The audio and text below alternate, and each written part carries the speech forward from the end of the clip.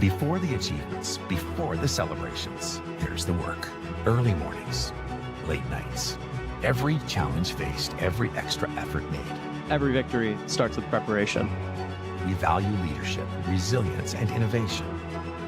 No victory without work. Because success isn't given, it's earned. Welcome to Adrian College. Bulldog fans, remember to follow Adrian College TV on social media. For game highlights and campus events, you can catch it all on Instagram, Facebook, TikTok, and X at Adrian College TV.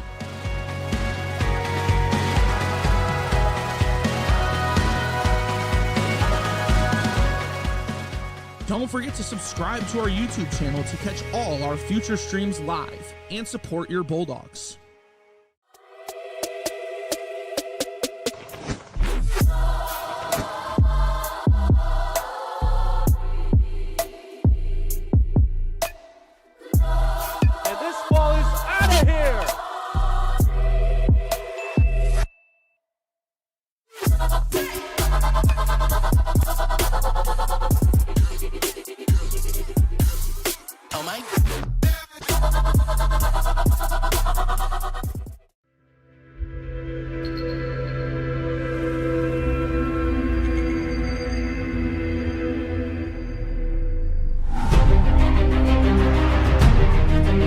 Continue to take pride and learn from Asa Mahan's leadership today.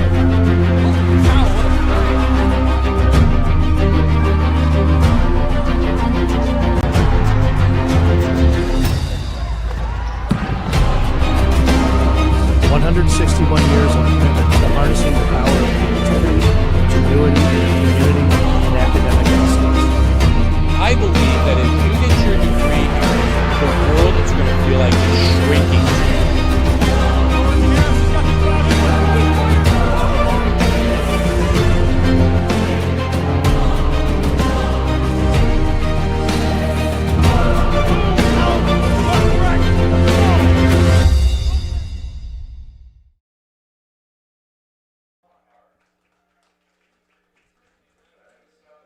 What's better than one ranked team? Two ranked teams as a top 25 doubleheader is on tap here at Nicolay Field as Goliath meets Goliath. 12-0 on the road versus 4-1 at home. Something's got to give, and we'll find out next on ACTV. Hello and welcome into the booth where myself, Jack Whitehead, is stationed to bring you this MIAA baseball game from Nicolay Field. It's best on best as the visiting Hornets from Kalamazoo enter with a record of 24-2 and are on a program record 16-game winning streak. On the flip side, Adrian comes in to this game at 18-6, and they're on their own 6-game win streak, and they find themselves back in second place in the MIAA. Starting lineups for Kalamazoo first, Cade Pricing, will be leading off at shortstop. Newland in right field, Reinhardt at first. Gila Moore behind the plate. Isaacs in left. Lockhart will be pitching and hitting sixth, something you don't really see too often. Fenkel will be at second base. Friesen at third. And Austin Kerr will be in center field for the Hornets. As for the Bulldogs, will be Brennan Willitson. Oliver will be in right field. Bruder at short. Gabe Jones putting the fingers down behind the plate. Jake Burns in left. Melvin will be DHing. Casey Finn at second. Rolando Jimenez at third. And Jack Boyke will be in center field for this highly touted matchup. On the mound for the Bulldogs will be Landon Kozlowski. And for Kalamazoo, on the mound it will be Lockhart. We'll step aside for the national anthem. Don't go anywhere. Bulldog baseball.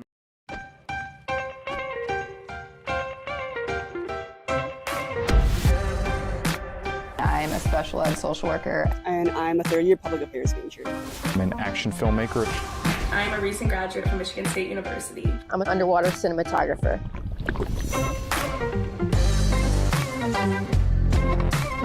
So I didn't really decide I wanted to become a pilot till after college. Jevy is like a consolidated platform where I could have focused information in a couple swipes. Involve yourself as many opportunities that you can. The number one most important thing is knowing your own weaknesses. Proper planning. Breakfast. always something different, something new. The fact that you can be another small voice that adds to a beautiful space. That's what I'm here for.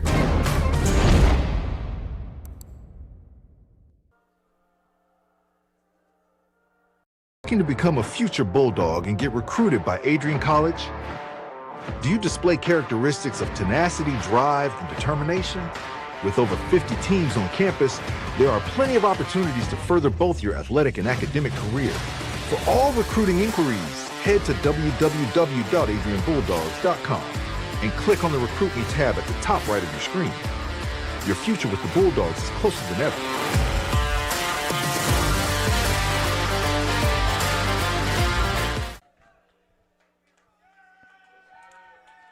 Welcome back to Nicolay Field. Bulldogs and Hornets about to get underway for this top 25 matchup. Bulldogs come in ranked number 23, the nation. Kalamazoo right there at number 10. Like we said, they won 16 games in a row. Something's got to give. Some of these stats before we get off and running. Hornets have scored 312 runs. They average 12 a game. That's third in all Division III. They hit 357 as a team. And leading that is going to be Robert Newland, who hits over 440 at 443. Has 6 home runs as well. He's slugging just a tad under 700. Bulldogs will have their hands full with him.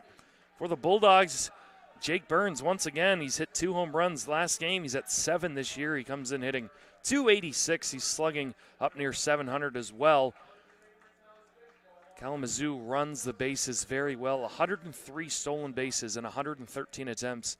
Gabe Jones will have to be on his toes for that as Kozlowski warms up. As for the Bulldogs, scored 85 runs in 8 conference games thus far. Had a rough start, dropping 2 of 3 to Alma College, but since then they have rallied off 5 straight, bringing their MIAA record to 6 wins and 2 losses. Bulldogs come in with the 37th ranked strength of schedule in the nation. Kalamazoo down there at 267. You cannot take away their 16-game win streak. It is still one of the more impressive feats we have seen this year. Looks like both parties are set, and this is going to be a fun one today. 2 games back-to-back, 2 of the top teams in the MIAA. We are set to get underway. Cade Pricing leading off, playing shortstop. Both these benches are going to get into this one right away. We've got a lot of fans here. First pitch is right down the middle as Kozlowski throws in pitch number 1 for strike 1, and we are underway. Kozlowski last time out was very effective. Pitched 7 innings, only allowed 2 hits, as he's ahead 0-2 right away at 7 strikeouts and only 1 freebie.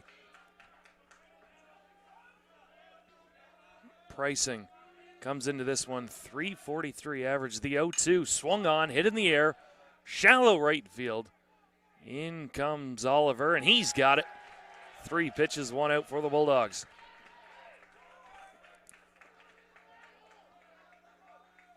Well, we saw a lot of Kozlowski last game, getting ahead early and getting those weak contact. Now, Robert Newland come in and had a shot to center field. Boyke, few steps back. They've got a guy right there. 4 pitches, 2 outs for Landon Kozlowski.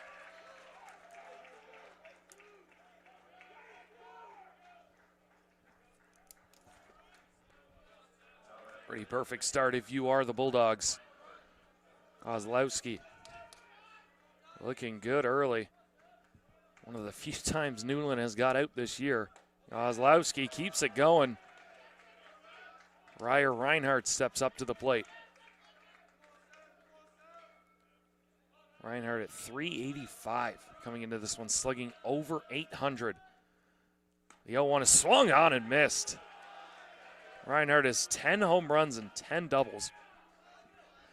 He's a damaged bat in this Hornet lineup, but the Bulldogs 1 strike away. Kozlowski looks at that watch on his wrist, gets the signs, he is set.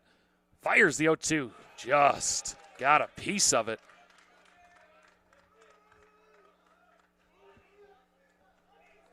Kozlowski, in 18 innings this year, has a 2 ERA. 2.37 to be exact. He's only allowed 5 earned runs.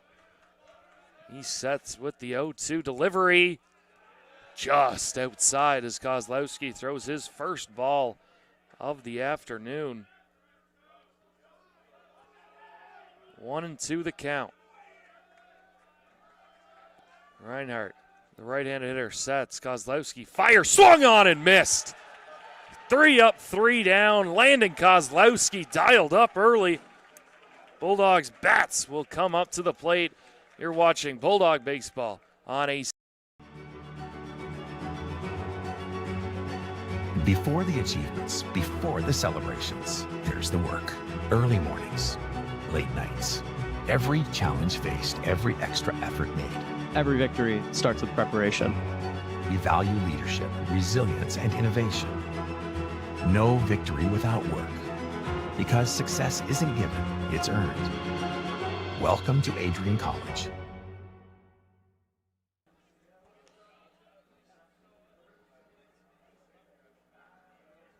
We are back here at Nicolay Field. Go over the Hornets. Positioning really quick. Pricing around the horn. We'll start on the mound. Lockhart will be on the bump. Caleb Moore behind the plate. Reinhardt at first. Fenkel at second, Friesen at third. And then Pricing will be at shortstop. In the outfield, Isaacs will be in left. Kerr in center. And Newland in right field. As for the Bulldogs, forgot to get to you in the beginning. Behind the plate will be once again Gabe Jones. Brendan Willardson will be at first base. Around the horn, Finn Jimenez. And then Nick Bruder at short. Jack Boyke will be in center. Jake Burns in left. And Cam Oliver will be in right field. Christian will be getting at least this game off. Sure to see him in the second outing. On the bump for Kalamazoo will be Logan Lockhart. He is batting 6th in the lineup. Lockhart comes in with a .312 average. And on the bump, he is .422 ERA, a 1.38 whip. He's allowed 15 earned runs this year. Opponents are hitting .293 off him. Bulldogs will look to get to him early. Both these teams' strength these past couple games have been the offense. Willardson comes in batting .388. OPS above 1.0. 1.011 to be exact. Willardson, last time out, scored some runs against Albion as he takes strike one. We are just underway. Both these benches really into it early. Lockhart fires the 0-1. That's up and away.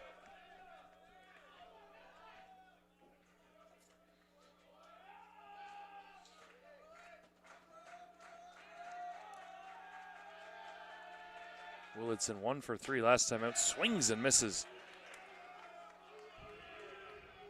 Willardson has had at least a hit in his past 8 starts. Behind in the count, 1-2 to Logan Lockhart. Lockhart, the righty, delivers. That's swung on and hit back out behind us towards the highway. This is something the Bulldogs do very well. Make these pitchers work. Just an extra 1 or 2 pitches every at-bat. Lockhart has the sign, delivers the 1-2. That's just outside. Moving the count to 2-2.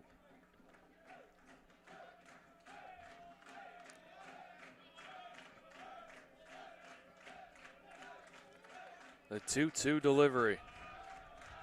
Both parties are set. Fires home, swung on, foul ticked. Just off the glove of Caleb Moore. Already 6 pitches in. Willardson fighting in the box. This matchup could very well determine the winner of the regular season championship in the MIAA. 2-2. Just low. Willardson is an excellent at bat early on. 3-2 delivery. Lockhart locks in, fires, swung on. That's a base hit into left field. Fielded out there by Isaacs, and the Bulldogs to the leadoff man on once again.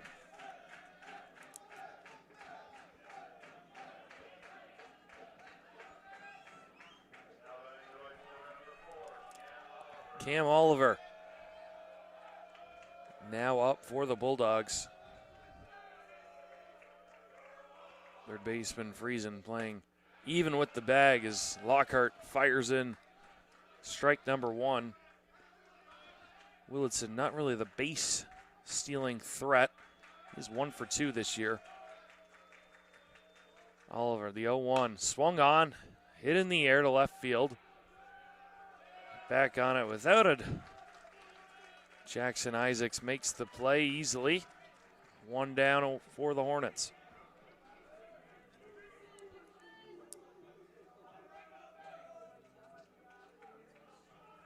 I'm going to bring up Nick Bruder. Bulldog shortstop comes in hitting .306. 24 games played. He started in every single one.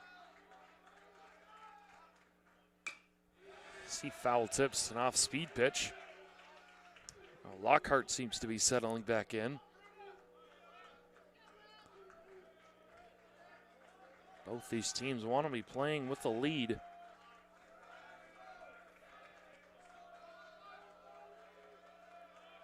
The 0-1 from Lockhart. Blocked up behind the plate nicely.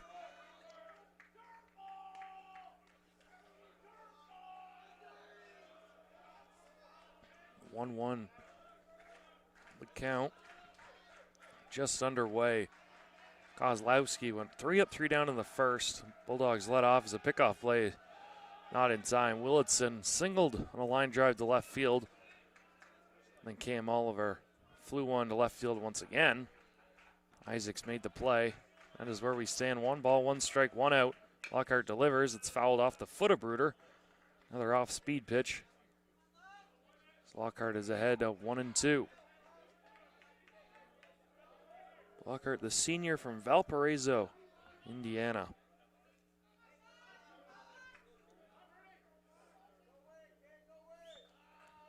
Bruder moves that wide stance. Sure he gets the bat on the ball. The 1-2 count. Willitson off first. Lockhart delivers, swung on and missed. Pitching backwards there. 2 off-speed pitches to get to 2 strikes and then blows the fastball by Bruder. 2 away. Gabe Jones will step in. Jones, 358 on the year, 4 home runs, slugging .600. He swings and misses at pitch number 1. Now the Kalamazoo bench is getting into it. Lockhart doing a nice job keeping these Bulldogs hitters off balance. Willitson dives back a little bit closer. Coach Rainey probably would have wanted. Lockhart ahead, 0-1.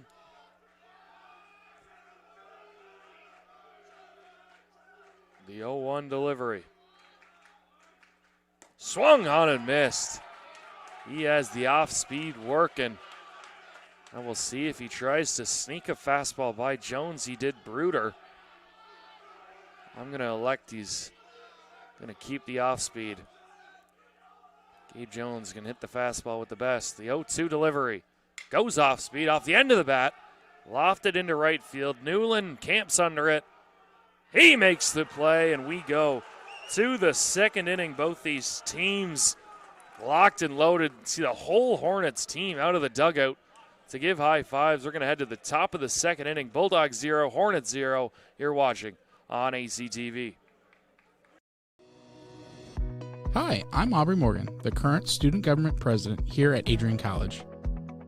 I chose Adrian College because of the campus size. Campus feels like a fun, energetic community where everyone knows each other. If you want to see what Adrian has to offer for you, you can schedule an in-person visit at adrian.edu/campus-visit.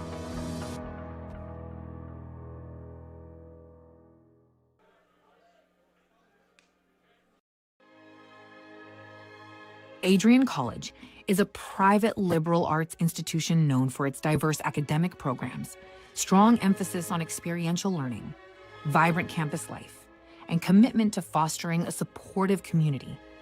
Want to visit Adrian College for yourself? Visit our website at adrian.edu/campus-visit.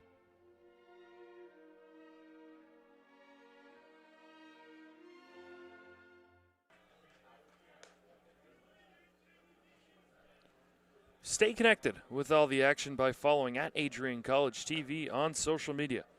From game highlights to campus events, we've got you covered. Don't miss a moment. Follow at Adrian College TV today.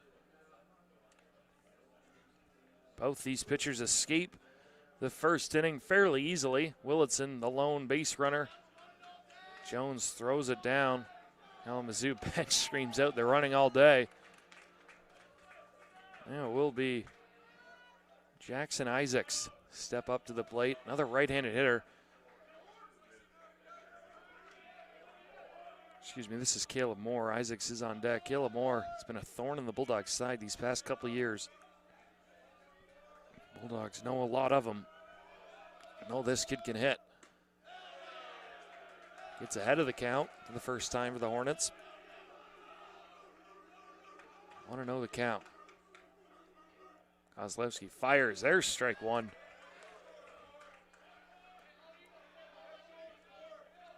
Keeping it away from most of these Hornet hitters, as he should. The 1-1. That one's high. Caleb Moore looks very comfortable in the plate. Not even offering at these close pitches. The 2-1. That one's just up and out again. Moore is 7 for 8 on the bases if he does get on. 3-1 the count. Swung on, laid on it, fouled it straight back.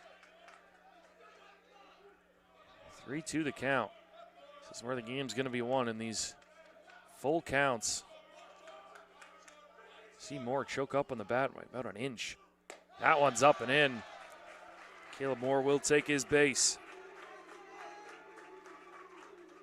First Hornet base runner this afternoon, and he is quite literally walking to first base. No jog, no nothing.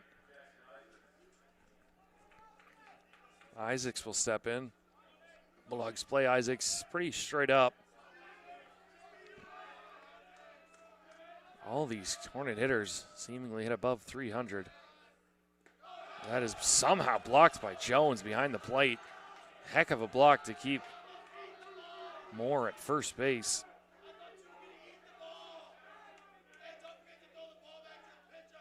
Isaacs bets 358 as well. The 1-0. Called on the bottom half of the plate. Isaacs didn't think so. Looked a little bit low. Bulldogs will take it for sure. 1-1 the count. Moore off first. Kozlowski. It's an off-speed pitch that's hit straight up in the air, drifting back. With the play, I believe. Gabe Jones does make the play. Cut off from that up here, but he does. A big out here early for the Bulldogs. Off-speed jammed Isaacs. Couldn't get the bat out. Logan Lockhart, the pitcher now, hitting for himself. Something you rarely see in college baseball. Lockhart takes strike one on the outside part of the plate.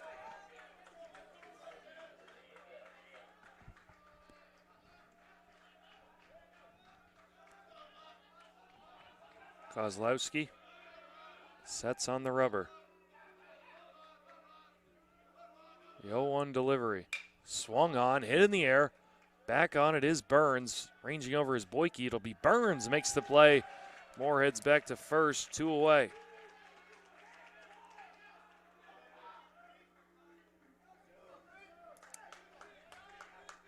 The Alex Fenkel now. He comes in, you guessed it, hitting upwards of 400.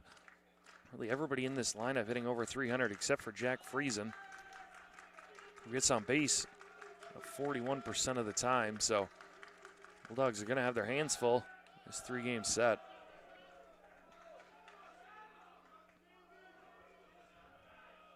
Pickoff play, Moore back easily. Fenkel at second base today. He chokes up on that bat immediately.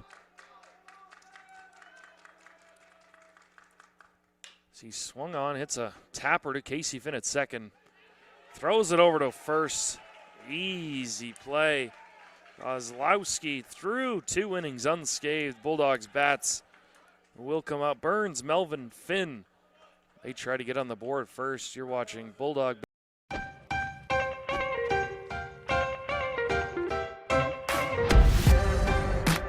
I'm a special ed social worker. And I'm a third-year public affairs major. I'm an action filmmaker. I'm a recent graduate from Michigan State University. I'm an underwater cinematographer.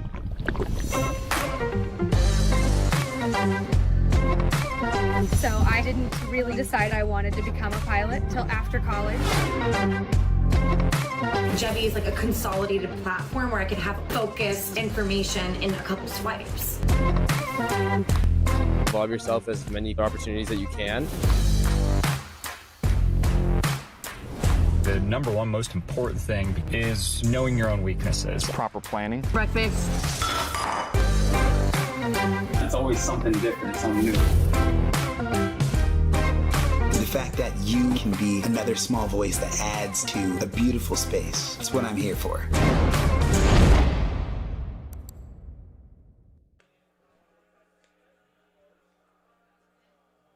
Looking to become a future Bulldog and get recruited by Adrian College?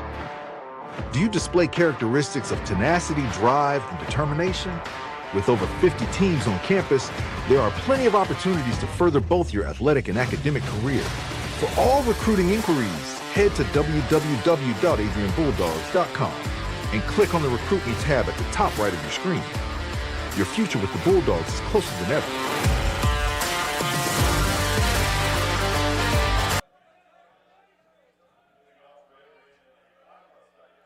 Welcome back to Nicolay Field. Jake Burns digs in from the right side. Lockhart on the mound.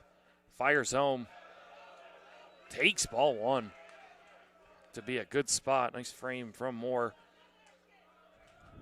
Burns is having a power surge this year. 2 in the last game. Swung on. It's going to head over toward the dome area. 2 home runs. Last game against Albion, went 3 for 6. Also hit 2 home runs against the College of Worcester right here on March 25th. 1-1 count. Lockhart, that one misses low and away. Burns jumps ahead 2-1.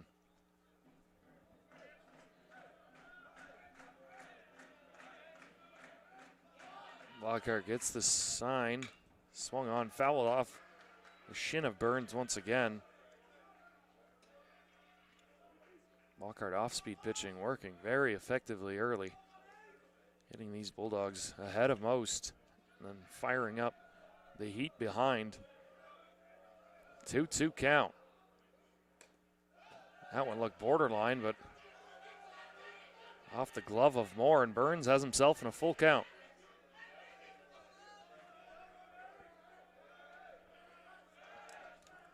Bulldogs had the leadoff hitter on the first, could not move him. Try to do so in the second. Burns, the 3-2. Lockhart with the pitch, fires. Swung on, line drive into right field. Bulldogs will get that leadoff hitter on once again.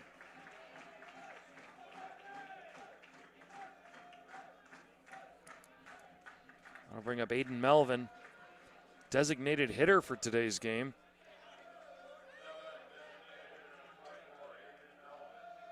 Melvin has started 10 games thus far. He's batting .350, 17 RBIs. run-producing machine. Burns off first, not really a base-stealing threat. Take ball one just outside.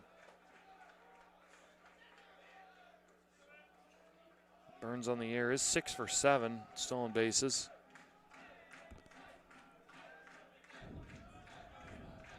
Lockhart gets the sign. Pick off behind Burns. Back without a throw, or with a throw, but back easily.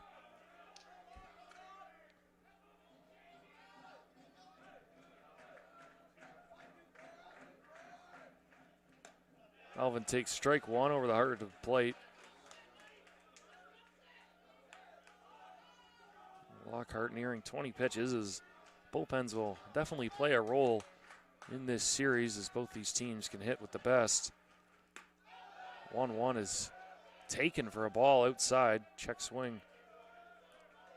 2-1 the count. Good hitters count here. A lot of room in that right center field gap.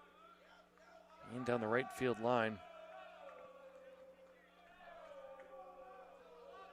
The 2-1. Swung on and missed. Top of the zone. Moves the count to 2-2.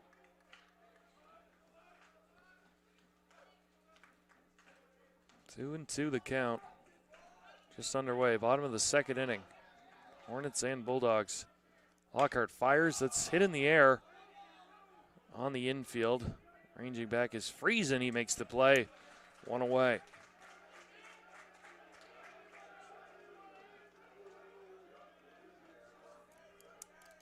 That'll bring up Casey Finn. Second base once again for the Bulldogs. Comes in hitting .306. 877 OPS. A .430 on base percentage. Finn, Jimenez, Boyke to round out this Bulldog lineup against Lockhart.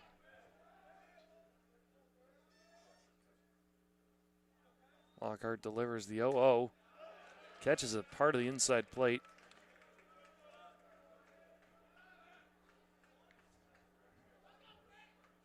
One.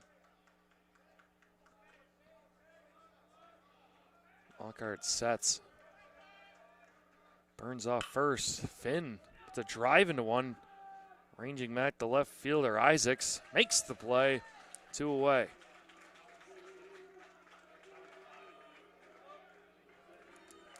Seen a lot of fly balls hit today already. 3 from the Bulldogs. 3 from the Hornets. Rolando Jimenez will step up to the plate, hitting a shade under 300 at 299. Comes in though with 17 RBIs and on base percentage 389. Lockhart gets a little looks to escape this. Once again straining the Bulldog leadoff hitter. Throws 2 pickoff attempts early.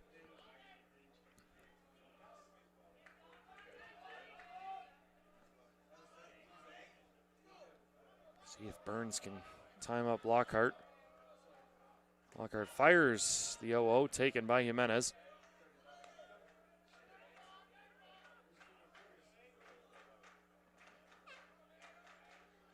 We have an air horn out in center field. The 1-0 swung on, looped in the gap there in left center field. Burns around second. He's going to stop there as Kerr out there in center field got it in quickly. Bulldogs with something brewing.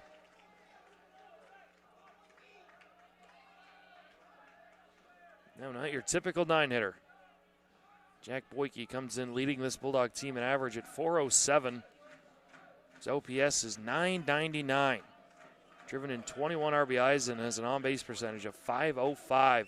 So he looks to give the Bulldogs the early lead, 2 on, 2 away.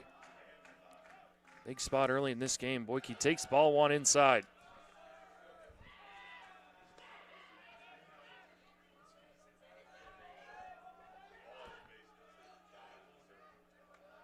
Burns off second, Jimenez off first. The 1-0 delivery from Lockhart. Boyke swings and fouls it off.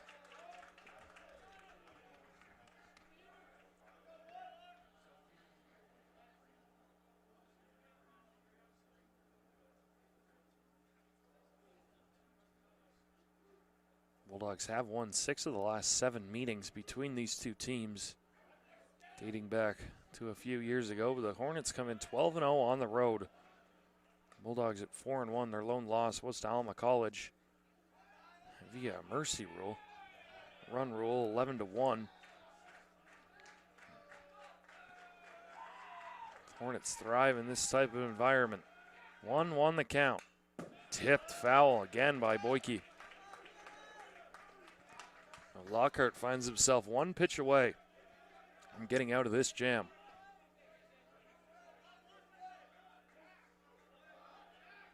The 1-2.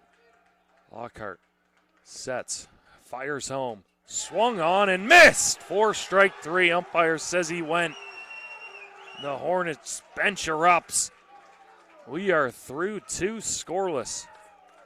It'll be 8-9-1 coming up for Kalamazoo as both these teams look to get on the board. You're watching Bulldog. Adrian College is shaping the future of higher education and leading the way in innovation and excellence. Ranked first in most innovative schools and second in best value in undergraduate teaching in the Midwest by U.S. News and World Report, Adrian College is recognized for its commitment to innovation, quality education, and affordability. Offering 71 undergraduate programs, 13 graduate programs, and a 1-to-15 faculty-to-student ratio, our students receive personalized attention and a cutting-edge education. With state-of-the-art facilities, 10 academic institutes, and 50 competitive sports teams, Adrian fosters growth both inside and outside the classroom.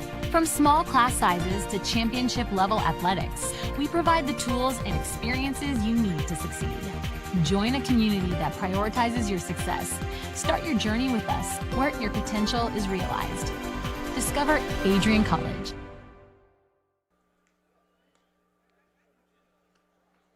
Top of the 3rd inning, Bulldogs 0, Hornets 0.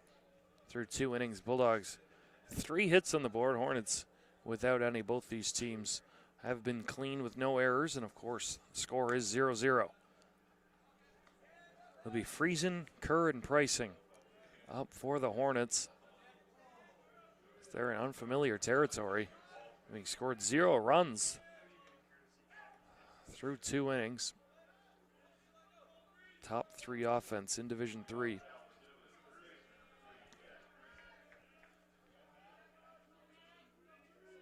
Friesen comes in hitting .267. He takes strike 1.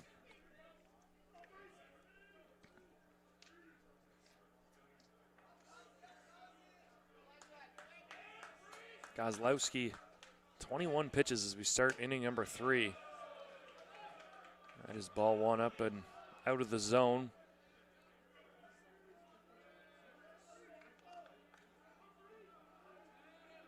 Only 1 free base so far. Kozlowski, the only damper on his perfect score, and that is going to be launched into left field.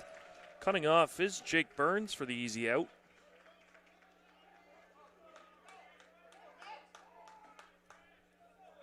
I'll bring up Austin Kerr. Like Jack Boyke in the 9-hole, playing center field, but his average is at .395. His on base is at .579. Yes, .579. So this kid knows the strike zone very well. Kozlowski gets ahead of him, 0-1. Top of the order on deck. He swings, it's a ground ball just to the right of the first base bag. First base coach not in agreement. Kerr stands at 5'8" from Zeeland, Michigan. 0-2 the count. Kozlowski fires, and that is ripped into center field. This guy's an on-base machine. That is exactly why he reaches base 58% of the time. It's only going to go up.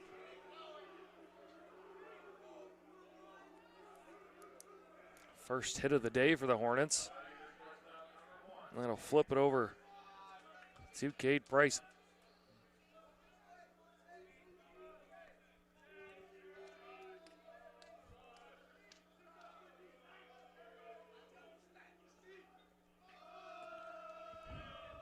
Kozlowski fires. Outside, 4-1. Kerr is 7 for 7 on stolen bases. Gabe Jones will have to be aware of that. The 1-0. Kozlowski fires. That's hit high in the air. Center field over is Cam Oliver. Boyke settles under it, and he makes the play. I'll bring up Robert Newland.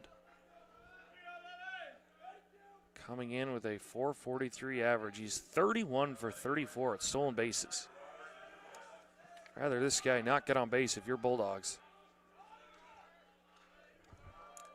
See if they send Kerr to get the runner into scoring position.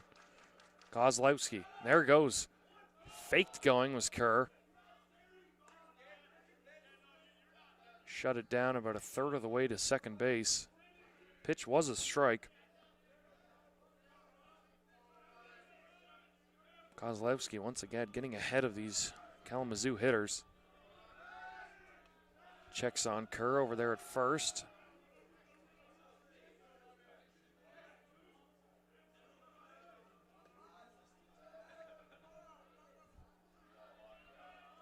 The 0-1.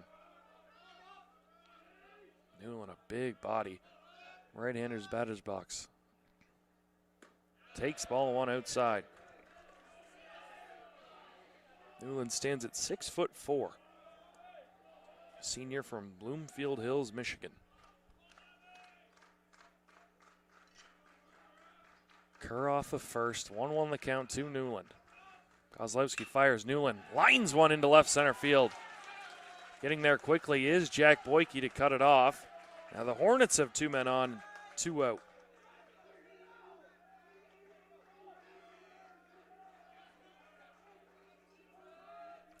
Bring up Ryer Reinhardt. Reinhardt struck out in the first inning. Only strikeout so far for Kozlowski.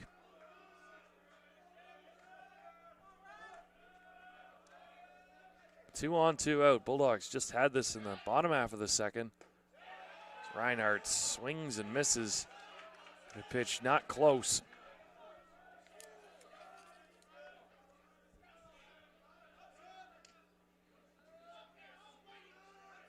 Kozlowski still in a very good spot for his pitch count. In the low 30s. Kerr off second. Kozlowski fires. Off-speed pitch, just missing the outside part of the plate. A lot of speed on the bases.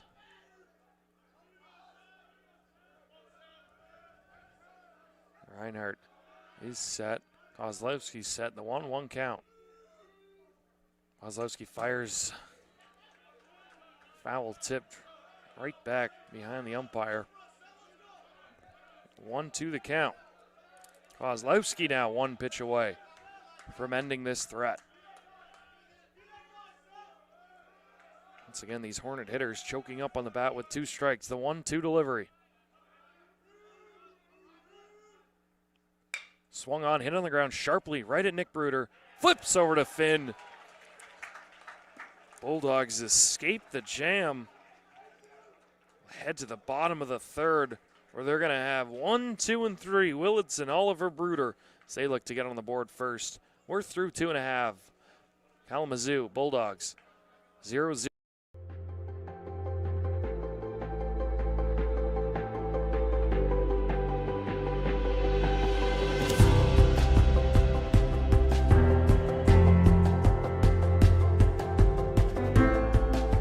The diploma you will receive symbolizes your efforts and distinguishes you as a highly educated person, learned in the arts and sciences and prepared for a life of achievement and great accomplishment. Adrian College has built something very special. You've created not just an academic environment, but a culture of physical excellence, discipline, and resilience. You've turned this college into a place where pushing the limits isn't the exception, it's the expectation.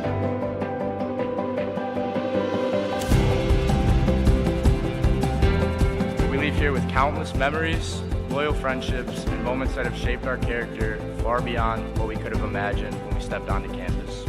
So now, class of 2025, we've come a long way, and I know as we step into this next chapter, we'll step into a new exciting adventure.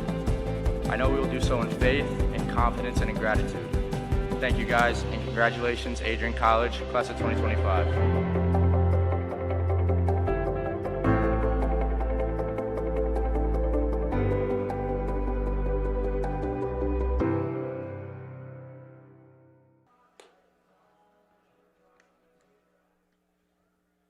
And we are back to Nicolay Field.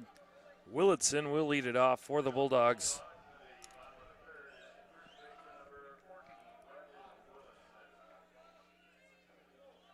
Willitson singled on a line to left field his first time up. One of the 3 singles the Bulldogs have. All 5 hits in this game have been singles. Willitson takes ball 1 low. See how both these pitchers navigate second time through the lineup. Kozlowski fared well this first time. Lockhart trying to do the same. He fires one in there for strike 1.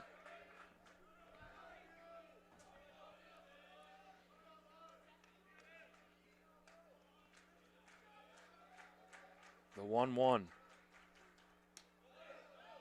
Takes ball 2 inside.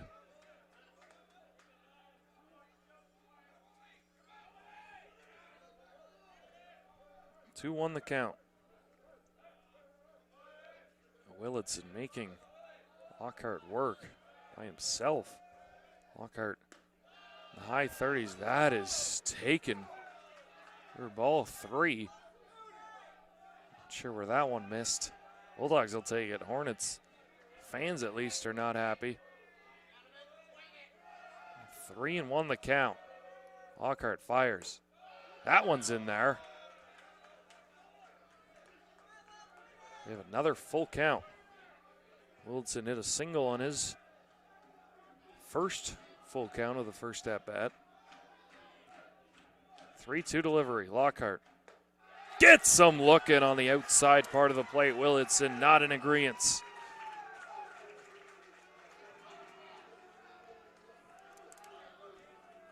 The 3rd strikeout already for Lockhart.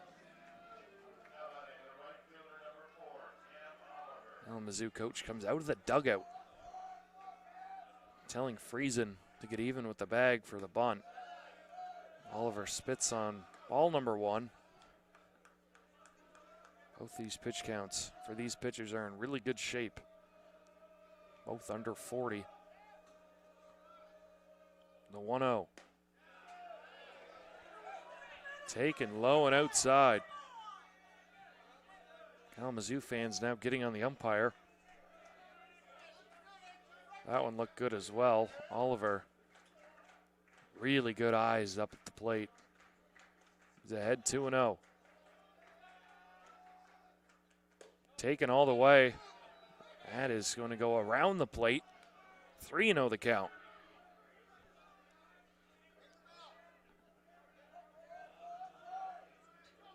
Cam Oliver gets on base fairly frequently. 420. There's strike 1 from Lockhart. 3-1 the count now. Wouldn't be surprised if Oliver takes this one too. 3-1 the count. Takes ball 4 inside.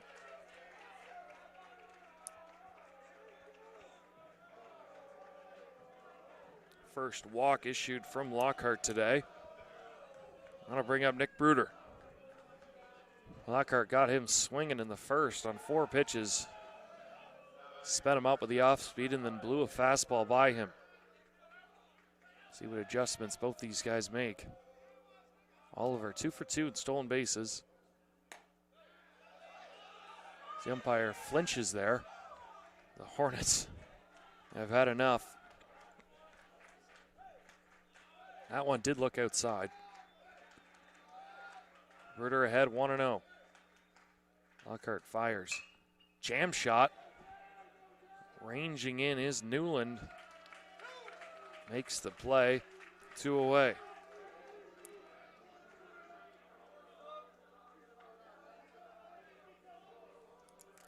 Gabe Jones will step in. He flew out as well to right field. His first plate appearance. See if Oliver tries to snag a base.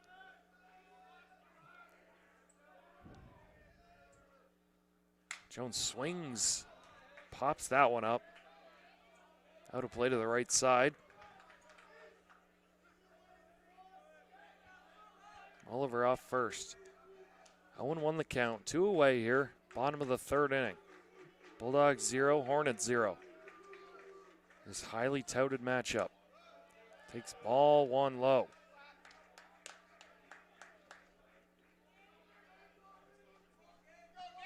Hornets have the 3rd longest win streak in Division III.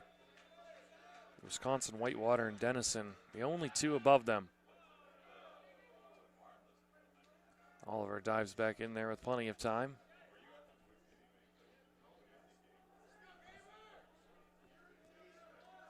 One the count. Lockhart sets. Jones comes up empty on a big hack. Bulldogs have made Lockhart work in this inning. Nearing the 50 pitch mark. He's 1 pitch away, though, from getting out of this. Gets the sign, the 1-2 count to Jones. Swung on and missed. Logan Lockhart is through 3 unscathed. We will head to the 4th. Bulldogs and Hornets knotted at 0 in a good one. You're watching from Nicolay Field on ACTV.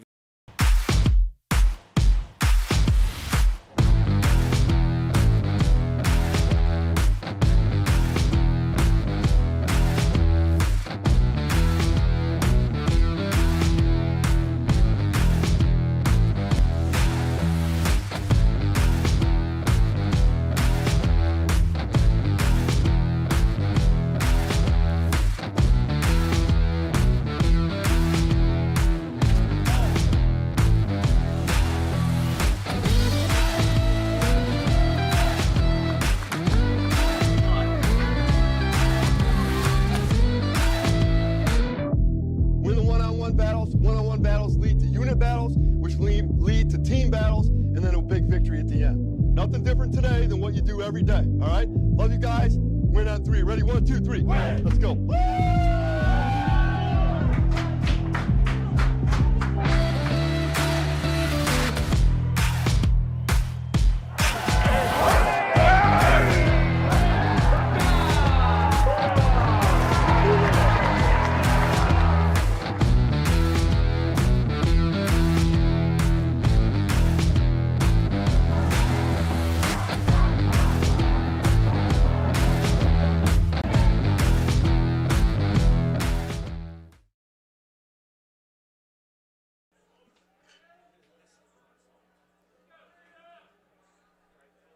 Ready to explore your Adrian future? Scholarship Day lets admitted students tour campus, meet faculty, and earn a renewable scholarship. Register now at adrian.edu/admissions/visit-campus/scholarship-day. We are in the 4th inning. Both these teams still with donuts on the scoreboard. It's Caleb Moore. Took a walk in the 2nd, leadoff walk. Kozlowski gets ahead 0-1. That one just misses. 1-1 the count.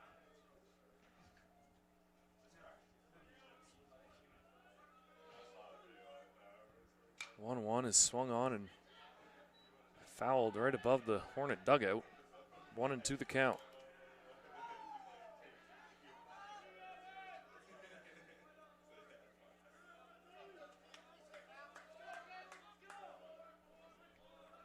The 1-2 delivery from Kozlowski. Swung on and fouled straight back.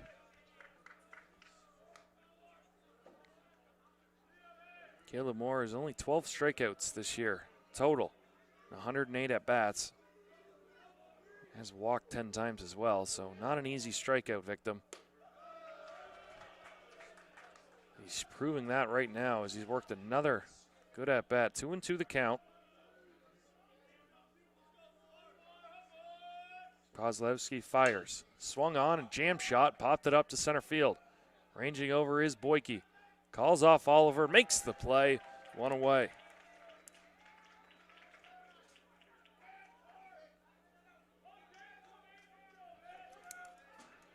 We'll bring up Jackson Isaacs.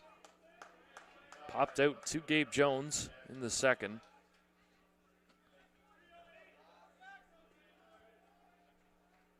We have a pitcher's duel that is swung on and chopped. Foul of first base. A pitcher's duel where both these teams are really good offense.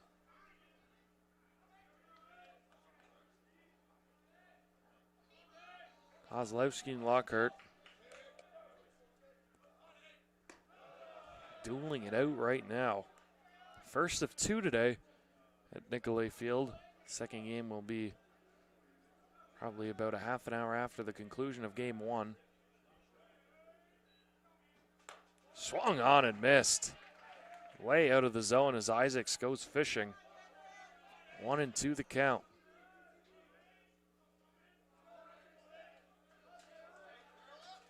Kozlowski fires away. That's popped up as well. Shallow center field, ranging is everyone. Burns calls everyone off and drops it. Bruder, Boyke, and Burns all converged. It looked like Burns just dropped that one.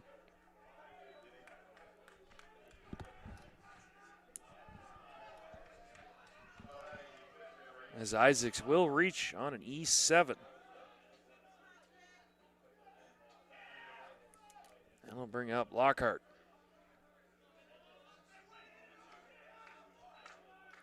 Pitcher trying to help himself out. Squares to bunt, takes ball one outside.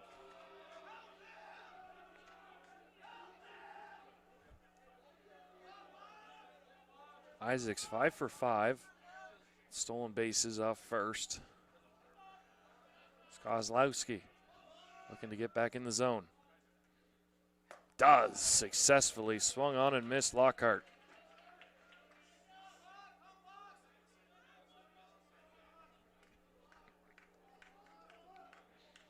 Fenkel on deck. The 1-1. Swung on and missed again. Got to imagine that same pitch is coming a third time. 1-2 the count. Lockhart flew out to Burns in the second inning. The 1-2 delivery. Just outside. Lockhart doesn't bite.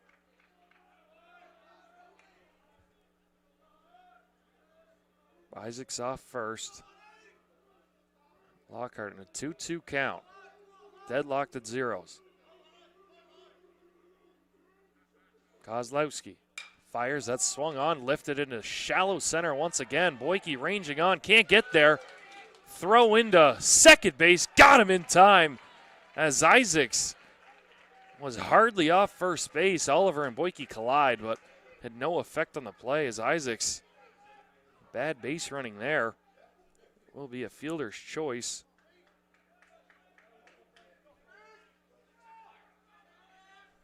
Good old 8-6 putout.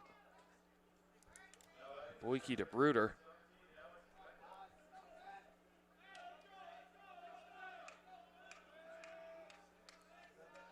Some wacky plays in this inning.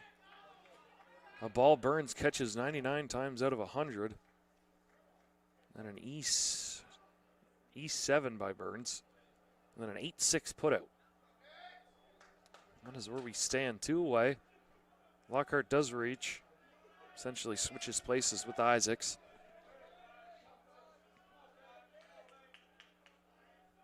On the 0-1 from Kozlowski. Fenkel takes low. Moving the count 2-1-1. Kozlowski now just over 50 pitches. Saw him go 90 plus his last time out, so should be good to go that distance again. Both these teams looking for their first runs. That is walloped. Off the light pole. Here, Kozlowski, look at it as a long strike. Might not want to throw that pitch again, though, as that sped up the bat.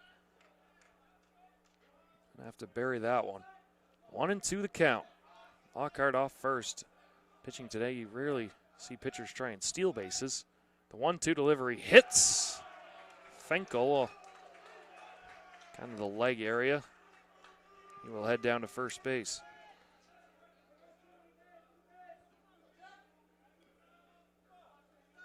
I'll bring up Jack Friesen. Flew out to Jake Burns back in the third inning.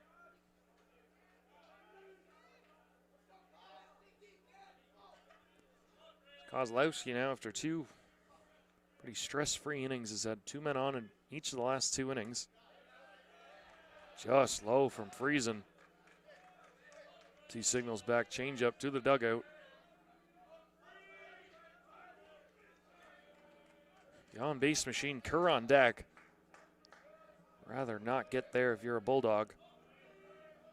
Big at-bat here in this game. Swung on, hit on the ground sharply to Jimenez.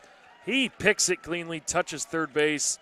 Kozlowski once again gets out of it. All head to the bottom of the fourth. Bulldogs looking for something. Burns, Melvin, Finn next on AC.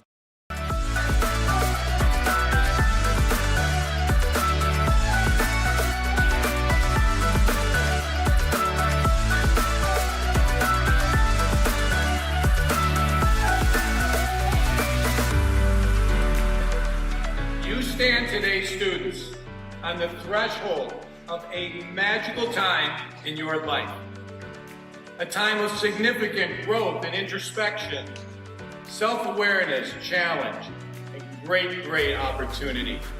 A time that you will always look back on.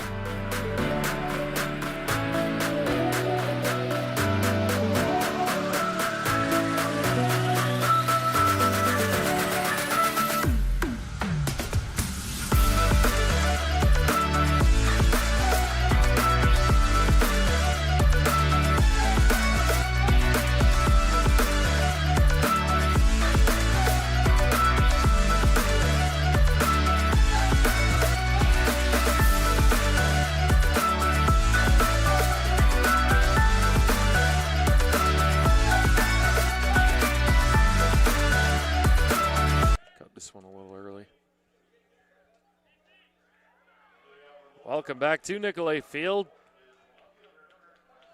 Jake Burns will lead off. 5-6-7 for the Bulldogs. He swung on and missed. First pitch from Lockhart. Burns singled to right field his first time up. Worked a full count, shot one through the right side. 0-1 delivery. Taken just inside.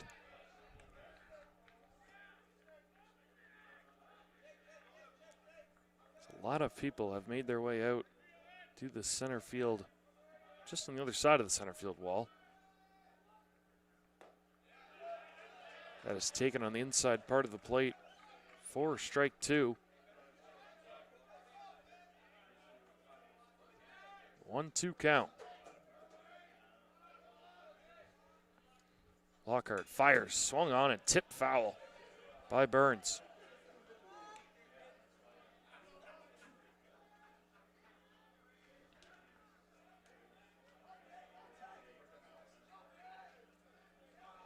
The 1-2. Lockhart fires, swung on, through the left side. Out of the reach of a diving Friesen, and Burns is 2 for 2.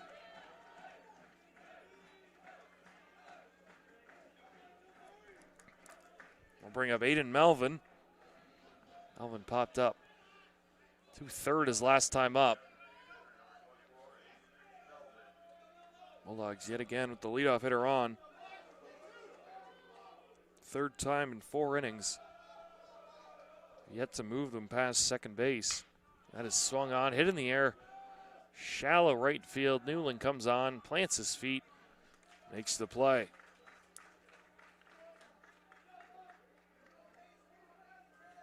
Casey Finn will step up.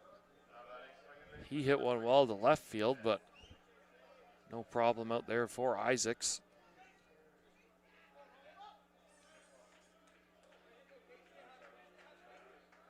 Lockhart gets the sign. Fires home, way outside. Lockhart now in the 60s. Pitch count. See how long his leash is.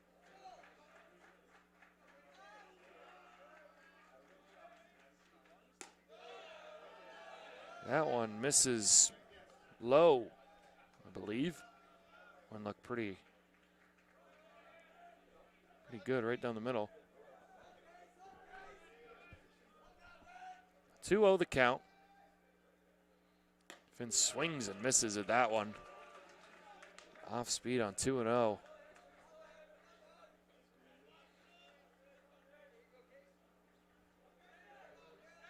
Burns off first. Doesn't look like much of a base stealing threat as for now. 2-1 the count, swung on, fouled off to the right side. 2-2 the count.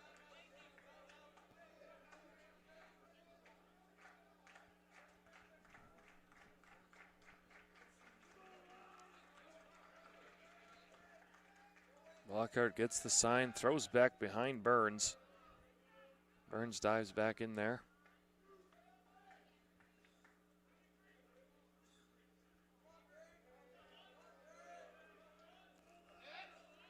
Lockhart fires.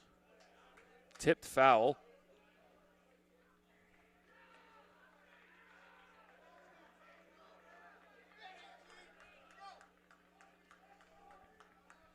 We'll do it all again. 2-2 the count.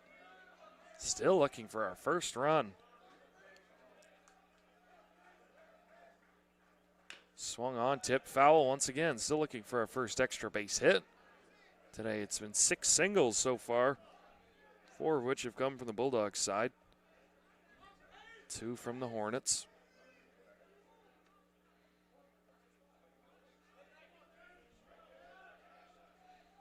We'll do it again, 3rd time. Tipped foul again.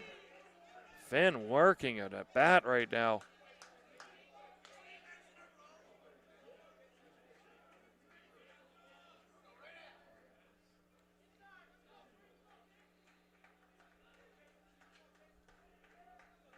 Still 2-2. Burns thrown behind him, back with ease.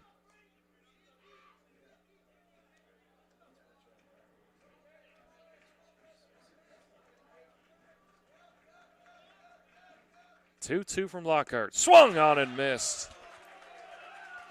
Jammed him up and in. Lockhart gets that second out of the inning. That'll bring up Rolando Jimenez, who, like Burns, singled back in the 2nd. 2 away. Rolando swings and fouls one back.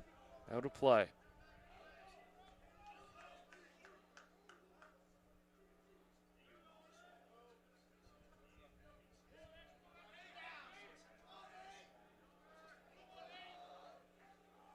Lockhart fires. There goes Burns. Swung on and popped up. Wind shifting away. Newland runs into the fence. A little bit of a hit and run there, thrown on by head coach Craig Rainey. 0-2 the count. Burns retreats back to first.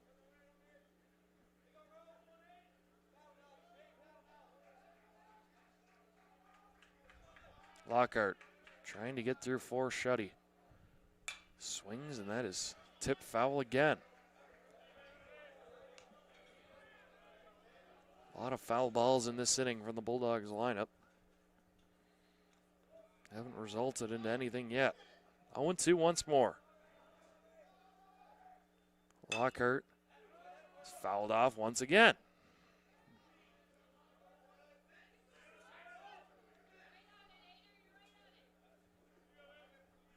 Lockhart's pitch count now reaching 70s. Bulldogs have made him work these past couple innings. 0-2 once more. Way outside, Jimenez takes.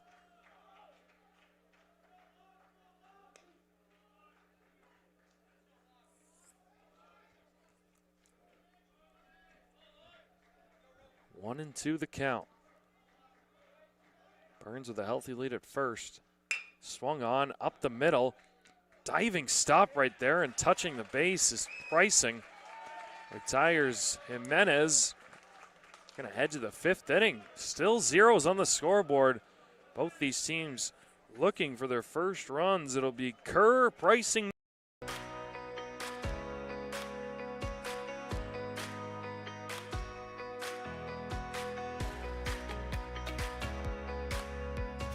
These students who have worked so hard to achieve what so many never achieve. This evening you join the select company of people who hold a baccalaureate degree or a master's degree. You join a privileged group of individuals, a minority of persons in this country, and an even smaller fraction from around the world who have had both the opportunity to pursue higher education and the intelligence, discipline, and determination to reach this goal. You should be very proud. I will unquestionably miss being an Adrian College Bulldog. I will miss the pink flowers that light up the campus each spring, the dining halls that prompt exchanges of, "How's your day been?" after a long day of classes, and the sporting events that fill students with pride. I will miss the way this campus instantly feels like home each time I set foot on that Bulldog Mile. Ready? 1, 2, 3.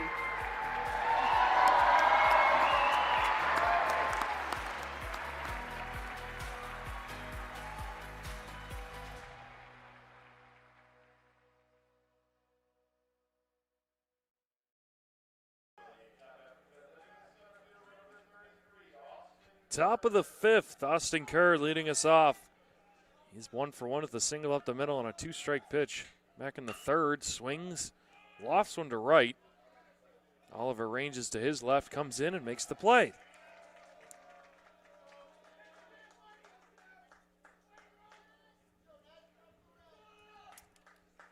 Cade Pricing now. 0 for 2 so far.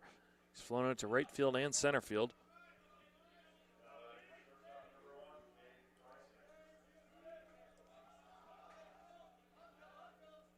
Kozlowski fires in strike one. Still pounding the zone. Have some movement down in the Kalamazoo bullpen. Bulldog bullpen is empty. All the pitchers are in the dugout, making some noise. 0-1 is swung on, lofted to right field again. Oliver ranges to his left once more, makes the play.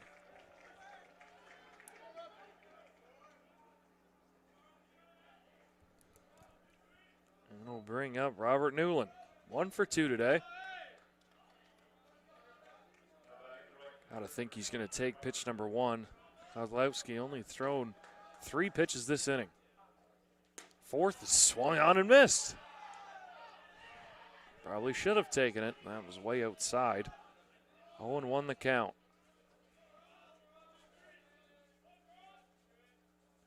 Kozlowski again. Saw that his previous outing, catching a cleat, will be counted as a ball.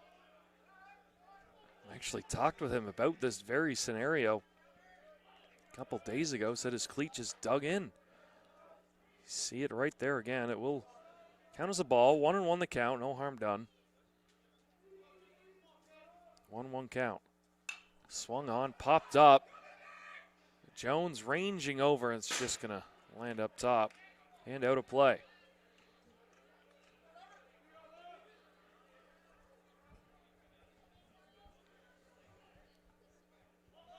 Kozlowski looking for a 7-pitch inning. Trying to strike out Newland.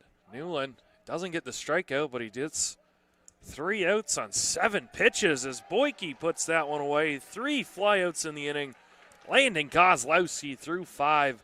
Bulldogs will look to get something going. It'll be Boyke, Willits, and Oliver when we return.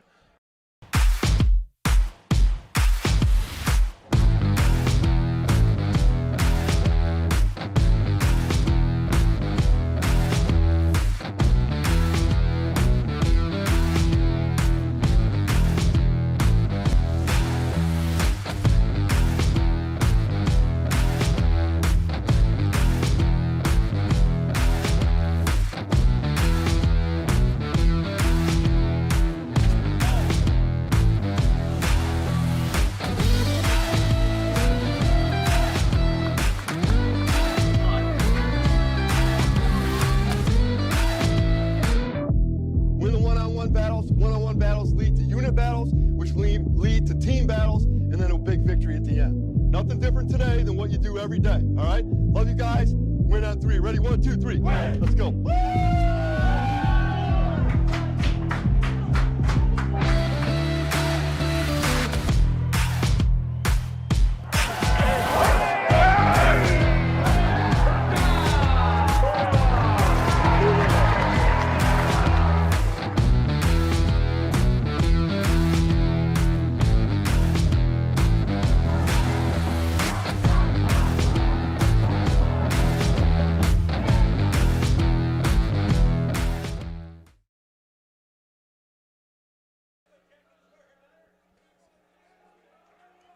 Welcome back to Nicolay Field. Bulldogs and Hornets knotted at zeros.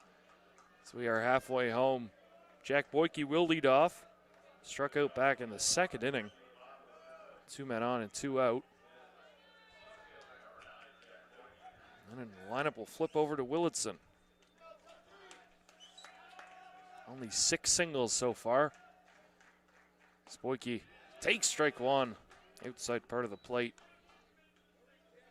Lockhart still out there.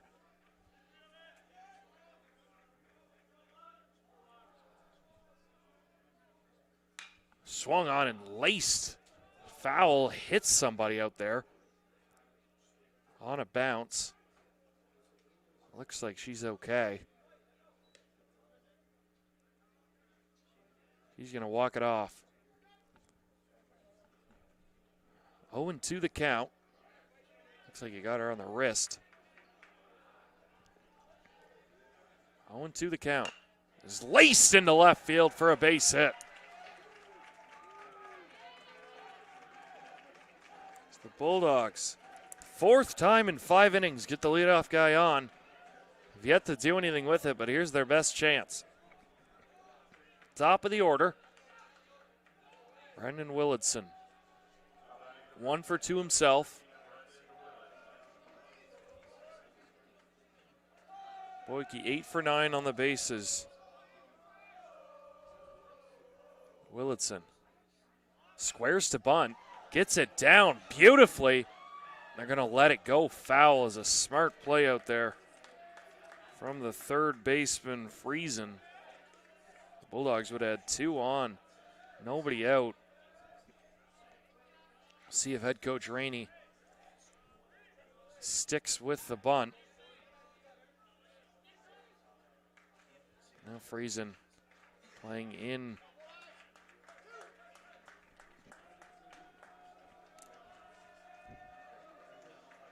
Owen won the count. Willitson's going to swing this time and pop it straight up. Making the play while falling down is Reinhardt. Looked like Fenkel never saw it. Reinhardt makes the play and 1 away.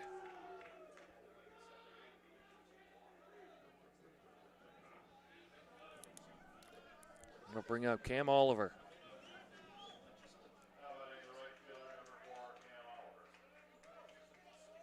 We're going to have a mound visit. So we saw one of the assistant coaches motioning to maybe drop that ball, throw to second to get the force out and switch the runners. Boyke quicker than Willitson. Reinhardt does make the play though, falling on his backside. We have our first mound meeting. Lockhart nearing 80 pitches. I believe he is over 80 pitches. Quick meeting. First mound visit for either team today. Cam Oliver comes up. He's 0 for 1 with a walk. Flew out to left in the first and walked in the third. Meat of the order due up next. Bruder, Jones, and Burns. 1 away in the bottom of the 5th inning.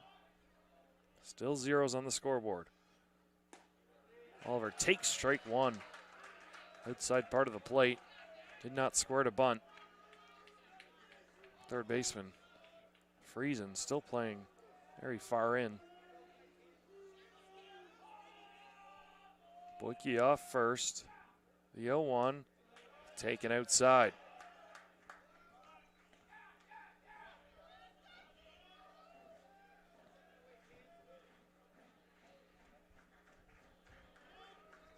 A lot of room in that right center field gap and down the right field line for Oliver.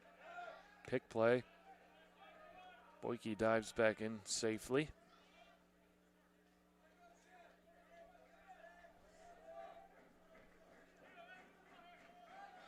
One count. Boyke takes off. The hit and run was on. Going to stay out of the double play. Thrown over to first. In time to get him as Pricing makes the play. Boyke does advance to second base. Now there's 2 away for Nick Bruder.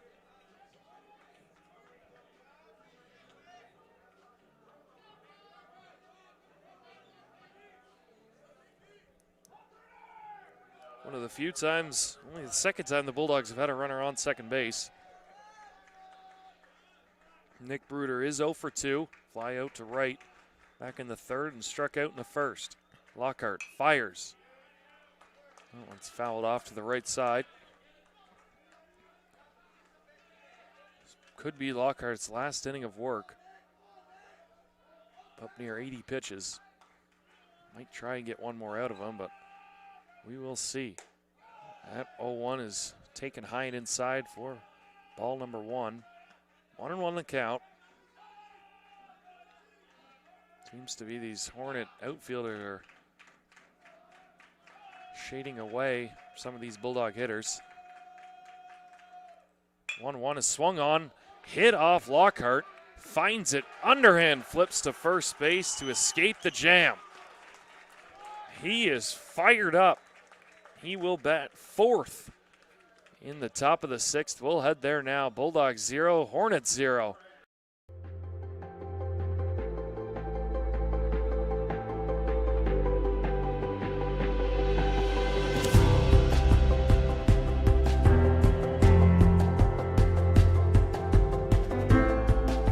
The diploma you will receive symbolizes your efforts and distinguishes you as a highly educated person.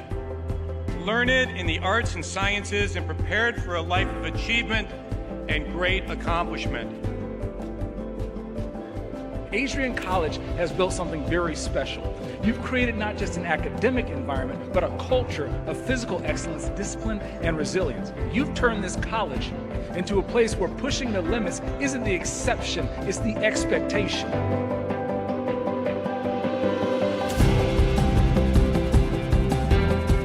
Here with countless memories, loyal friendships, and moments that have shaped our character far beyond what we could have imagined when we stepped onto campus. So now, class of 2025, we've come a long way, and I know as we step into this next chapter, we'll step into a new exciting adventure. I know we will do so in faith, in confidence, and in gratitude. Thank you guys, and congratulations, Adrian College, class of 2025. First pitch.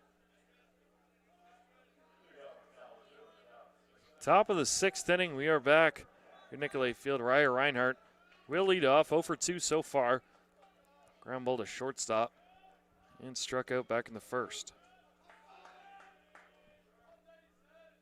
Takes pitch 1 for a strike. It's Division III week.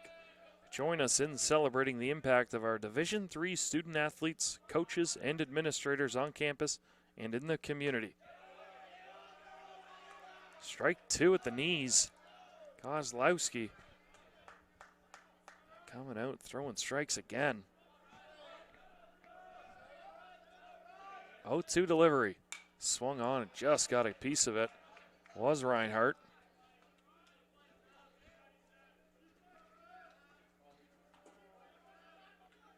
Reinhardt, one of the 5 hitters on Kalamazoo, hitting over 380. He sits at 385. 0-2 the count. Swung on and missed.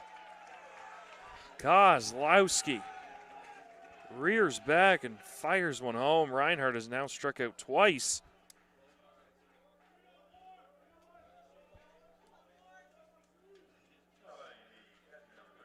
The only 2 strikeouts Kozlowski has are via Reinhardt. Now Caleb Moore. He's been a pest so far. Walked in the second, flew out in the fourth. He's had 2 long at-bats. Swings and misses there. Now some action in the Bulldog bullpen, some stretching. Kozlowski Still in good shape pitch-wise. That is swung on and belted. Back on it is Burns at the wall. It's going to one-hop the wall. Burns barehands it, gets it into Bruder, but Caleb Moore slides in safely for the first extra base hit.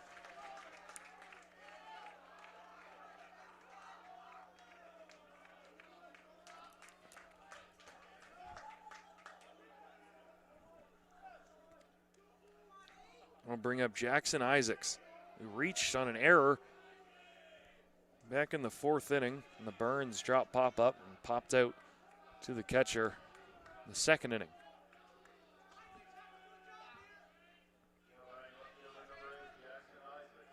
Really the first time any damage has been done against Kozlowski.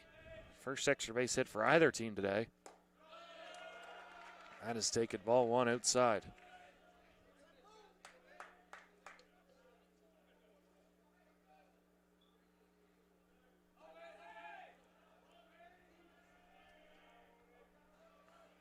Kozlowski fires. That one just misses. 2-0.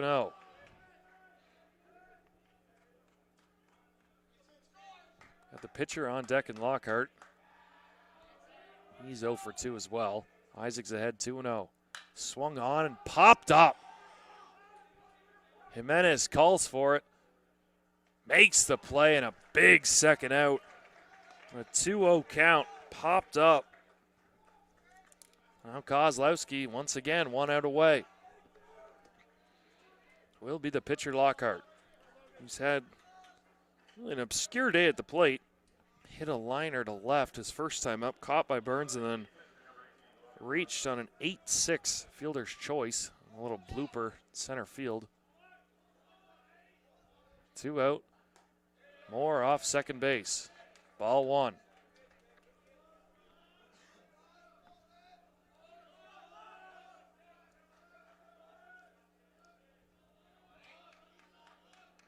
Kozlowski sets. Delivers.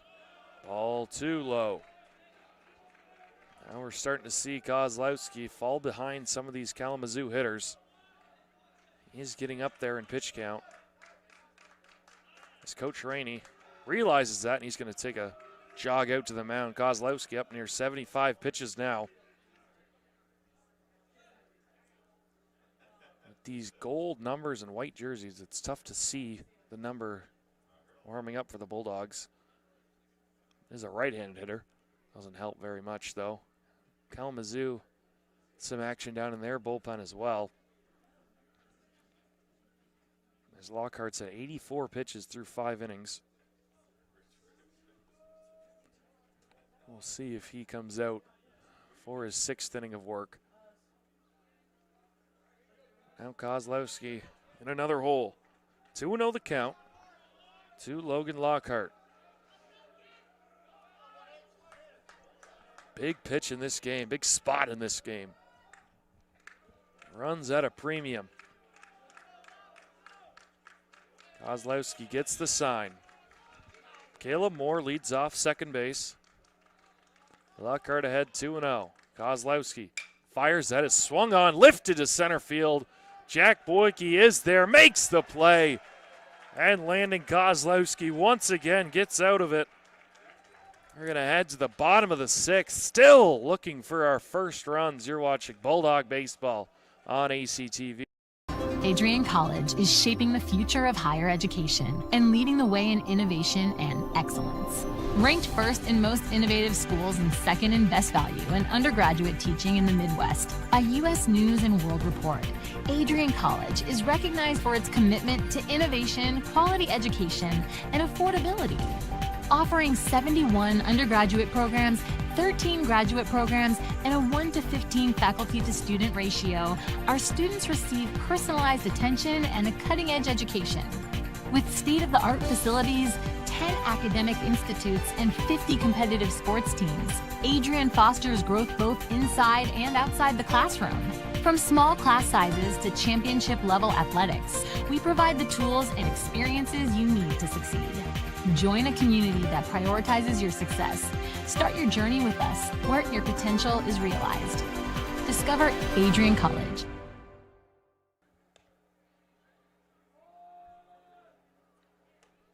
Four, five, six due up for the Bulldogs. Jones, Burns, Melvin as they look to get on the board first. What could be the difference in this game? Logan Lockhart is still out there. 84 pitches through 5 innings, has given up 5 hits, walked 1 and struck out 5. Gabe Jones is 0 for 2. Struck out in the 3rd and flew out to right field way back in the 1st. Crunch time now, bottom of the 6th inning. Swing, missed. Lockhart not losing very much velocity. Blows one by Burns, or excuse me, Jones. 0-1 the count. Swung on and missed again. Jones trying to do damage, cannot connect so far. Now in a hole, 0-2.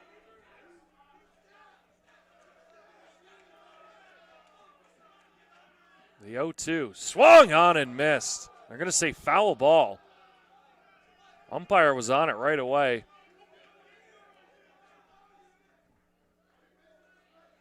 Looked like Gabe Jones was adamant he tipped it. We'll do it again, 0-2.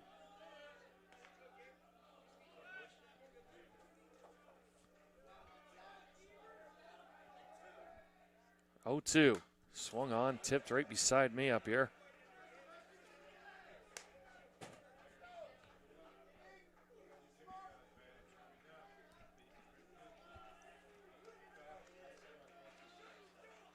Once again.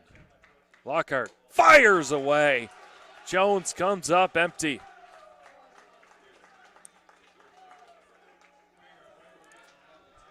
Lockhart's 6th K. I'll bring up Jake Burns. Bulldogs still looking for their first extra base hit.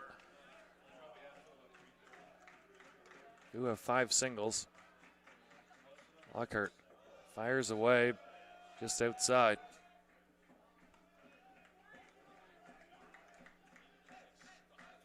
Both these dugouts are trying to stay in the game. Offenses aren't doing anything for them. Swung on, belted to center field. Ranging over and camping under it is Kerr. He makes the play, 2 away.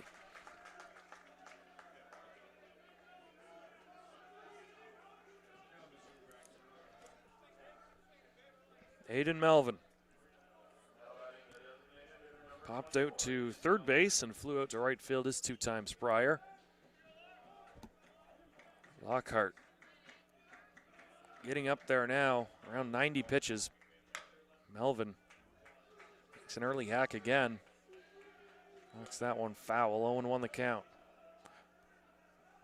Lockhart, it feels like, has gotten better as this game's progressed. Head 0-1. That is swung on the ground. Diving stop out there by Pricing. Throws across the diamond and makes the play. Cade Pricing put that on the highlight reel. Bulldogs go 3 up, 3 down. We're going to head to the 7th. 0-0 the score. Kozlowski takes the mound again. We'll head there. You're watching Bulldog Baseball.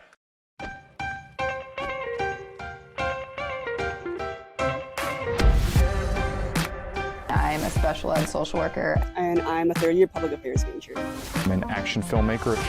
I'm a recent graduate from Michigan State University. I'm an underwater cinematographer.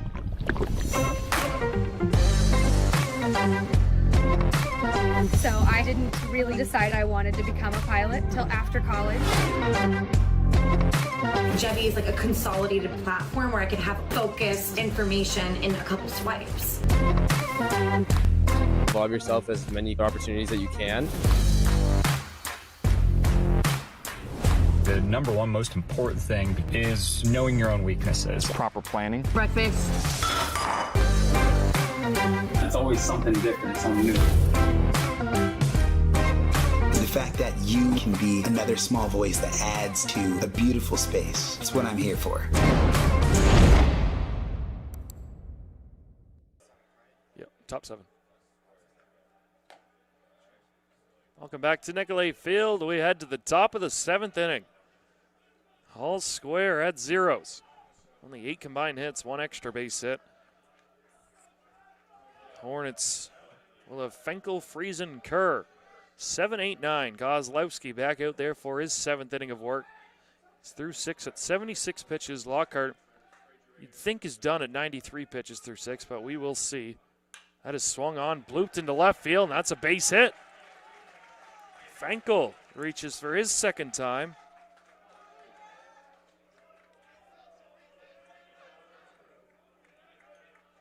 The 2nd time Hornets have their leadoff guy on.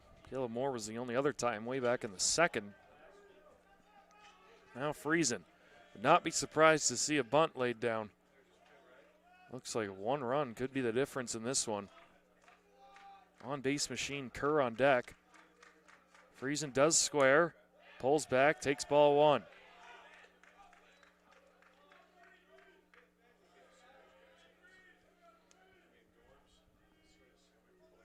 Jimenez even with the bag at 3rd.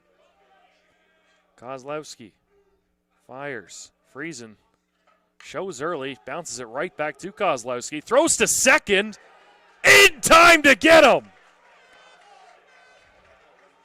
What a play by Landon Kozlowski.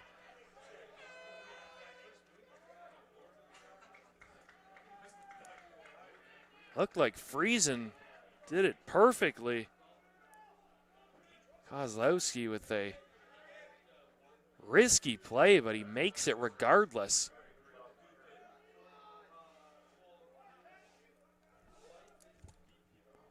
Now 1 away.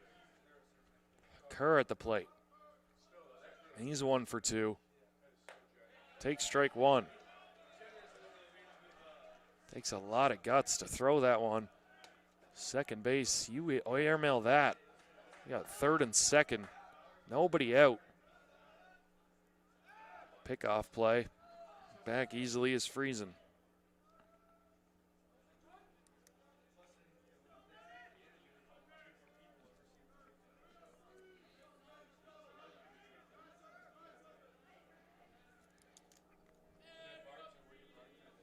Kerr flew out to right field his last time up. Kozlowski fires, swung on and missed.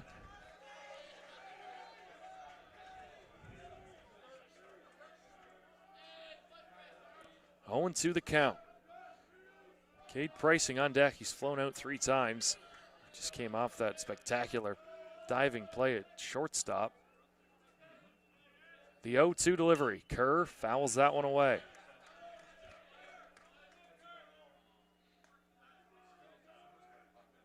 This guy really does not strike out.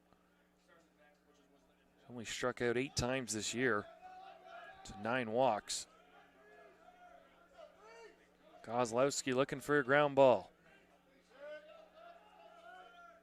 The 0-2.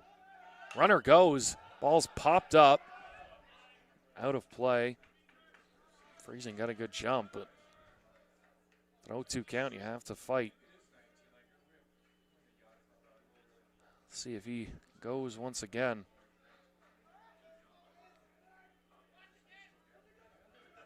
Choking up on the bat once again.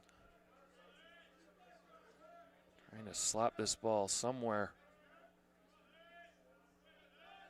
0-2, swung on, popped up. Ranging over is Jimenez, right at the fence, climbs the fence. Just lands out of his reach.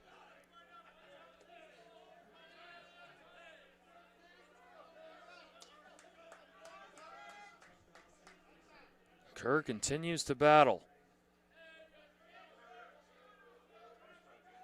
Kozlowski now nearing 80 pitches. The 0-2 again. Oof. Taken. They're inside or low. 1-2 the count.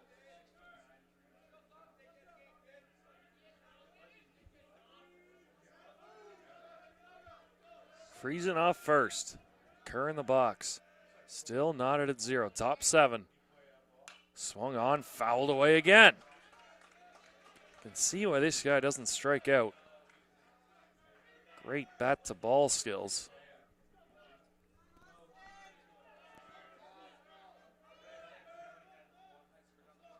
Gonna do it again. 1-2 the count. Big spot in this one. Kozlowski delivers, swung on, fouled away again. Both these dugouts egging on their respective parties.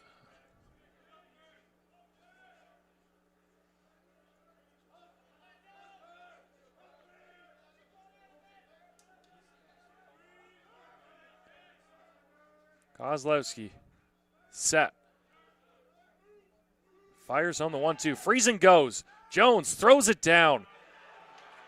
In time! The Bruder had a little short pick. Delayed tag as a swim move was trying to be performed. Gabe Jones and Nick Bruder shut down the rally. Pitch was a ball. 2-2 the count. A base is empty. Bulldogs one pitch away. Kozlowski. Swing and a miss!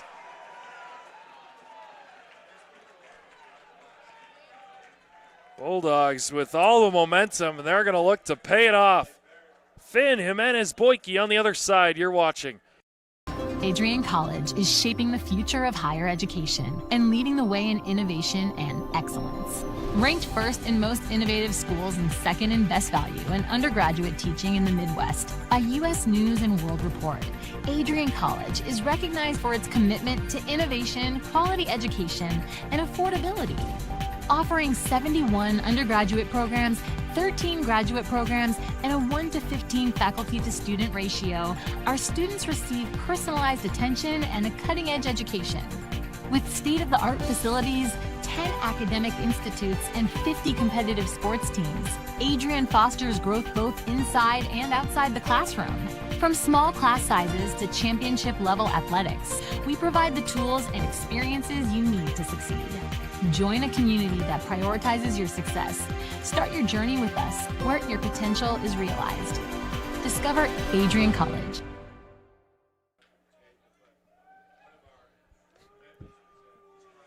Bottom of the 7th. Bulldogs 0, Hornets 0. It'll be 7-8-9. Finn Jimenez-Boyke.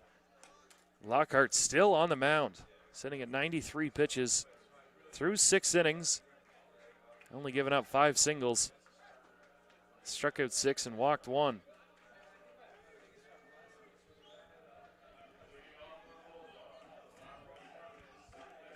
Both these teams now, nerve-wracking times. Such an important game in the MIAA.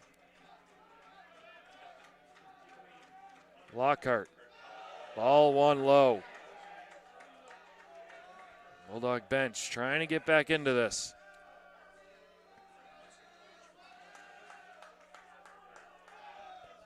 The 1-0, taken, strike 1.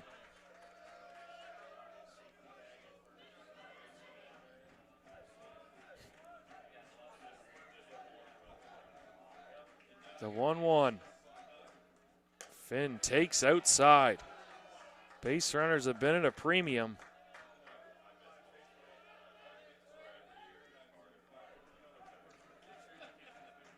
Lockhart gets the sign.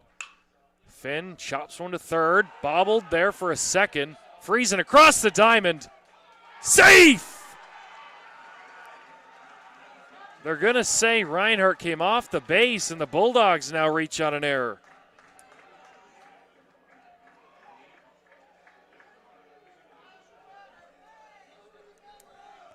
Not sure who they're going to give that error to. Looked like it was bobbled at third. Then Reinhardt came off the base. Head coach Mike Ott is going to ask the umpires to conference to see if did in fact come off the base.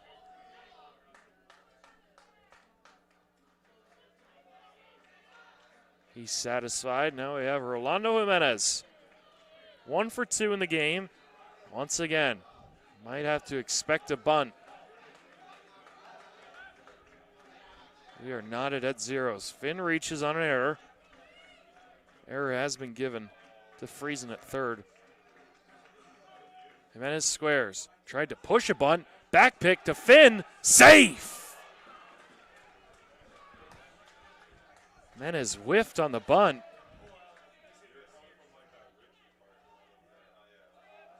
Caleb Moore on his toes. Threw it down. 0-1 the count. Jimenez squares again. Takes that one. Moore fakes the throw back. Jack Boyke's on deck.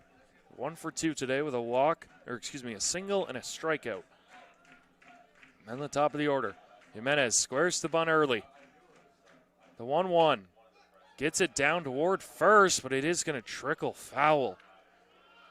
Reinhardt smartly lets it go, and now Jimenez is going to have to fight. Don't expect a 2-strike bunt, but you never know.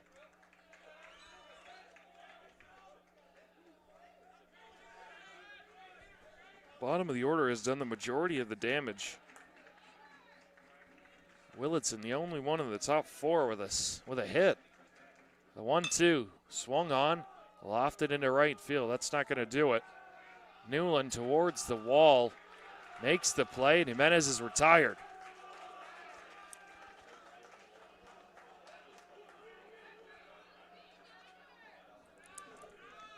Now the Bulldogs' best hitter, Jack Boyke. Came into this one batting .407.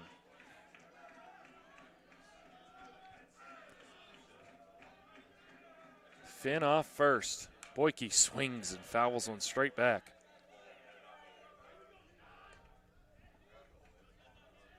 Lockhart up near 100 pitches, over 100 pitches now. At 101. The 0-1 swung on, line to third base, Finn off first, double play!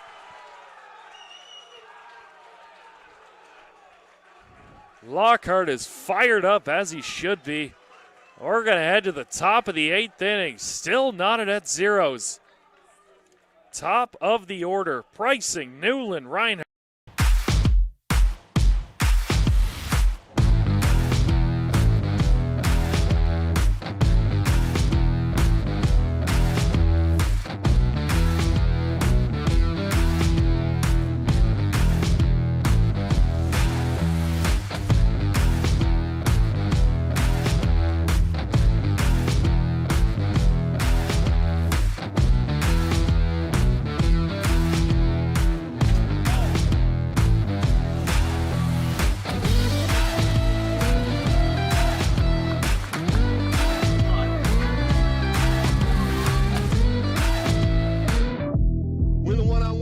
One-on-one battles lead to unit battles, which lead to team battles, and then a big victory at the end. Nothing different today than what you do every day, all right? Love you guys. Win on 3. Ready? 1, 2, 3. Let's go.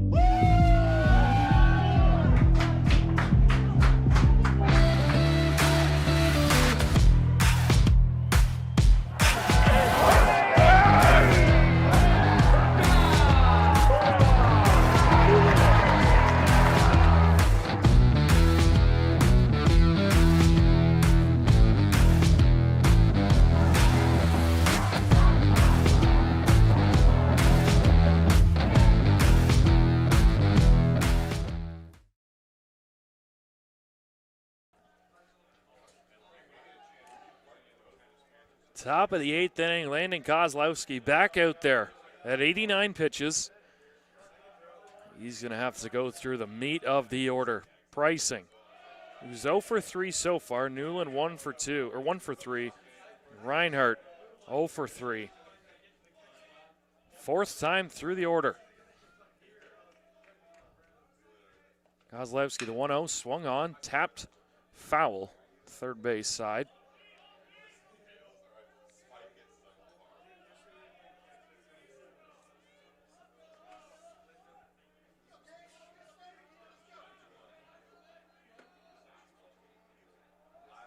One and one the count.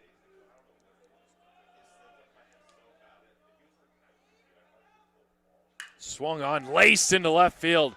Burns ranging to his right, cuts it off, gets it in, but Cade Pricing leads off with a single. Now the meat of that order. Just a reminder, ACTV broadcasts are fully student ran. A light crew today, myself, Jack Whitehead, I got Keegan Wade directing and Abigail Reed doing B-roll for this game. Students call the shots around here, literally. Danger time now.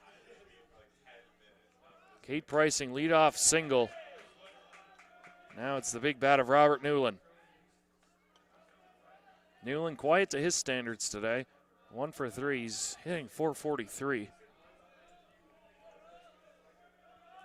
Towering figure in the right-handed batter's box. 1-0 the count. Takes strike one inside.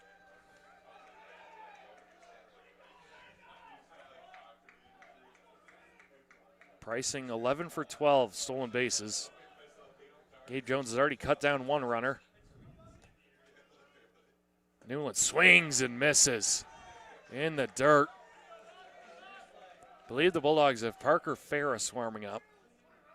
Right-handed pitcher, stands at 6'7". 1-2 the count. Pricing off first. Swung on, tap foul.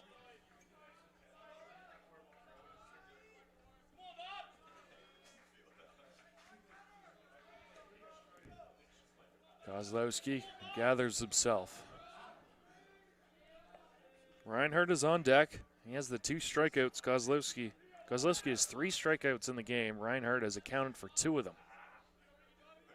1-2 the count. Bulldogs looking for a ground ball. Delivered. Taken high.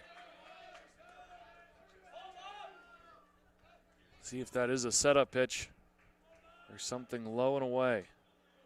Newland has been a free swinger today. 2-2 the count. Pricing with the healthy lead off first. Swung on, tapped back Kozlowski's glove falls off, stays with it, throws to second one, back to first, not in time. Bulldogs do cut down Pricing. 1 away.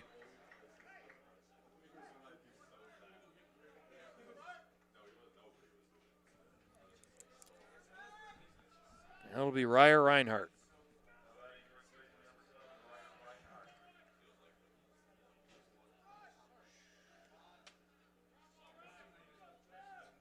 Bulldogs looking for yet another ground ball.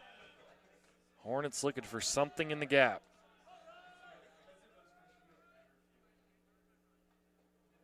Kozlowski fires, swung on and missed. Both these pitchers, start to finish, dialed in. Reinhardt has been fighting a lot of stuff. Kozlowski's had his number. Newland on the bases is a threat. That's an understatement. He has 31 stolen bases this year with 34 tries. Expect to see him run. Pretty sure most players haven't reached base 31 times. Some teams. Newland bouncing off first, throw back a second time, not in time.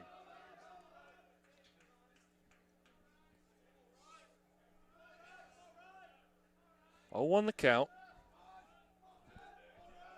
Kozlowski sets, fires. Reinhardt laces one into left. Newland station to second. Reinhardt gets his first hit. 2 men on, 1 away.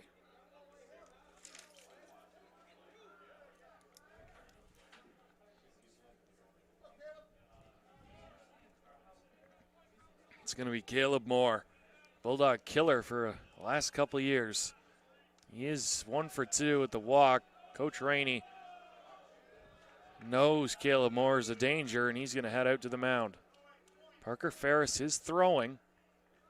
Not sure he's going to make the move or not. If he sticks with this guy. Kozlowski at an even 100.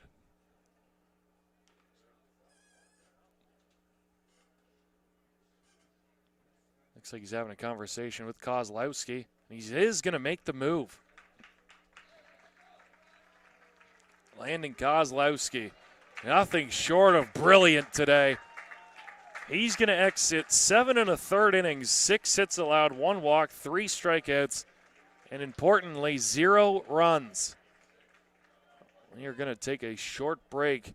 Parker Ferris has entered the game for the Bulldogs. Kalamazoo has something brewing, 2 on, 1 away in the top of the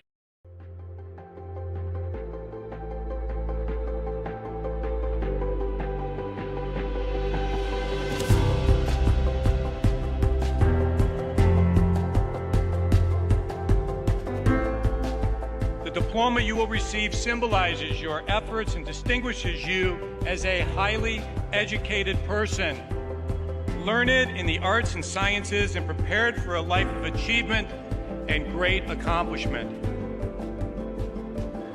Adrian College has built something very special. You've created not just an academic environment, but a culture of physical excellence, discipline, and resilience. You've turned this college into a place where pushing the limits isn't the exception, it's the expectation.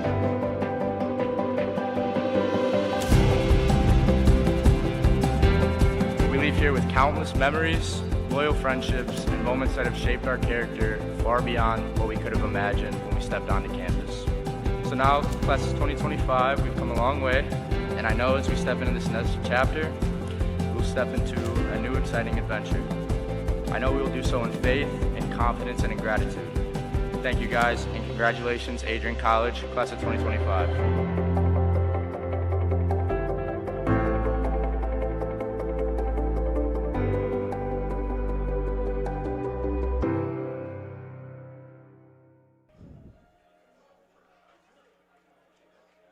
Welcome back.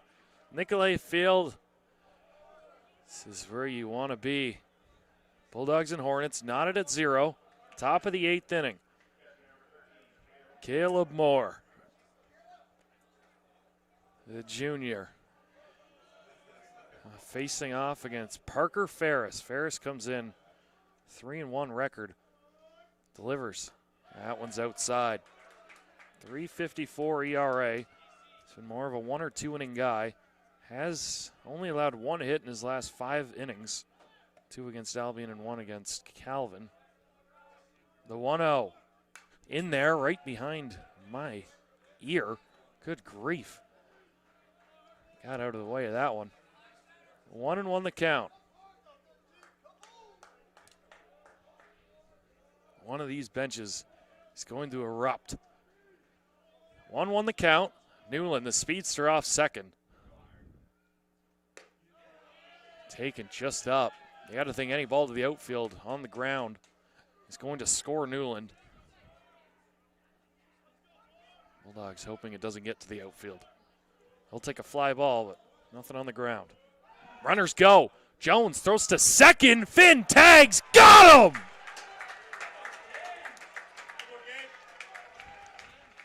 Gabe Jones. It's what you're taught to do. Throw behind. Gets the runner going to second base. Reinhardt eliminated. Now Newland is 90 feet away, but there are 2 outs. Newland on third, 2-2 the count. Bulldogs 1 strike away. Caleb Moore. Ferris delivers. Swung on, tap to Finn. Finn charges, sets his feet, throws to first. Parker Ferris gets out of it. Landon Kozlowski first out of the dugout to congratulate him. We're going to go to the bottom of the 8th. Bulldogs and Hornets still knotted at 0. You're watching.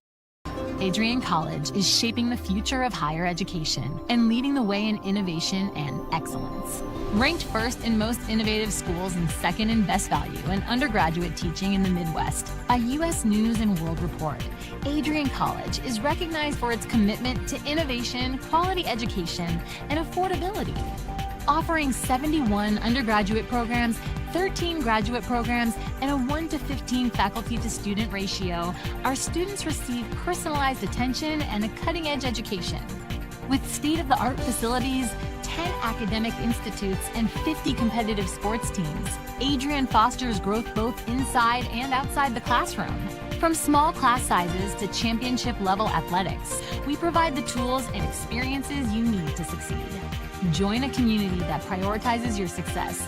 Start your journey with us, where your potential is realized. Discover Adrian College.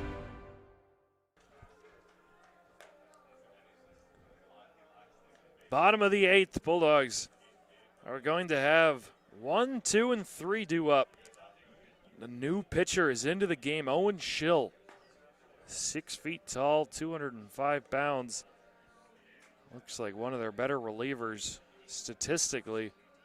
1.04 whip in 18 innings. And he is going to face top of this Bulldog order.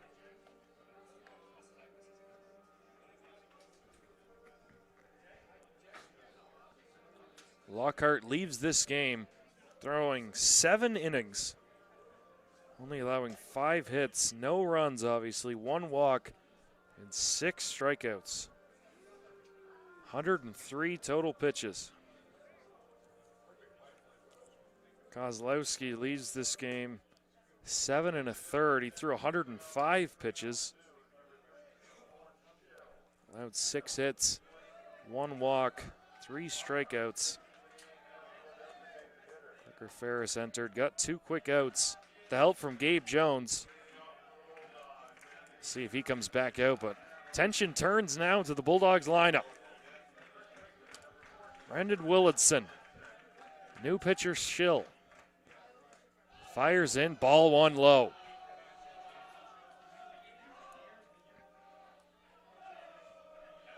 Willardson singled to lead off the game back in the 1st.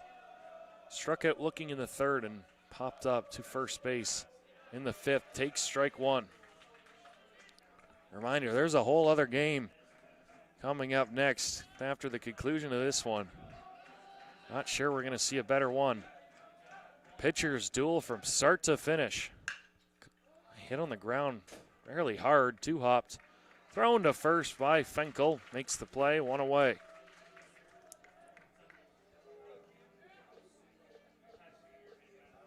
Get the feeling 1 run is going to do it. Cam Oliver. He'll dig in. Oliver looking for his first hit. He has reached base once, but you have a walk.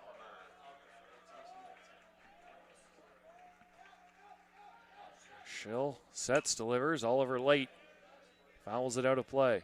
No Bulldog pitcher in the bullpen, at least with his sweater off. Looks like it will be Parker Ferris's game. Blocked out from the Kalamazoo bullpen, but I assume Schill will be in here for at least the end of this inning.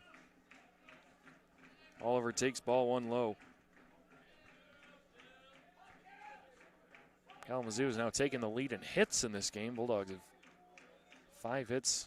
Kalamazoo with 6. Bulldogs haven't had a hit since Jack Boyke's single back in the 5th. That was to lead off the inning.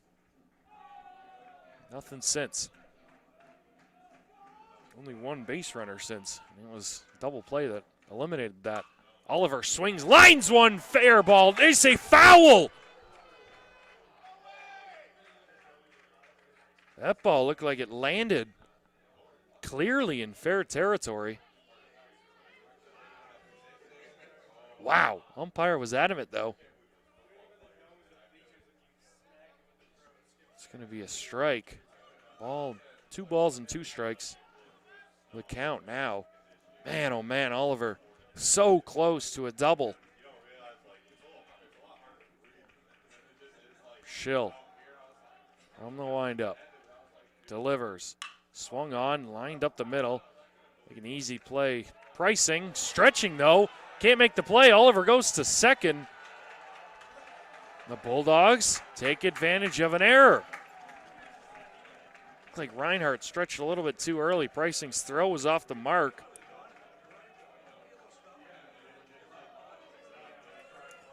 Now Cam Oliver is in scoring position. Nick Bruder, the chance. Send this place into a frenzy. We're going to have another time called here. Coach going to the mound, probably just to settle everything down. Schill has gotten 2 ground balls. He's done his part. 1 play was made, 1 was an error.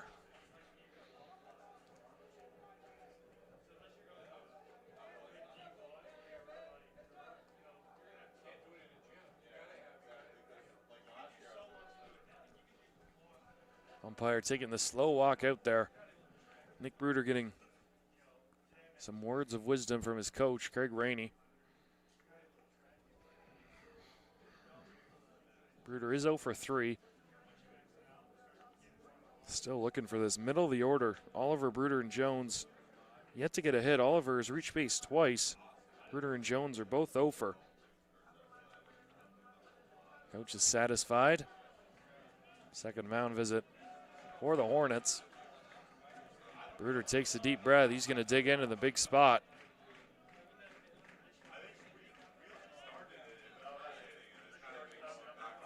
And Craig Rainey calls time now.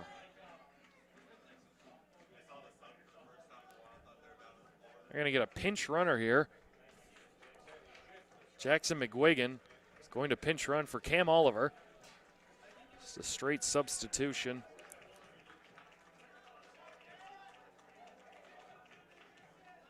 As Oliver does his job, hits on base, and now McGuigan will run.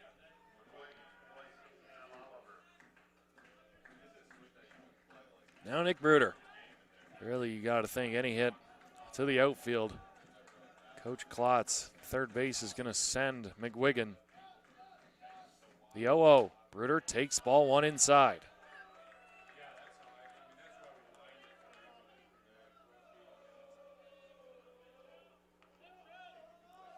Want to know the count.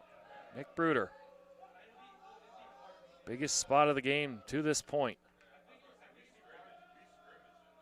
Schill fires high.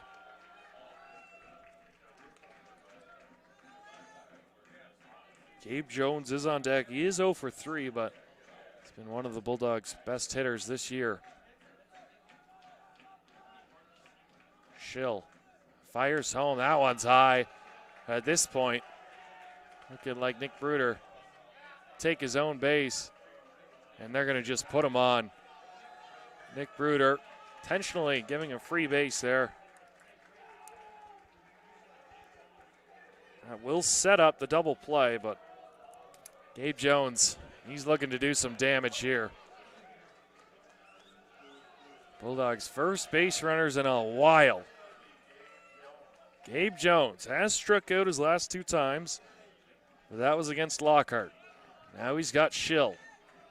Right on the right matchup. McGuigan off second. Bruder off first. First pitch is way high. And this is where the Bulldogs dugout has to erupt. Get in the head of the pitcher. And if you're Owen Schill, need a deep breath here. That's 5 in a row that have missed the zone.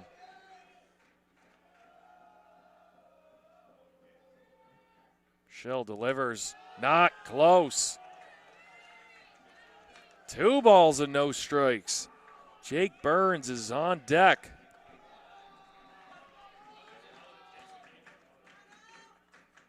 Now the catcher take a slow walk out there as Caleb Moore is calling in all of his infielders.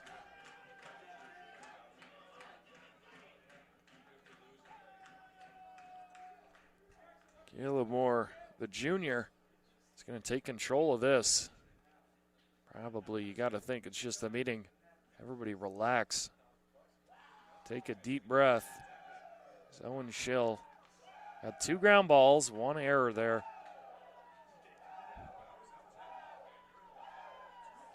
Pricing threw it away.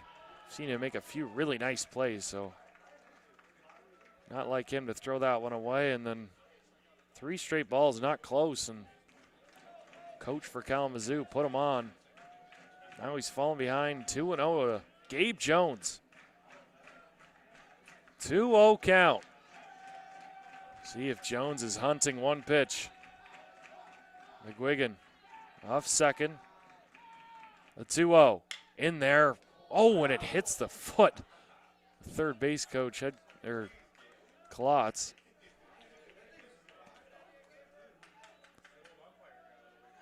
Jones way ahead of that one. Bruder not being held on at first. It's a really good lead. McGuigan being held on really by both middle infielders. 2-1 the count. Schill Jones rips one on the ground into left field. McGuigan around third. He will score.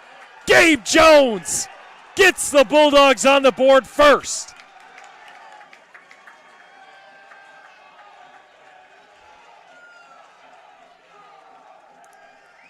Bulldogs dugout erupts as Gabe Jones, first hit of the day, scores McGuigan, and we have our first runs. Bruder moves up to second. Bulldogs would like a few more insurance runs. Jake Burns will look to give them just that. Schill fires. Burns takes strike one. Another pitcher warming up for the Bulldogs. I believe it's Lincoln Lipinski out there. Number 1 for the Bulldogs. See if he comes in. Trying to lock down this save. Burns swings, bounces one. That one's going to get through into left field. Bruder's in. Bulldogs get in front again.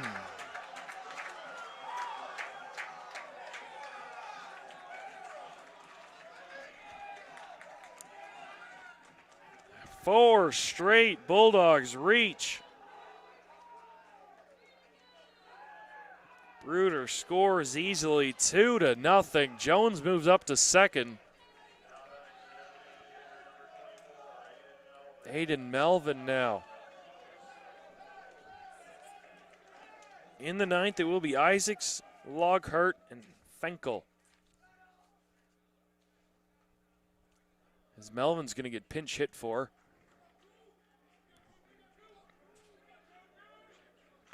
Still waiting to see who.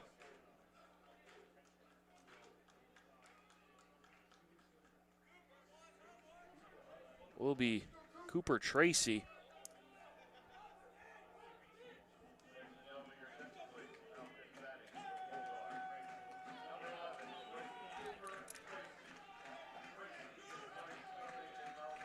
Cooper Tracy comes in batting .375. He's only had 16 at-bats. 6 for 16. Schill still on the mound, only one away. The 0-0, taken low. Bulldogs finally draw first blood. The bottom of the 8th looking to stop program record 16-game winning streak. The 1-0. Schill fires. Ball 2. Checks his swing. Now he's in front 2-0.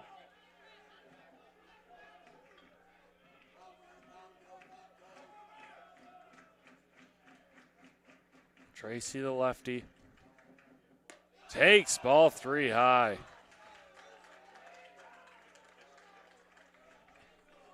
On deck is Casey Finn for now. See if Coach Rainey makes any substitutions.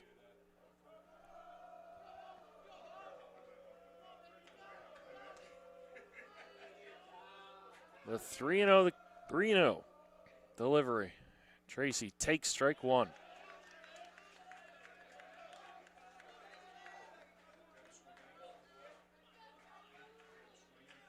Still in the driver's seat, 3-1 the count. Schill fires way outside. Cooper Tracy takes his base. Bulldogs have loaded him up here in the 8th. Will be Casey Finn for now. We're going to have another pitching substitution as Owen Schill could not get more than one out. Looked like he started the inning off with 2 easy outs. An error there. We're going to have another pinch runner. This time it's going to be Gavino Gomez. He's going to pinch run for Tracy, I believe. We'll get that all sorted out. We're going to head to break. Bulldogs now in front of the Hornets. Before the achievements, before the celebrations, there's the work. Early mornings, late nights. Every challenge faced, every extra effort made. Every victory starts with preparation. we value leadership, resilience, and innovation. No victory without work. Because success isn't given, it's earned. Welcome to Adrian College.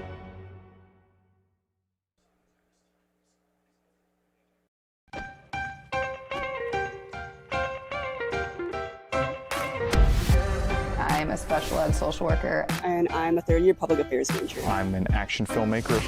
Jevy is like a consolidated platform where I could have focused information in a couple swipes. You can be another small voice that adds to a beautiful space. That's what I'm here for.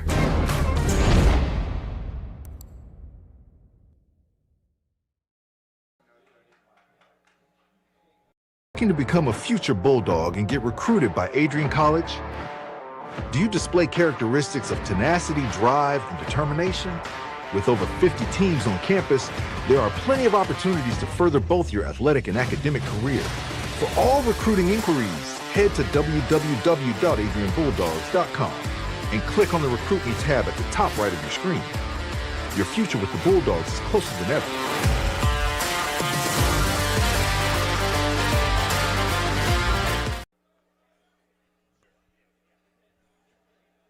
Parker Ayton on the mound. Comes in with a .87 whip. 20 2/3 innings pitched. Does have a save under his belt. Only 4 earned runs allowed in 20 2/3 innings. He is thrown into the fire here.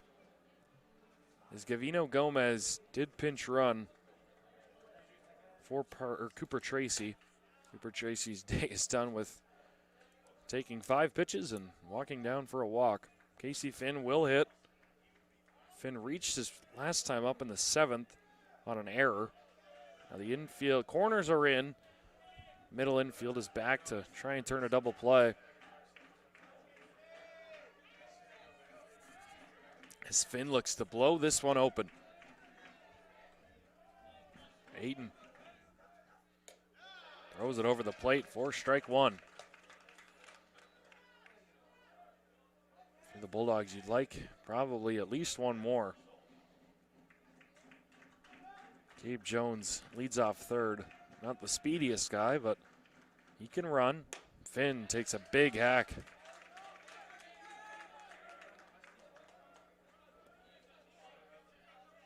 Owen to the count.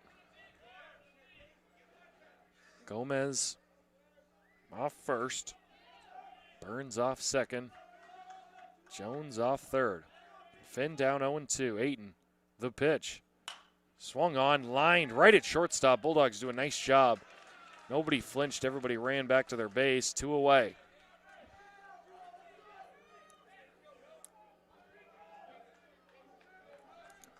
Now Rolando Jimenez. Fielders head back to their designated area.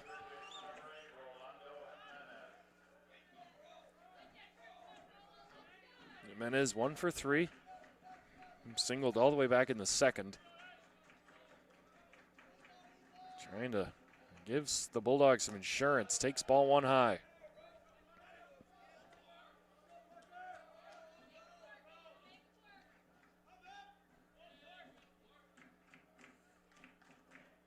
Jimenez. That short. Swung on, line drive into center field. That's going to drop. Jones is home. Burns around with them. 4-0 Bulldogs.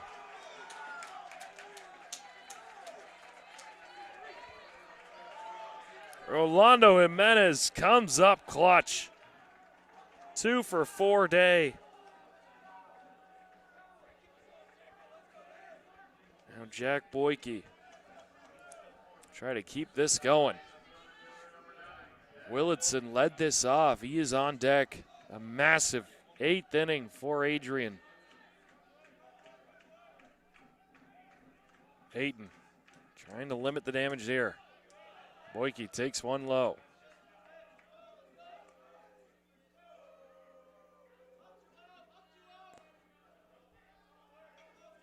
Those runs will be charged to Schill.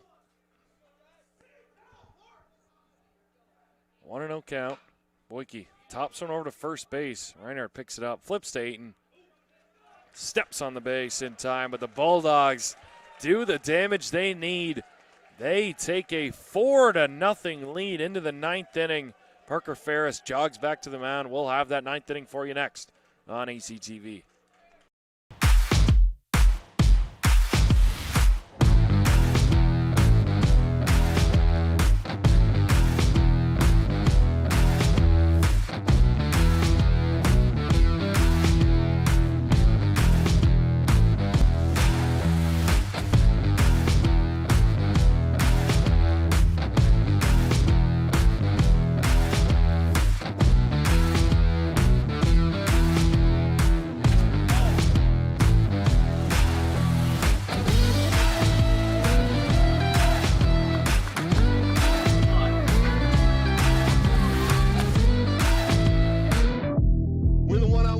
One-on-one battles lead to unit battles, which lead to team battles, and then a big victory at the end. Nothing different today than what you do every day, all right? Love you guys. Win on 3. Ready? 1, 2, 3. Let's go.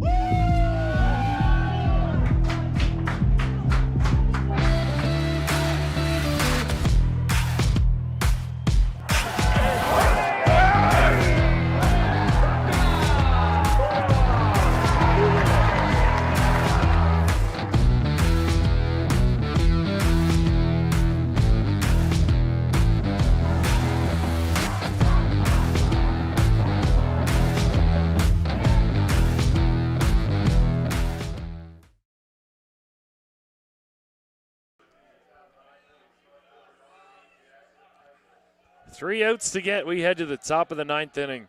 Jackson Isaacs digs in, is 0 for 3 on the day. Did reach via an error. Back in the 4th. Parker Ferris stays out there. Lincoln Lubinski is staying warm just in case the Bulldogs bullpen. This looks to be Parker Ferris's game from now on. Isaacs, Lockhart, Fenkel. There's a good start if you're Kalamazoo. That's lined into right field. Isaacs gets his first hit, and if you're Kalamazoo, you really want to flip this one over to the top of the order. Pricing and Newland get them a 5th at bat. Isaacs starts it off. And now we have another pinch runner. JT Hill will take over for Isaacs.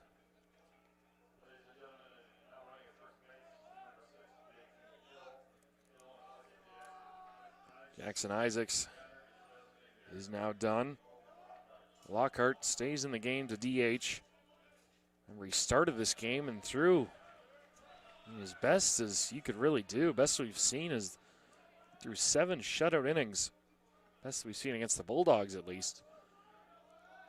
Landon Kozlowski followed that up with 7 shutout of his own. That's ball 1 low, count 1-1. Ferris, a massive body on the mound. 6'7", 215 pounds.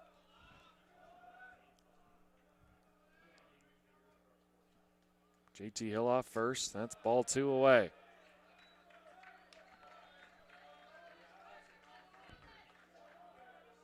You're Ferris. You want these pitches to be in the zone. Make the Hornets beat you. So Lipinski is now throwing on the mound. See how long of a leash Ferris gets. 2-1 is outside. Fenkel on deck. He's been one of the more productive Kalamazoo hitters today. He's reached base twice, both in his last 2 at-bats. 3-1 the count. Ferris needs his best pitch. The delivery. Lockhart swings, lines one, diving stop. Jimenez, throw to first, in time! Rolando Jimenez, masterful. Over at third base, got the 2 RBI single in the 8th. Makes the play, runner does advance, but the Bulldogs don't care. Massive play. Now Fenkel. Still got work to do. 2 outs to get. Fenkel takes ball 1 low.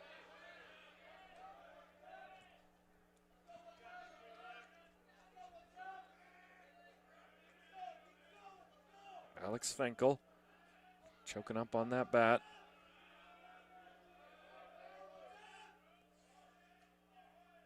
The 1-0. Fired home, inside. Friesen on deck.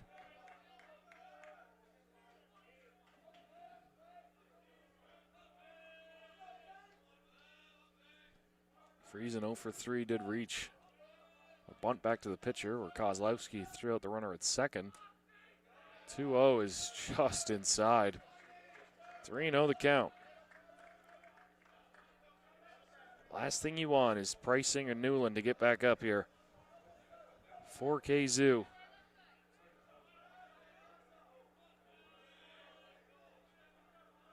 Fenkel in the driver's seat. I can't imagine he's swinging here. Doesn't. Takes strike one. Really wouldn't be surprised if he takes this next pitch as well. Force Ferris back into the zone. Bulldogs don't care about JT Hill at second. Run doesn't mean anything. Swung on and tapped foul in the Kalamazoo dugout. Ferris 1 strike away. He's come all the way back from 3-0 to 3-2.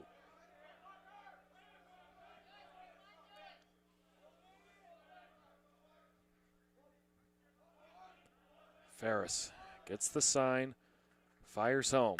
That is ripped into center field. Jack Boyke under it, though, makes the play. JT Hill thought about going to third. Boyke gets it in quickly. Bulldogs are 1 out away. All comes down now to Jack Friesen. 0 for 3 days so far. Need him to get on, get it over to Austin Kerr. Strike one. Ferris is back in the zone now. Lipinski done throwing. Looks like it's all Ferris.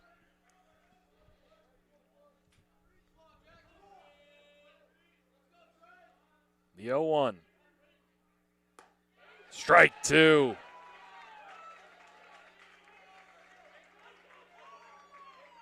Bulldogs looking for their second shutout victory of the year.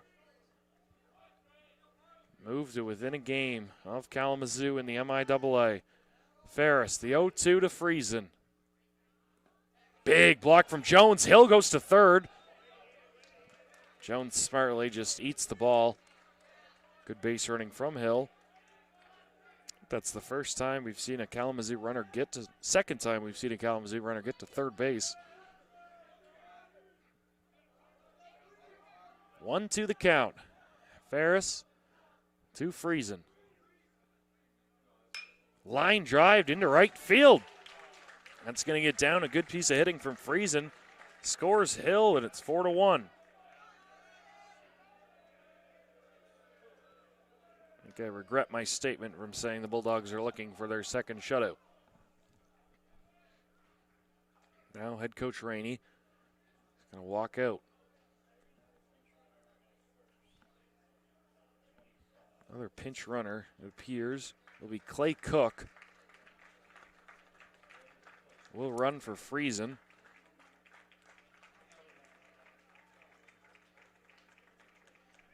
Parker Ferris' day is done. Lincoln Lipinski comes out of the pen. Austin Kerr will be up. Bulldogs 1 out away. Take a break. Come back. Don't go anywhere. Top of the ninth action. Bulldogs. Adrian College is shaping the future of higher education and leading the way in innovation and excellence. Ranked first in most innovative schools and second in best value in undergraduate teaching in the Midwest by U.S. News and World Report, Adrian College is recognized for its commitment to innovation, quality education, and affordability. Offering 71 undergraduate programs, 13 graduate programs, and a 1-to-15 faculty-to-student ratio, our students receive personalized attention and a cutting-edge education. With state-of-the-art facilities, 10 academic institutes, and 50 competitive sports teams, Adrian fosters growth both inside and outside the classroom. From small class sizes to championship-level athletics, we provide the tools and experiences you need to succeed. Join a community that prioritizes your success. Start your journey with us, where your potential is realized. Discover Adrian College.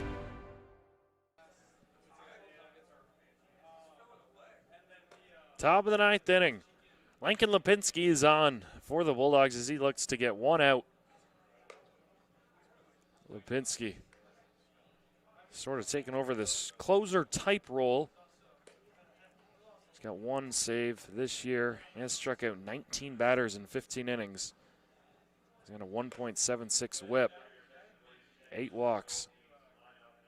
It's going to be Austin Kerr, who's been on base a lot this year. And that has really kind of continued today. He's 1 for 3. Just need base runners. If he gets on, that will bring up Cade Pricing as the tying run. Bulldogs want to end it right here. Do have a pinch runner. It'll be number 25, Clay Cook. Sophomore will be pinch running for Friesen. Lipinski throws in strike 1.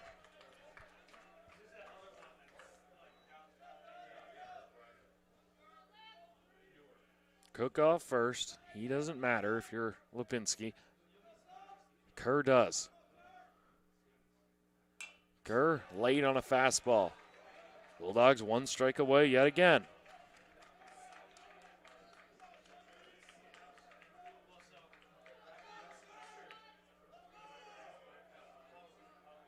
Looking to extend the win streak to 7.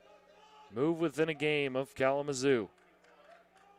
The 0-2. Oh, taken just high. Kerr with a good eye at the plate. One of the rare times he struck out this year happened back in the 7th to Kozlowski. The 1-2. Taken high. This Kalamazoo team does not go away. Pretty obvious how they've won 16 games in a row. Good pitching and timely hitting. Bulldogs have done it well. The 2-2. Swung on, tapped off the mound. Going to be a tough play. Jimenez charges, throws on to first. In time to get him. Bulldogs end the program-long 16-game winning streak for the Hornets. Take this one by a score of 4-1. Bulldogs extend their win streak to 7 now. Reminder, there will be another game today. Bulldogs now move to 7-2 in conference. Kalamazoo falls to 8-1. So these two teams look like the top of the class with Alma right behind. Next game is going to be massive.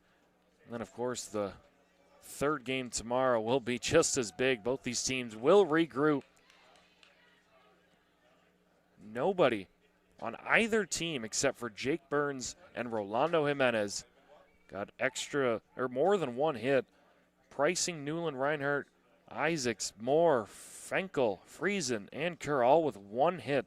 Lockhart, the only batter without a hit. 8 hits from 8 different players.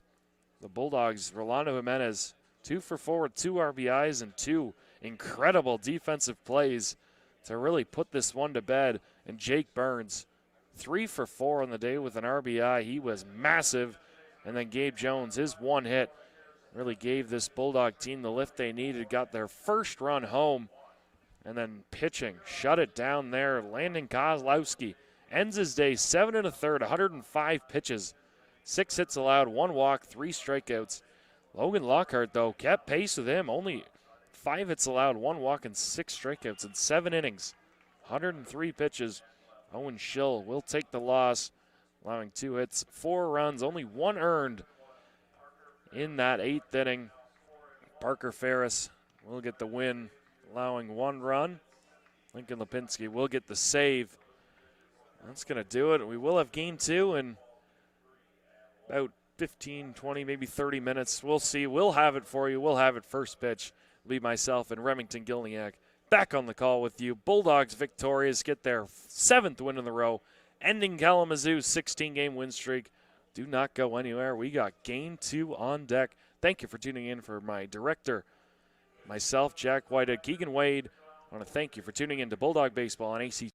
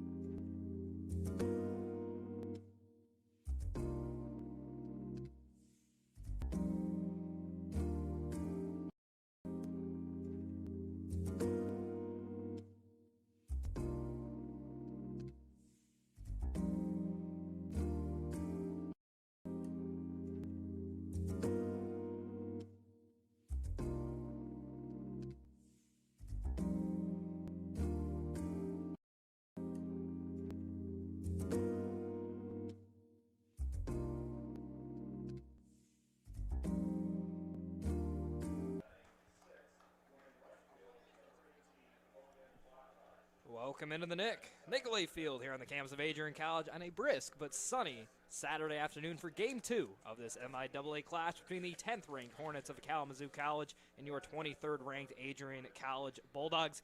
Good afternoon, everyone. I'm Remington Gilniak, alongside my good friend and partner, Jack Whitehead. And Whitey, we were treated to a good one last time. Yeah, it was a pitching performance for the ages for both these guys. Landon Kozlowski went 7 1/3, allowed 6 hits, struck out 3, and only walked 1 through 105 pitches.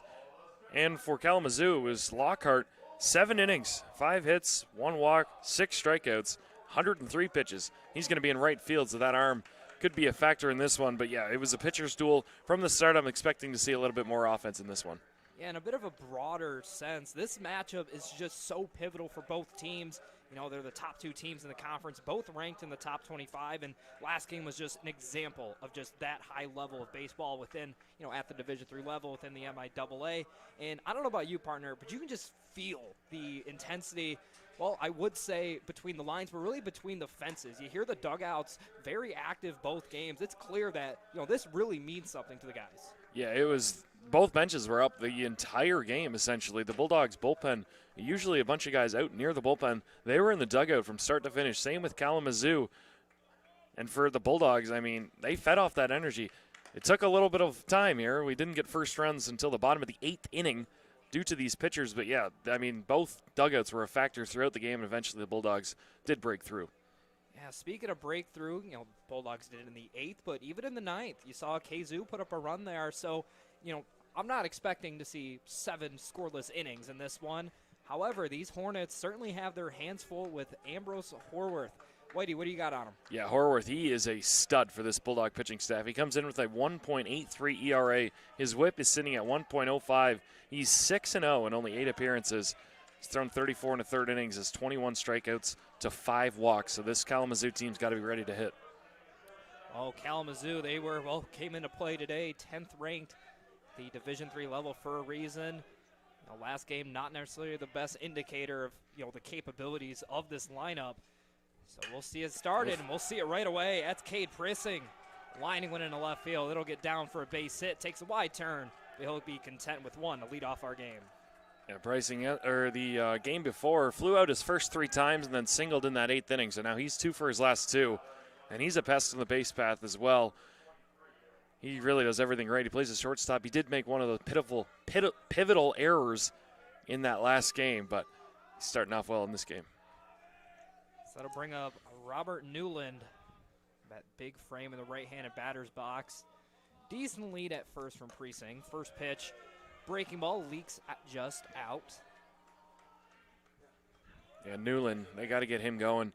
He had a good at-bat back in the 3rd. He ripped a single. Other than that, he was 1 for 4 on the day. Did have a stolen base late in that game. 1-0, swinging a ground ball, second base. Fielded, throw on to first is in time. The runner does advance, but Newland is retired. Casey Finn once again for the Bulldogs makes the play look effortless. He had a lot of ground balls to him in game 1.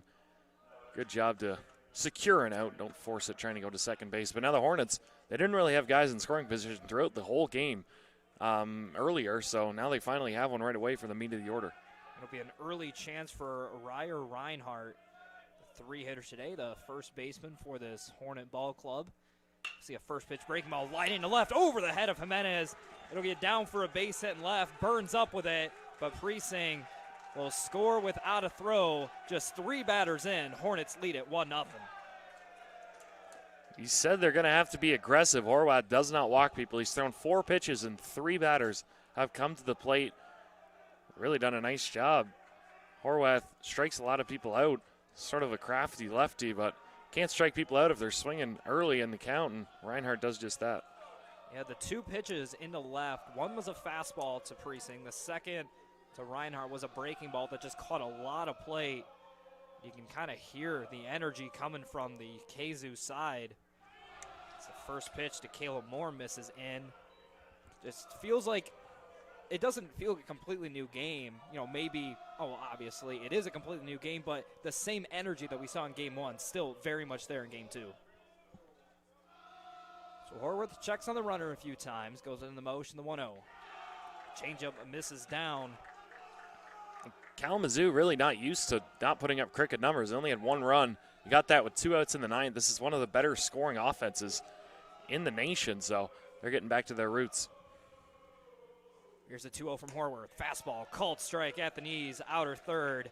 And if Horworth is going to be successful today, that's the pitch he's going to need. Yeah, he's going to need to locate that very well, get a lot of ground balls. Saw a lot of ground balls from Kozlowski in the opening.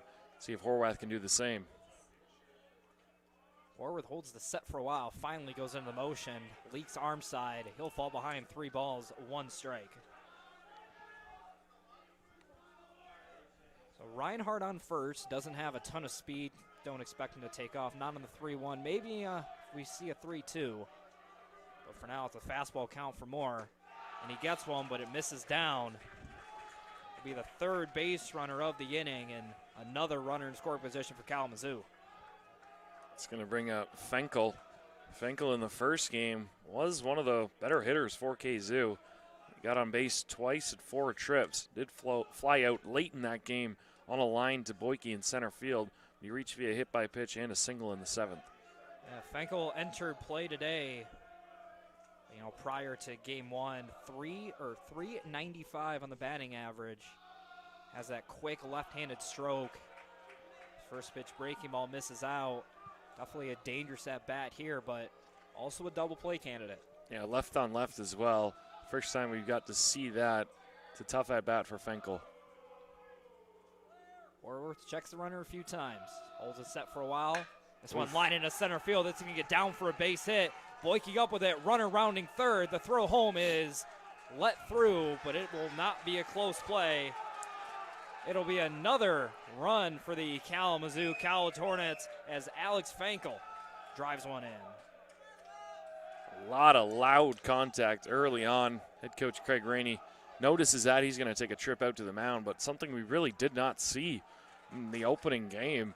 There's a lot of weak fly balls, a lot of weak ground balls, but now the Hornets have kind of really, I guess they used their 9th inning when they did finally get across the plate to kind of motivate them into this one, and now they're coming out swinging. Well, they've already outdone themselves from last game. Already 2 runs early on in the first and not done yet. They're going to be on the corners with 1 away. It'll be Logan Lockhart stepping in. He was maybe the reason why KZoo was able to stick along in game 1 for as long as they did. Just a dominant effort on the mound. And now gets the start in right field. Has a chance to add on to their early lead. Yeah, he pitched phenomenal. It's one of the better outings we've seen against this Bulldog lineup. 7 shutout innings, over 100 pitches, and he hit while he was up there as well. First pitch shows bunt, but fouls it back to the screen. Jimenez caught by surprise. He was playing a good step or 2 behind the third base bag, so Bulldogs may have caught a break on the fouled off bunt. Cal moves to 0-1. Lockhart in the opener went 0 for 4. See if he can get off the schneid and get an RBI. 312 on the year, pretty much no slug at 351. Shows bunt again. That one misses out. It'll even things up at 1-1. Some erratic command we're not really used to seeing from Horworth. It's usually all around the strike zone. He's missed a few times arm side. See if he can get back in the zone. Horworth works from the third base side of the rubber. 1-1, runner goes. The throw from Jones is high. And Fenkel will swipe second. So the pitch was a strike. But with 1 away, they're on second and third. All Lockhart's got to do is put something in play here. It's Fenkel's 14th stolen base of the year on 15 attempts. This Hornet team is so good at running the bases. Came into the game prior with 103 stolen bases this year. Here's the 1-2. Breaking ball hit on the ground is short. Bruder Fields has a runner caught in a rundown between second and third. Jimenez chasing him back to second. Now finally gets the tag down just in time. So a run scores, but the trail runner was caught in between in a nifty play by Nick Bruder. It's not great base running there from Fenkel. You're always taught if the ground ball is hit in front of you, the left side, always freeze there, but Kalamazoo did get a 3rd run home, so they'll take that. Already 3 runs in the first off of Ambrose Horwath, who again came into this one with an ERA that starts with the number 1. So not the norm we usually see from him, but it's a beautiful front door breaking ball, catches the corner. This is Jackson Isaacs, the designated hitter today. Another left-on-left matchup. Horwath comes set, checks the runner, checks again. Courtesy throw over to first.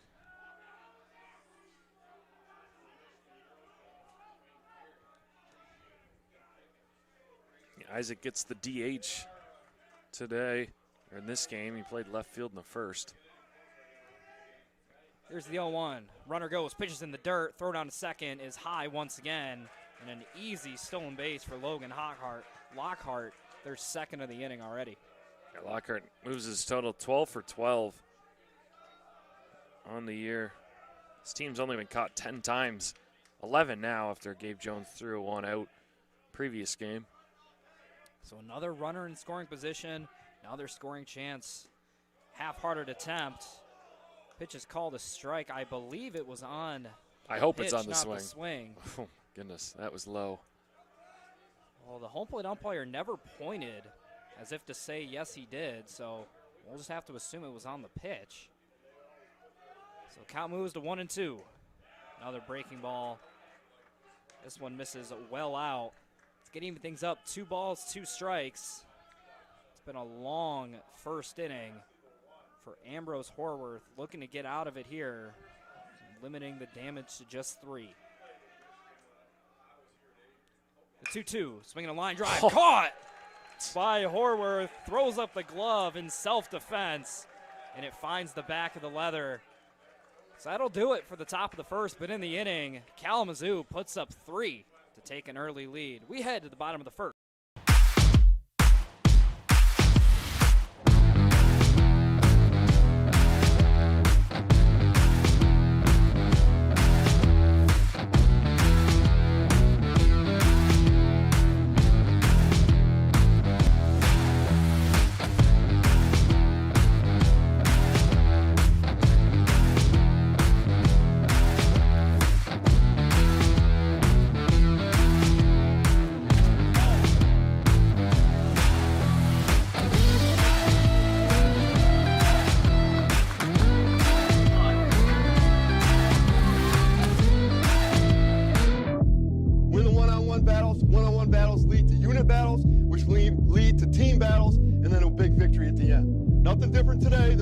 Every day, all right? Love you guys. Win on 3. Ready? 1, 2, 3. Win. Let's go.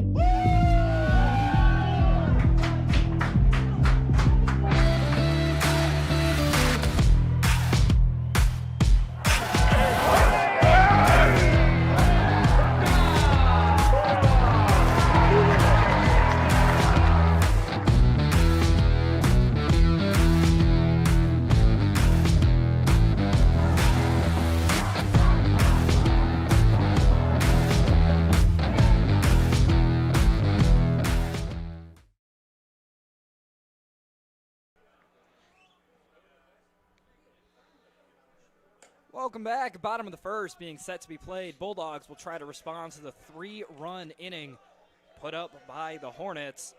They have a tough task. It'll be against Carson Orvis. Whitey, what do we got on him? Yeah, statistically, these 2 pitchers, Horwath and Orvis, are the 2 aces of these 2 teams. Orvis comes in with a 3.09 ERA, a 1.34 whip. He struck out 44 guys in 35 innings. So there was a first pitch fastball to Brendan Willitson. It's a very crucial inning for the Bulldogs. You know, even if you don't score, you got to at least show something with the bats. I know they did at the end of last game, but this one's hit lazily into left field. Newland goes back a couple steps. He'll put it in his back pocket for out number 1. But again, it's very crucial that the Bulldogs just put together good at-bats here. They don't have to, you know, put up a run or 2 or 3. Just as long as they're putting good at-bats and show that they're not dead and they're, you know, not going to lay down for the rest of this game, because it's a pivotal matchup. If Adrian's able to win this one, that puts themselves first in the MIAA. The record would be tied, but they'd have the tiebreaker. Not to mention the momentum heading into Game 3 of the series tomorrow. you know, the chance to go for a sweep. But for now, the Nick Bruder, really the table setter for this Bulldog lineup, trying to do just that. 1-0, fastball misses just in. Bruder's ahead 2-0. Yeah, this Bulldog team, they really didn't hit well in the first game, really either. The only reason they got some runs was an error, a throwing error by Pricing there at shortstop.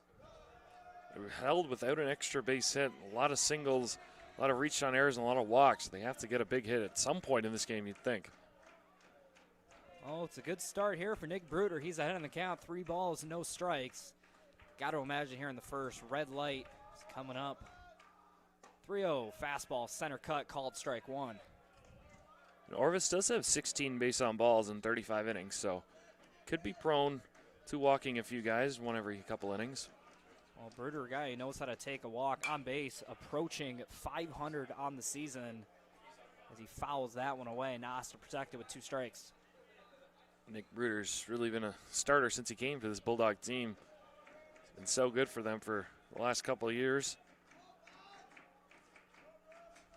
3-2 delivery from Orvis. Breaking ball, called strike 3. Bruder thought he had ball 4. Instead, he'll have to put the head down and walk back to the dugout. 2 up, 2 down for Carson Orvis. It's a dang good pitch right there. A little backdoor breaking ball and a full count coming back from 3-0. Strikeout Bruder. Kalamazoo kind of get the feeling they've taken the momentum from the Bulldogs after that game 1. After that 8th inning, everything was going for the Bulldogs, but the opposite of that here in the first. Bulldogs go down 1-2-3, and they trail 3-0. We'll head to the top of the second here on Adrian College TV.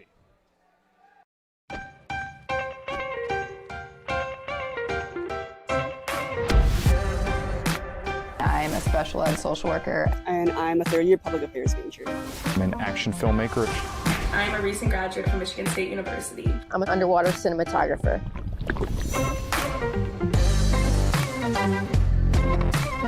So I didn't really decide I wanted to become a pilot till after college. Jevy is like a consolidated platform where I could have focused information in a couple swipes.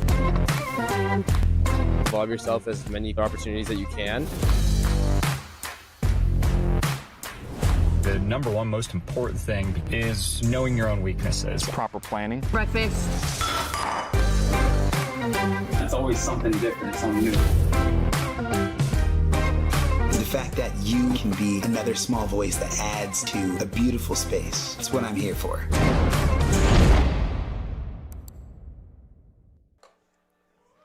Whoa. Stay connected with all the action by following at Adrian College TV on social media. From game highlights to campus events, we've got you covered. Don't miss a moment. Follow at Adrian College TV today. So it'll be 8-9-1 for Kalamazoo. Take a quick look at the rest of the starting line. You've already seen most of them, but take it away, Whitey. Yeah, it's the same 9 guys from the game prior, just in different spots. Pricing, Newland, Reinhardt, Moore, Finkel, Lockhart, Isaacs, Friesen, and Cure. It's the same 9 guys, like I said, and they've got to get going. They all had, or 8 of them had 1 hit in the first game. Kalamazoo had 8 hits. They all had 1. Lockhart, the pitcher, was the only one held without a hit, and they've already got 3 hits today. I think Lockhart gets a pass. Oh, my goodness. Throwing 103 pitches, 7 shutout innings? Yeah, I would say he pulled his weight. Yeah. So Horworth continues to struggle a bit with command. He's behind 2-0. This is Jack Friesen. This one's lined into the air over the head of Bruder. It'll get down for a base hit. Another leadoff single for KZoo. They're swinging the bats right now. Team comes in averaging a lot of runs per game. I believe it was upwards of 10. So this isn't new for them. It's new for the Bulldogs because they shut them down in game 1 for the majority of the game. They still rallied off 8 hits, but they're already up to 4. They haven't even batted through the lineup once. So that'll bring up the 9-hitter, Austin Kerr. Shows bunt, gets it down first base side. Off the mound's Horworth. He'll flip over to first to get the out. So it's a productive out number 1 for KZoo. They now have a man on second with 1 away. That'll bring up top of the order, Cade Precinct. Yeah, the top of the order really has to get going for Kalamazoo in this one. All of them only 1 hit apiece. Really, Newland and Reinhardt, the two main guys, didn't really get anything going in that first game. First pitch to Precinct. Misses down and out. It was a fastball that Precinct hit in the left to lead off the game. So I'm wondering what the strategy will look like from Horworth this at bat. I think a lot of that starts with just getting ahead. So Friesen dances off second. This one grounded up the middle. Diving stop Bruder up to his feet. Short hop throw is picked. Got him.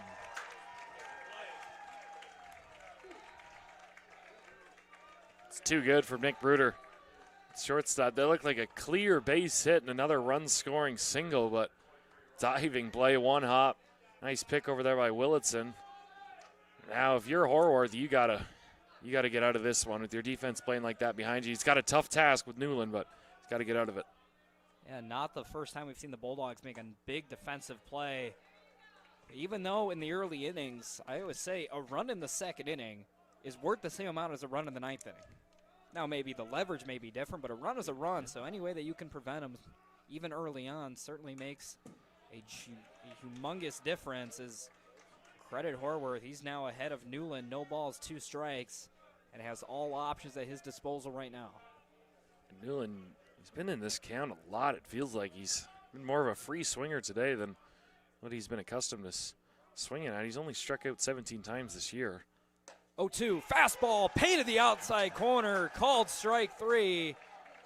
So Ambrose Horworth pitches around a leadoff single here in the second, puts up a scoreless frame. We've played 1.5 here at the Nick. Bulldogs trail by 3. We head to the Adrian College is shaping the future of higher education and leading the way in innovation and excellence. Ranked first in most innovative schools and second in best value in undergraduate teaching in the Midwest by U.S. News and World Report, Adrian College is recognized for its commitment to innovation, quality education, and affordability. Offering 71 undergraduate programs, 13 graduate programs, and a 1-to-15 faculty-to-student ratio, our students receive personalized attention and a cutting-edge education. With state-of-the-art facilities, 10 academic institutes, and 50 competitive sports teams, Adrian fosters growth both inside and outside the classroom. From small class sizes to championship-level athletics, we provide the tools and experiences you need to succeed. Join a community that prioritizes your success. Start your journey with us, where your potential is realized. Discover Adrian College.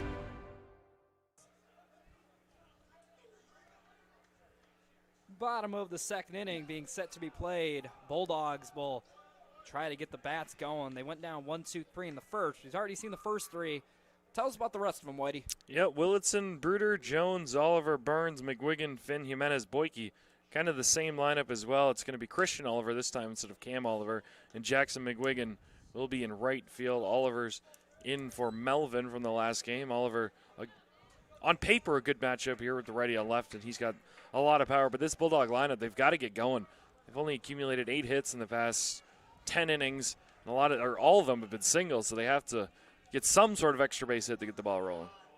Well, if you're looking for an extra base hit, Christian Oliver may be your guy. 535 slugs so far on the fairly young season. Of course, Bulldogs played an extensive early spring schedule. A lot of out-of-conference games on neutral sites where they had a good amount of success. One of the reasons why they started conference play ranked inside the top 25. The quality of opponents as well for the Bulldogs. They played a lot of ranked teams, a lot of receiving votes teams. Sort of counter to what Kalamazoo has done. They still can't take credit. I mean, they've only lost now 3 times. They were on a 16-game win streak. Maybe the Bulldogs have played better opponents, but credit to Kalamazoo for actually going out and winning those games. I mean, as a player, as a team, the only thing you can control is who you play. And while they've had a lot of success against the teams they've played, including a hot start to this one. They're up 3-0, but it's Carson Orvis in danger of walking Oliver. It's 3-1. Fastball paints the corner. So after fall behind 3-0, Orvis has ran it full on Christian Oliver. So Orvis works from the wind up, the full count. That one hit up the middle, fielded at second base, and throw on to first is in time to get Oliver. It's a 4-up, 4-down start for Orvis. Yeah, it's the second time he's gone 3-0 and then battled back to record the out. Struck out Bruder back in the first, doing the same thing. Probably don't want to keep falling behind 3-0, but he's done so well. Now Burns, really the X factor from game one, had 3 hits. I mean, Burns just rakes. I mean, that's a bad example right there as he's out in front of a changeup. But if you're just looking at this Bulldog lineup, looking at the guys who you're most scared of, how can it not be Jake Burns? I mean, .681 slugging percentage compared to, I say, only a .286 average. This one's hit out the center. It's got legs. Back at the wall, and it's gone. Speaking of power, look at us. Jake Burns. Dead center. Deposits one to straightaway center. That'll give the Bulldogs a spark. They get a run back. It's now 3-1. Man, oh man.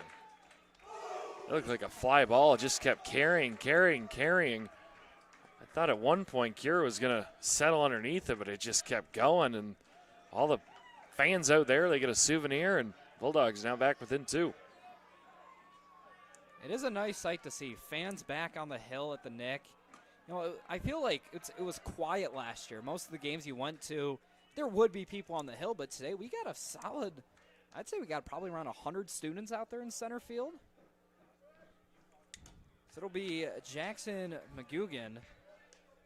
Came in at the end of last game to pinch run, came around and scored on the Jake Burns single. He's behind 0-2 here. Orbis quickly back into the windup, misses up with the fastball. Moves it to 1-2.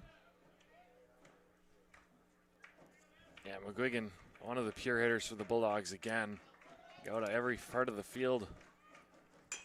One's tapped at the plate off of McGuigan.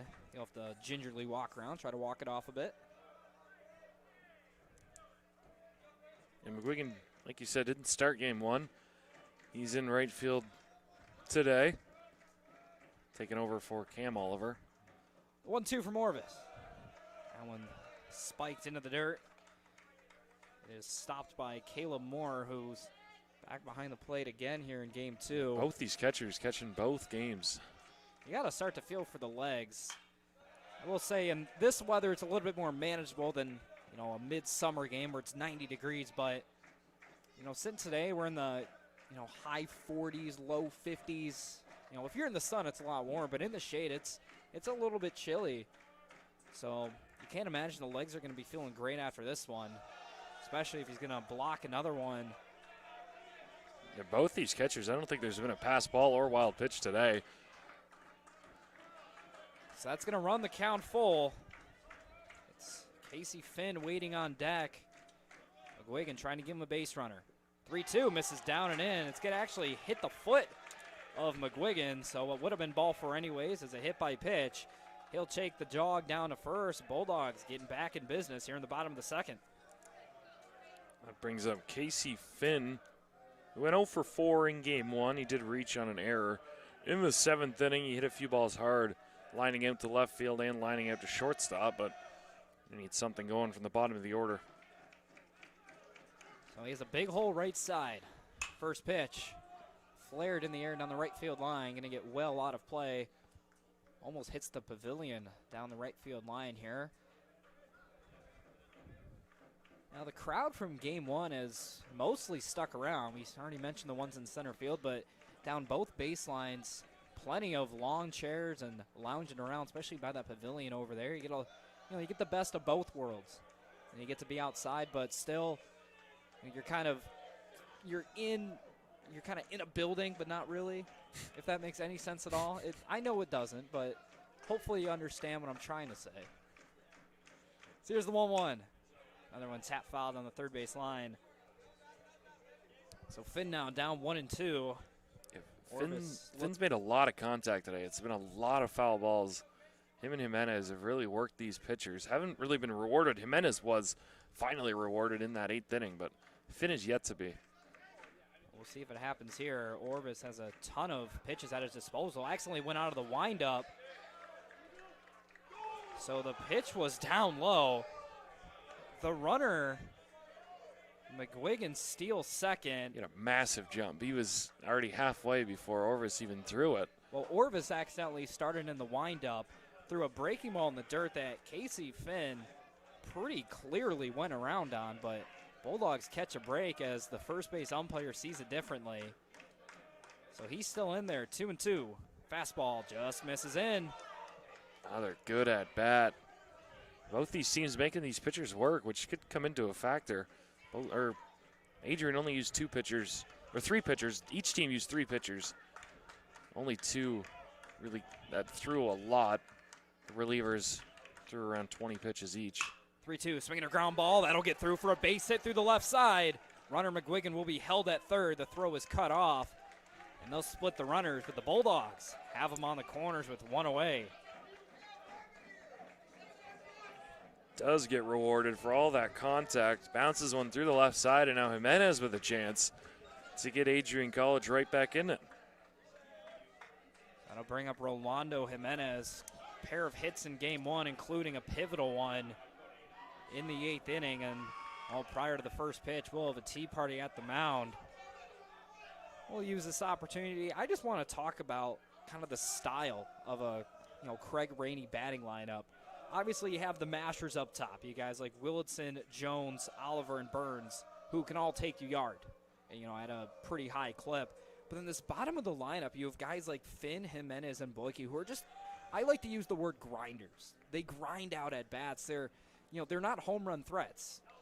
They don't come up with nobody on base with 2 outs down a run. You're hoping they hit one over the wall. You're just hoping they get on base. But, they all play their roles so incredibly well.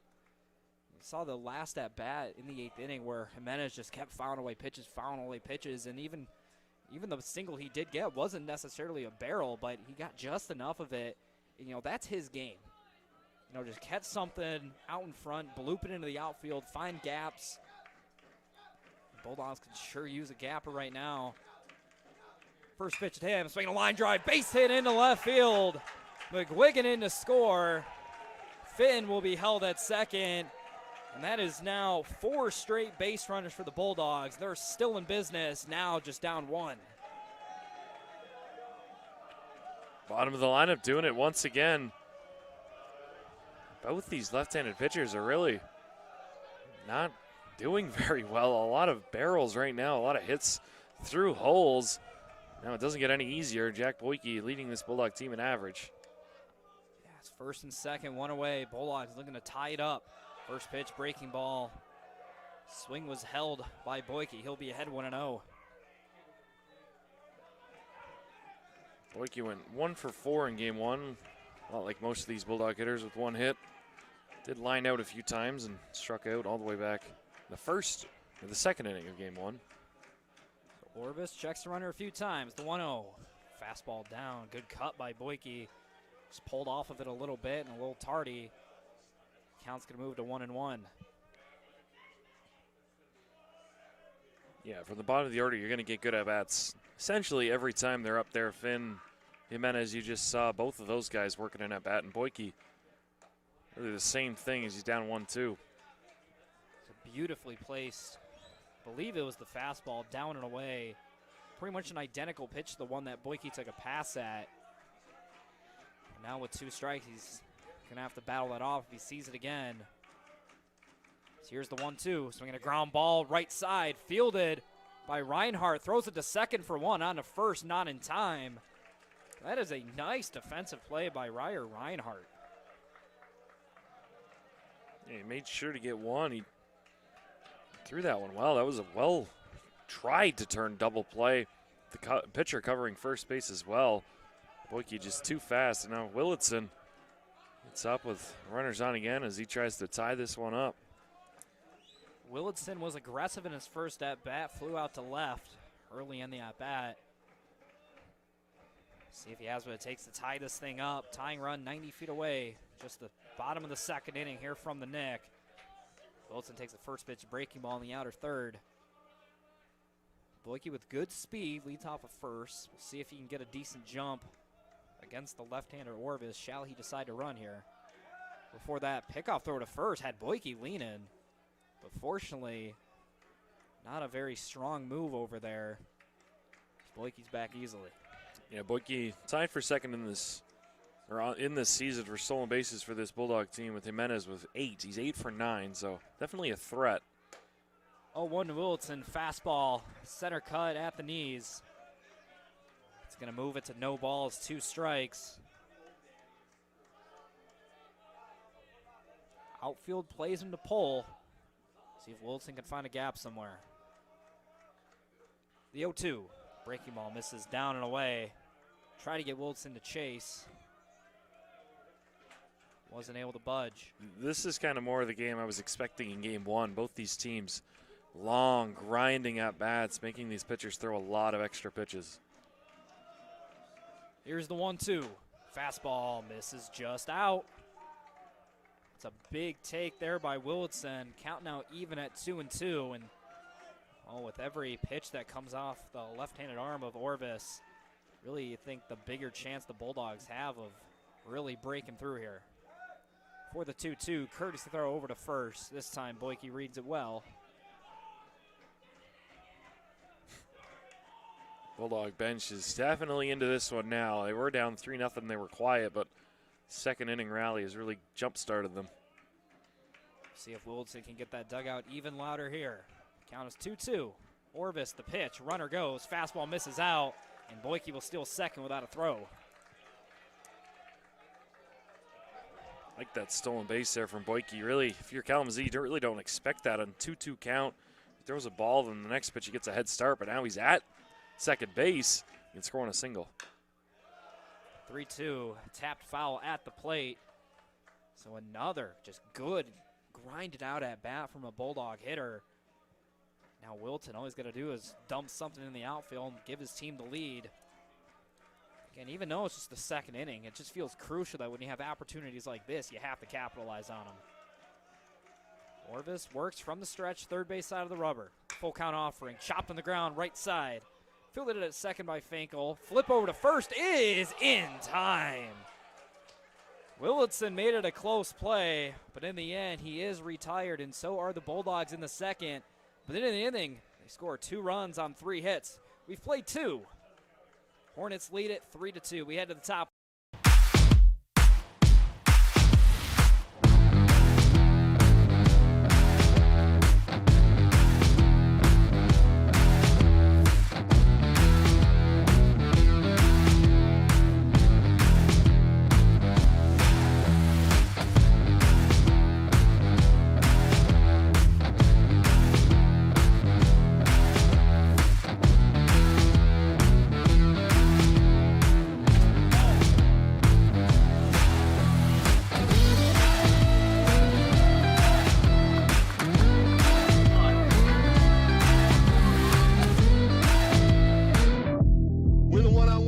One-on-one battles lead to unit battles, which lead to team battles, and then a big victory at the end. Nothing different today than what you do every day, all right? Love you guys. Win on 3. Ready? 1, 2, 3. Win. Let's go.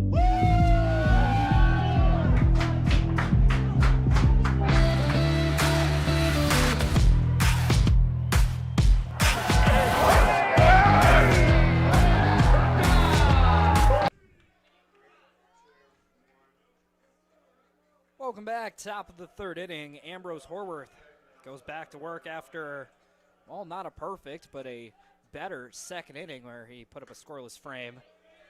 Now gets to face the heart of this Hornet order, 3-4-5, starting with Ryer Reinhardt. Yeah, all 3 reach base in the first inning, so he's got his work cut out for him.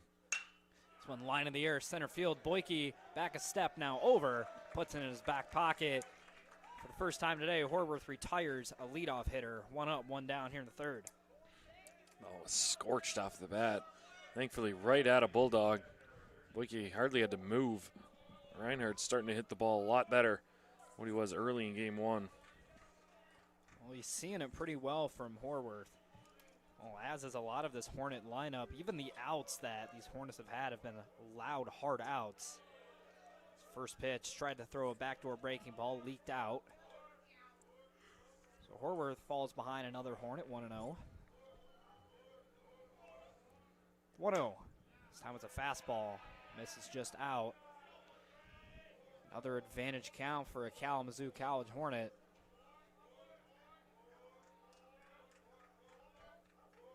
So Horworth, third base side, works from the windup. The 2-0. Breaking ball, half-hearted swing. Nice pitch by Horworth. Gets a strike on the board, 2-1. I love the half-hearted swings from some of these guys, and then the other dugout just pounces on it. Even though in a 2-0 count, obviously he was sitting fastball, gets fooled by the breaking ball.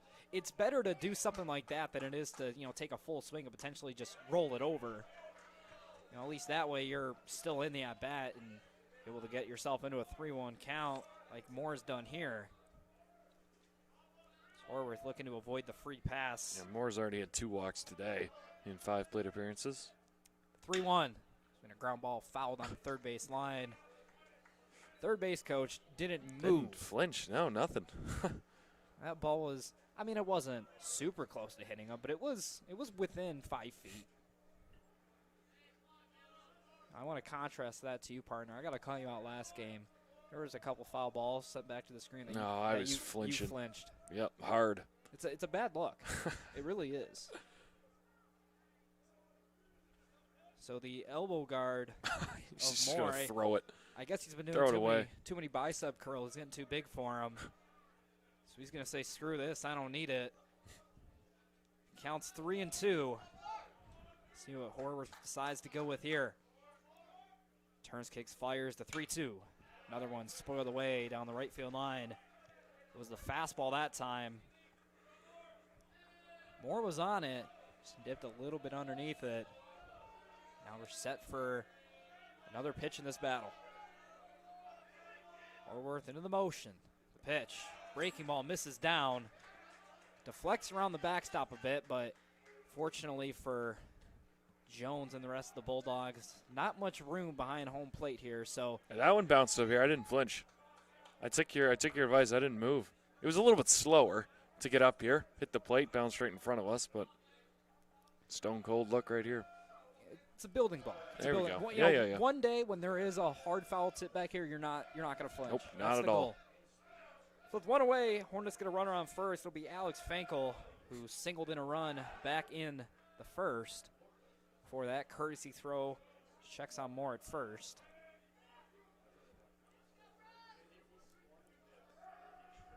So Horworth now has to work from the stretch. First pitch to Fankel, breaking ball called, strike at the knees. It's more of a long looping slider, not like that sharp one we saw from Kozlowski last game. And typically as a left-hander that fares a little bit better, especially against left-handed hitters. Not having that super sharp slider, almost a cutter that Kozlowski throws. Definitely a true, sweeping slider for Horworth.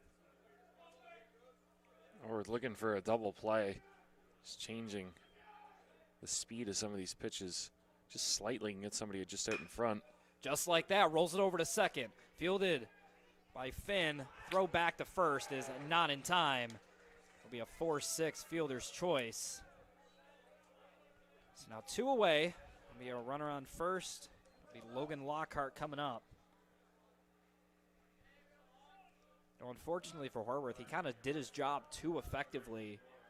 That one, when it was rolled over to second, just off the end of the bat, wasn't hit particularly hard. Would have been a really tough turn. And credit Bruder and Finn for making it close.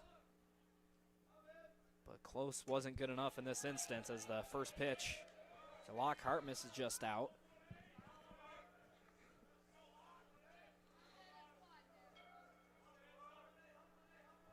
So good speed leads off at first and Fankel.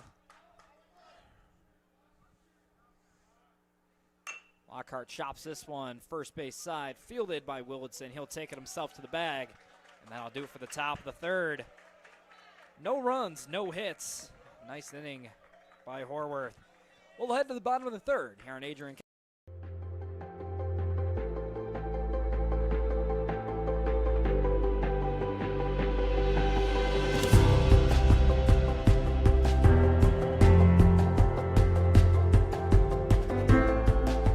The diploma you will receive symbolizes your efforts and distinguishes you as a highly educated person.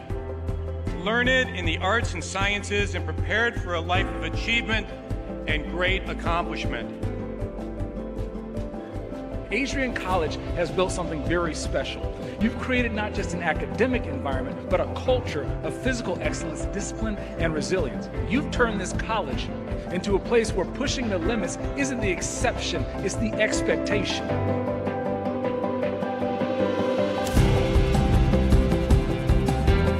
We leave here with countless memories, loyal friendships, and moments that have shaped our character far beyond what we could have imagined when we stepped onto campus. So now, class of 2025, we've come a long way, and I know as we step into this next chapter, we'll step into a new exciting adventure. I know we will do so in faith, in confidence, and in gratitude. Thank you guys, and congratulations, Adrian College, class of 2025.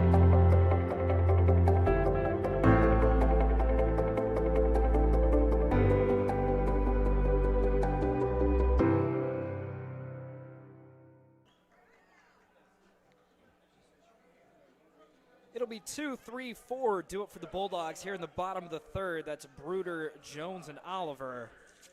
Of course, the first of those being Bruder, who struck out looking back in the first. See if his fortune's any better here in the third. He'll take a first pitch changeup just on the outside corner for strike one. Yeah, these two, Bruder and Jones, they affect the game in so many ways, but they have to get going on offense. They only have one hit combined between the two of them today. They're going to need something. There you Swan's go. on the ground and threw for a base hit.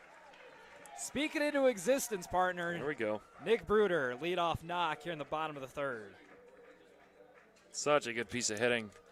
He's taking a low and away pitch and just swat it the other way. Bruder gets his first hit of the day, and he is one of the bigger Bulldog threats on the bases. 12 for 14 this year.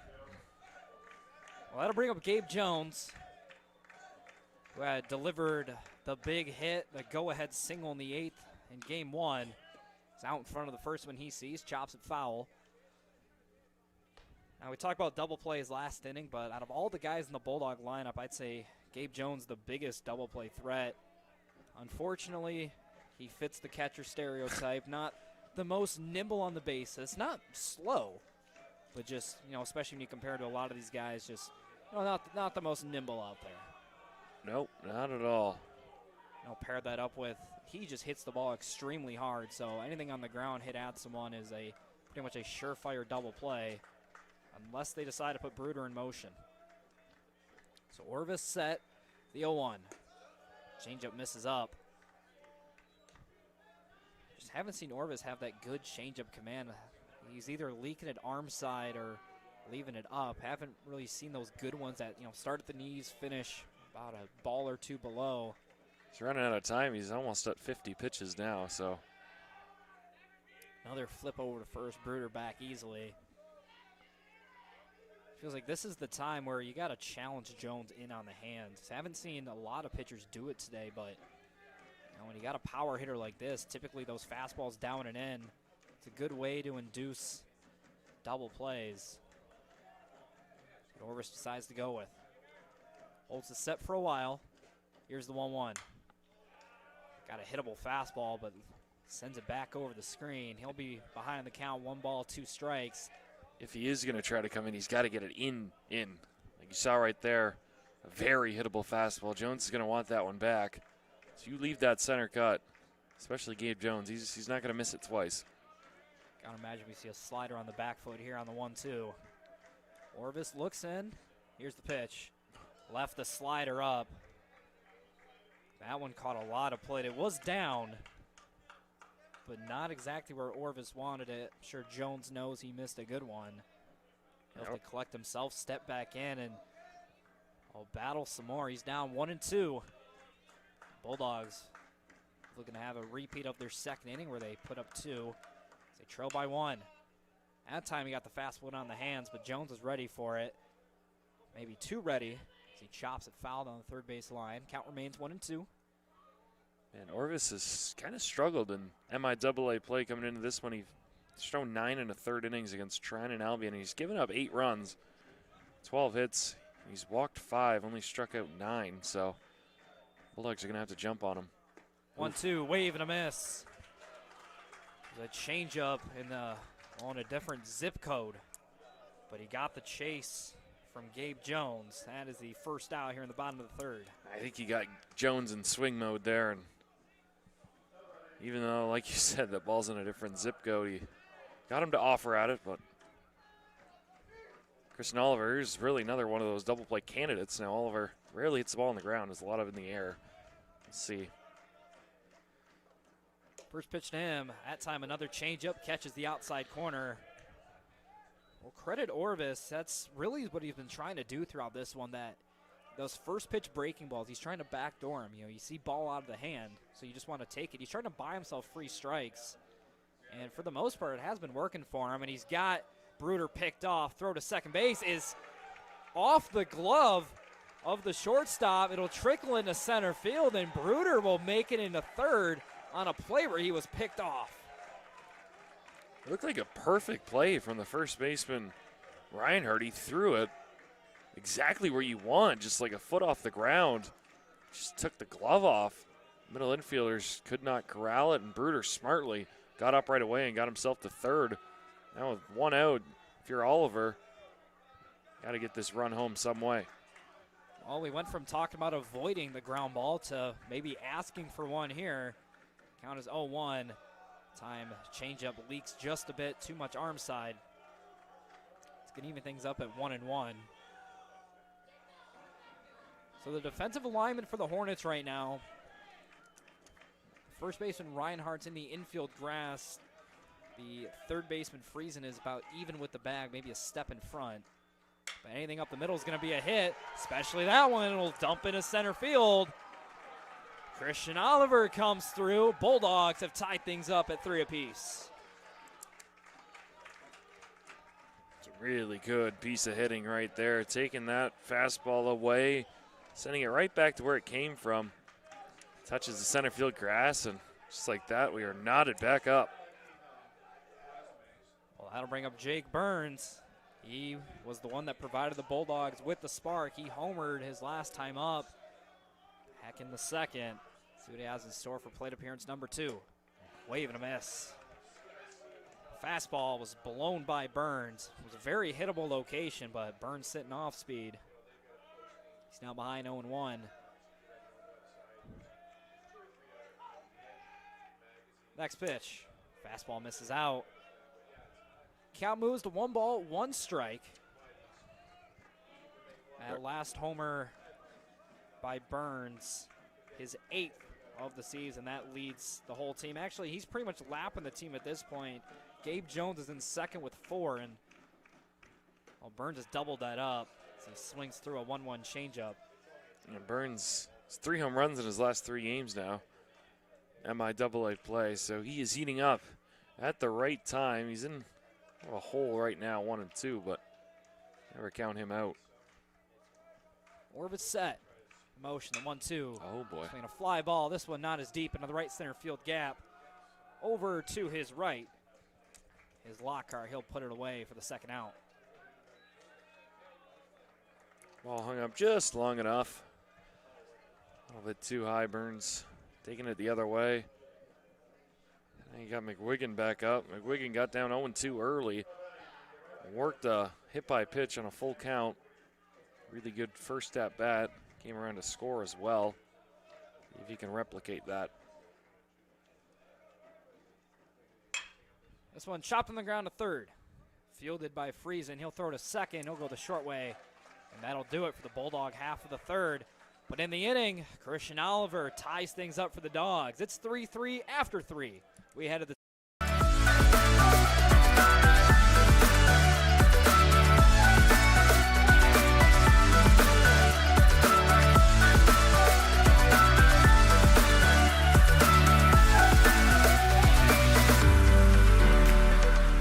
You stand today, students, on the threshold of a magical time in your life.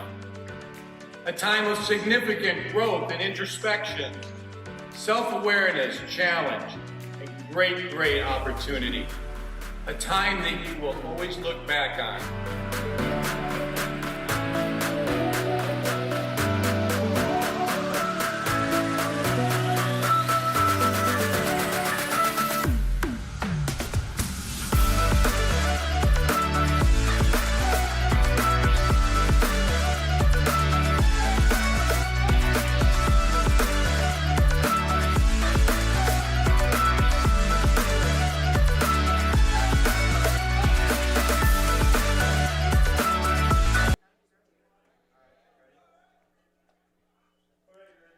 top four here from the Nick.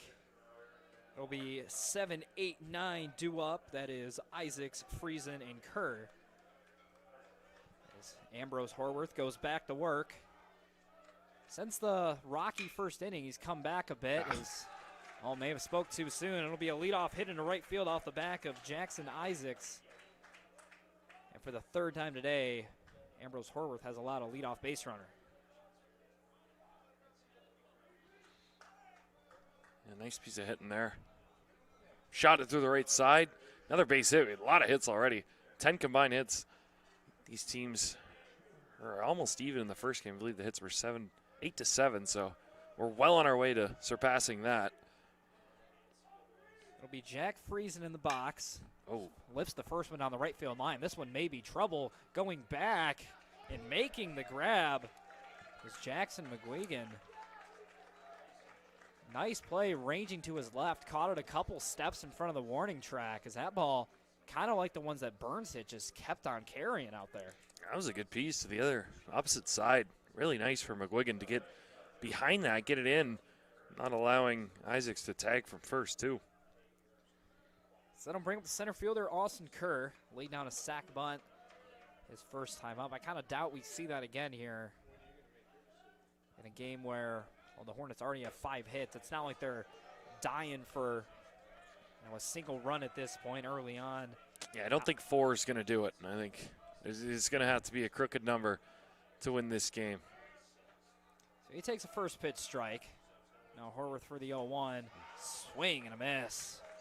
Maybe the best slider we've seen so far from Horworth. Dove down and away against Kerr. He's ahead 0-2.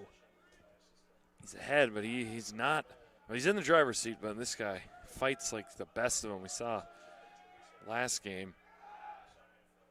Refuses to go down. Kozlowski eventually did get him to strike out, but his bat-to-ball skills are very impressive. Horworth with just 1 strikeout. That came back in the second where he got Newland looking to end the inning. Would love a second one here. The 0-2. Breaking ball. What? Called strike 3, I believe, on the pitch. There was no point. What is the I don't even know. It looked like it was center cut fastball, and the umpire, I guess, got blocked away from kind of the attempted swing from Kerr. Regardless, it's a big strikeout. And no matter how you write it, forwards K or backwards K, it's a strikeout nonetheless. So that'll turn the lineup over. It'll be Cade Friesen. He'll take ball 1 upstairs. That's the second time today we've had a strikeout on something that we didn't know if it was on the pitch or the swing. And no signal either time, so. 1-0, Scott in the air, right field. McGuigan camps underneath it. He'll put it in the back pocket, and that'll do it for the Hornet half of the 4th. They get a leadoff hit but do nothing with it. We've played 3.5 here from the Nick. Bottom of the 4th. Adrian College is shaping the future of higher education and leading the way in innovation and excellence. Ranked first in most innovative schools and second in best value in undergraduate teaching in the Midwest by U.S. News and World Report, Adrian College is recognized for its commitment to innovation, quality education, and affordability. Offering 71 undergraduate programs, 13 graduate programs, and a 1-to-15 faculty-to-student ratio, our students receive personalized attention and a cutting-edge education. With state-of-the-art facilities, 10 academic institutes, and 50 competitive sports teams, Adrian fosters growth both inside and outside the classroom. From small class sizes to championship-level athletics, we provide the tools and experiences you need to succeed. Join a community that prioritizes your success. Start your journey with us, where your potential is realized. Discover Adrian College.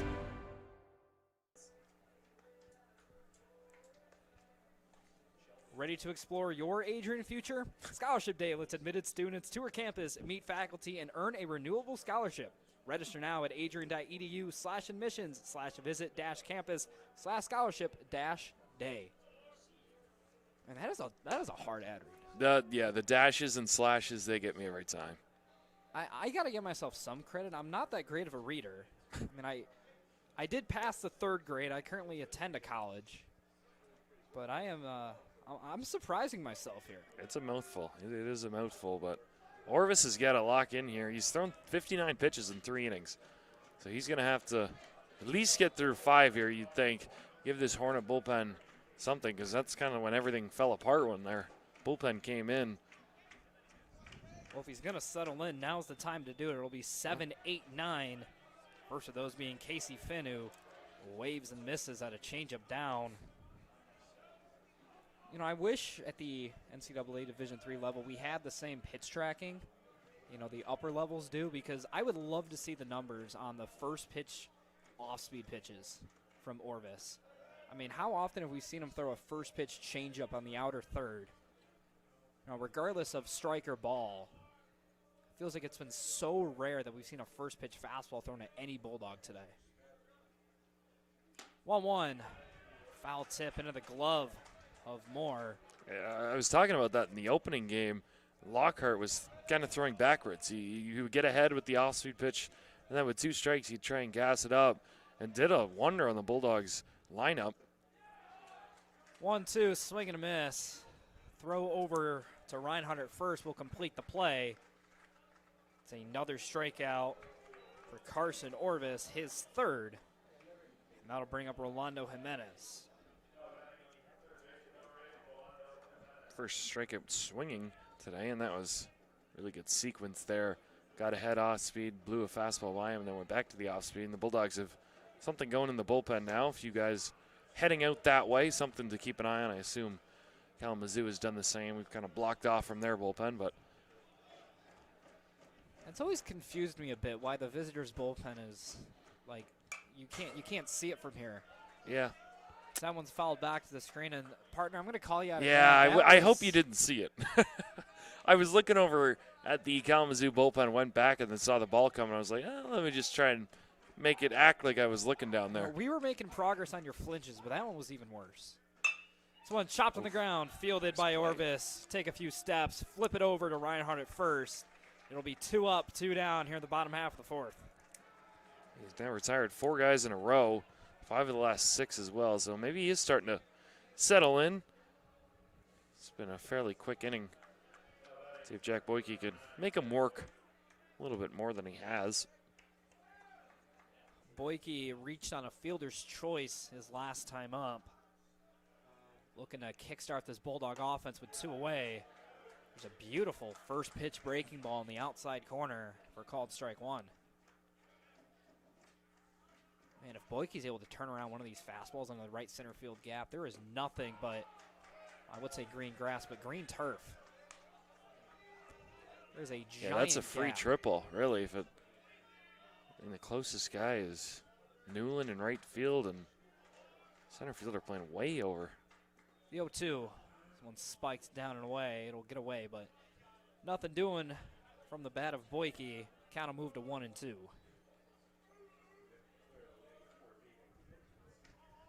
Boyke climbs back in. Orvis from the windup. Looking for another strikeout in the 4th. This one's rolled over. Diving stop by Reinhardt. Flip over the pitcher. Race to the bag, and Boyke wins it. It'll be an infield hit for Jack Boyke, but man, Reinhardt almost made the play of the day. Made a few really nice plays in both games over there at first base. Sometimes coaches just kind of throw one of their better hitters. Doesn't really have necessarily a position over at first base, but this guy really gathered and vacuumed up everything. Well, Reinhardt singled in the opening run of the game back in the 1st, and then hit a line shot to centers last time up. Boyke with a fantastic jump off the 1st. He swiped 2nd easily. And then Reinhardt's made a couple nice defensive plays, both off the bat of Jack Boyke. Of course, had the fielder's choice where he made a really nice play outstretching, threw a dart to second base. And that last diving play there. But unfortunately for him and the Hornets, nothing much doing of it. This one by Willitson, roll over second base. Close play at first is in time to get Willitson. So the Bulldogs leave another runner in scoring position, and that'll do it for their half of the 4th. We've played 4 here at the Nick. We're scoreless. We head to the top.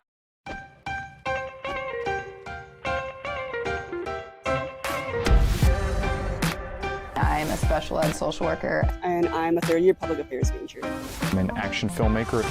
I'm a recent graduate from Michigan State University. I'm an underwater cinematographer.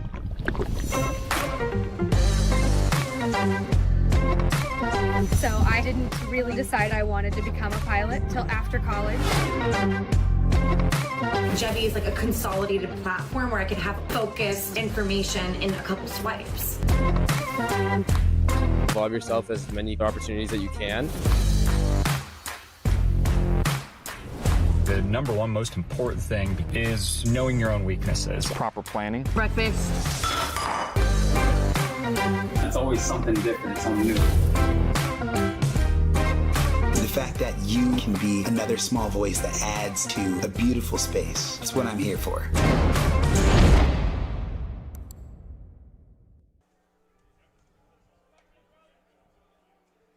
Welcome back into the Nick, top of the fifth inning. Being set to be played. It'll be 2, 3, 4 for the Hornets. That is Newland, Reinhardt, and Moore. First of those being Newland, 0 for 2 on the day, ground out and a strikeout. As he leads off the fifth, trying to jumpstart this Hornet offense once again, who got off to a fantastic start, but since then, it's been 3 straight zeros produced from the left arm of Ambrose Horworth. First pitch backdoor breaking ball, never makes it back to the plate. Yeah, Newland 1 for 6 today. He came in with a 4.43 average. He's been quiet. Credit the Bulldogs. Well, we're going to call it an announcer, Jen, because this one down the right field line lands just fair, and Newland will cruise into second base standing up. It's a leadoff double. I did that in game 1, too. I was talking about the Bulldogs 1 out away from their second shutout. Then, of course, RBI single. So You said shutout? I did. I usually don't for hockey specifically because one of our ACTV guys, Alex Herman, we do a lot of games with, is a goaltender, and every time you do say shutout, he gives you a snare. So try not to, but. I mean, I don't think shutout has the same jinxing ability that it does for, a no-hitter, perfect game. Oh, don't say that. Yeah, I can't say that. So that'll bring up Reinhardt. Runner in scoring position, nobody out. This one lifted in the air into the gap in left center field. This one may be trouble. Back at the wall, off the base of the wall. Newland will easily score. Reinhardt will stop at second. They'll trade places. Hornets now lead at 4-3. It's middle of the order. It's been pretty quiet today, but only a matter of time before they got going, and back-to-back loud doubles. Well, all doubles are not created equally. The first one from Newland caught a fastball in on the hands, hit a Nicolay Field double, well, almost a Nicolay Field double. Just used the speed to get into second base, but then, Reinhardt, tough to hit a ball much better than that. Now Horworth has to settle in as hard ground ball fielded by Bruder. He'll throw over to Wilson at first, who will stretch out, keep the foot on the bag. That is a big out number 1 for Ambrose Horworth. That ball's hit well once again from Moore. Horwath came into this inning only throwing 49 pitches in 4 innings. It's been kind of the same here. They've been jumping early in counts, not a lot of deep counts for this Hornet lineup. I mean, Horworth just kind of refuses to walk guys. He has walked 2 guys today, both named Caleb Moore. But prior to that, 5 walks in over 34 innings of work. As it looks like we may have a pitch clock issue. Umpires are converging. Yeah, I don't think the pitch clock got reset, so.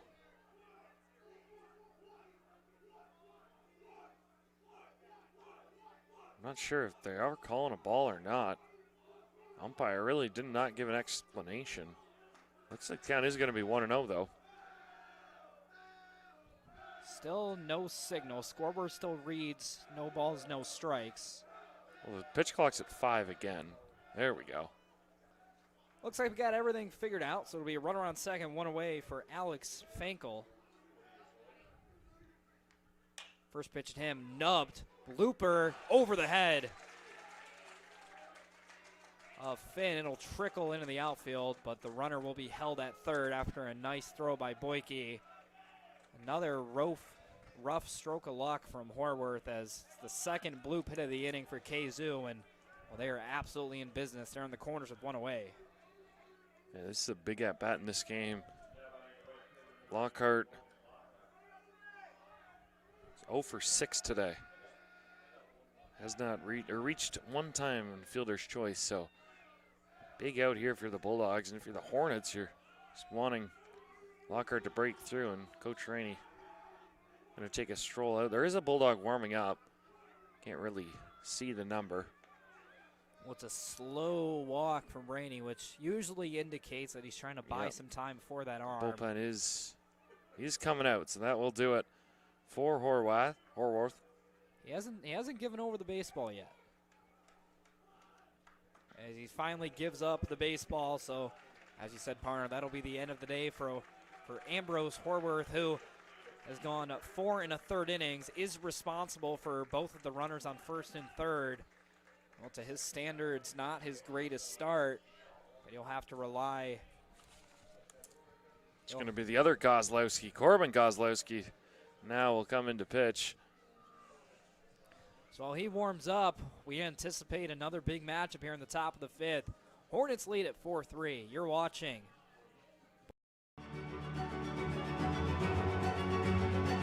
Before the achievements, before the celebrations, there's the work. Early mornings, late nights. Every challenge faced, every extra effort made. Every victory starts with preparation. We value leadership, resilience, and innovation. No victory without work. Because success isn't given, it's earned. Welcome to Adrian College.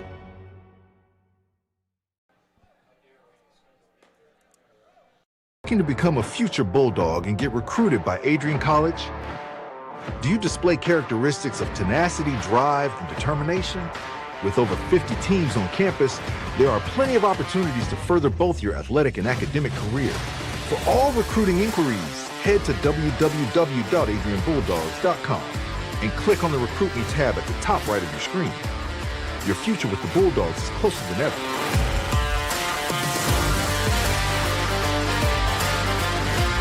We'll try. Welcome back into the Nick. Still in the top of the 5th inning. The Hornets have taken the lead 4-3 and have forced Ambrose Horworth out of the game early on in the 5th. He'll give way to Corbin Kozlowski. Whitey, what do we got on him? Yeah, Corbin Kozlowski, much like his brother, one of the better arms this Bulldog team has statistically. He's only thrown 5 innings. He's only given up 1 run. He struck out 6. He's given up 278 batting average, but he only has a 1.40 whip. This is a big spot for him. Got to try and get through this inning unscathed. Lockhart's still looking for his first hit today. A ground ball would be really nice here if you're a Bulldog. Well, Kozlowski, a freshman right-hander out of Livonia, Michigan, comes on to get a huge pair of outs for the Bulldogs, and a good start. Paints a fastball on the outside corner for strike 1. That's what you want coming out of the bullpen if you're head coach Craig Rainey. You want your relievers throwing fastball or throwing strikes, not necessarily fastballs, but you don't want them to come in and start walking people. Here's the 0-1. Time a breaking ball misses down. It's smothered by Jones. I've already seen it a few times today with first and third. The Hornets been very aggressive taking off. Got to imagine at some point in this at-bat we see him take off. Here's the 1-1. Shows bunt, gets it down the first base line. Willitson goes home, not in time. Hornets put up another one. Perfect bunt there.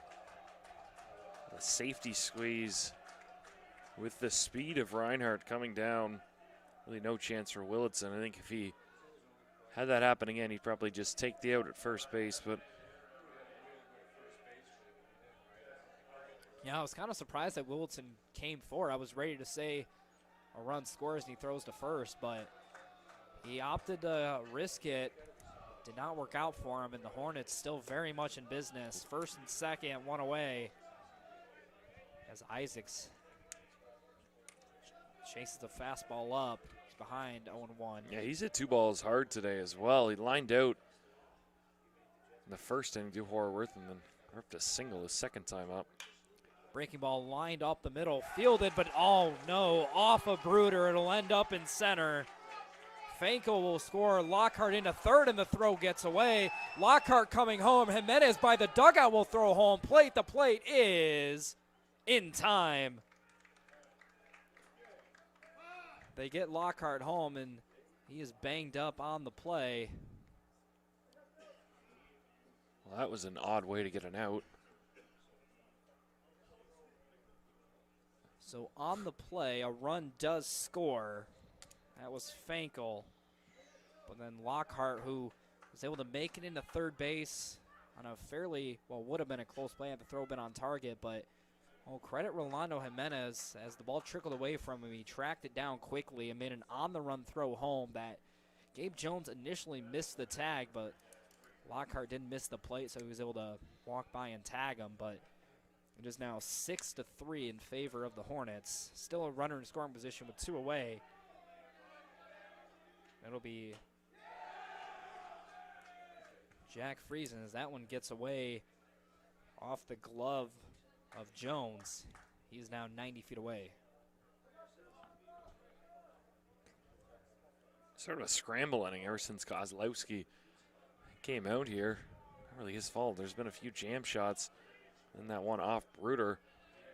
Still, if you can get out of this one, only allowing 3, your offense is good enough to score in bunches. 1-0 fouled away down the first base line. That was the breaking ball from Kozlowski.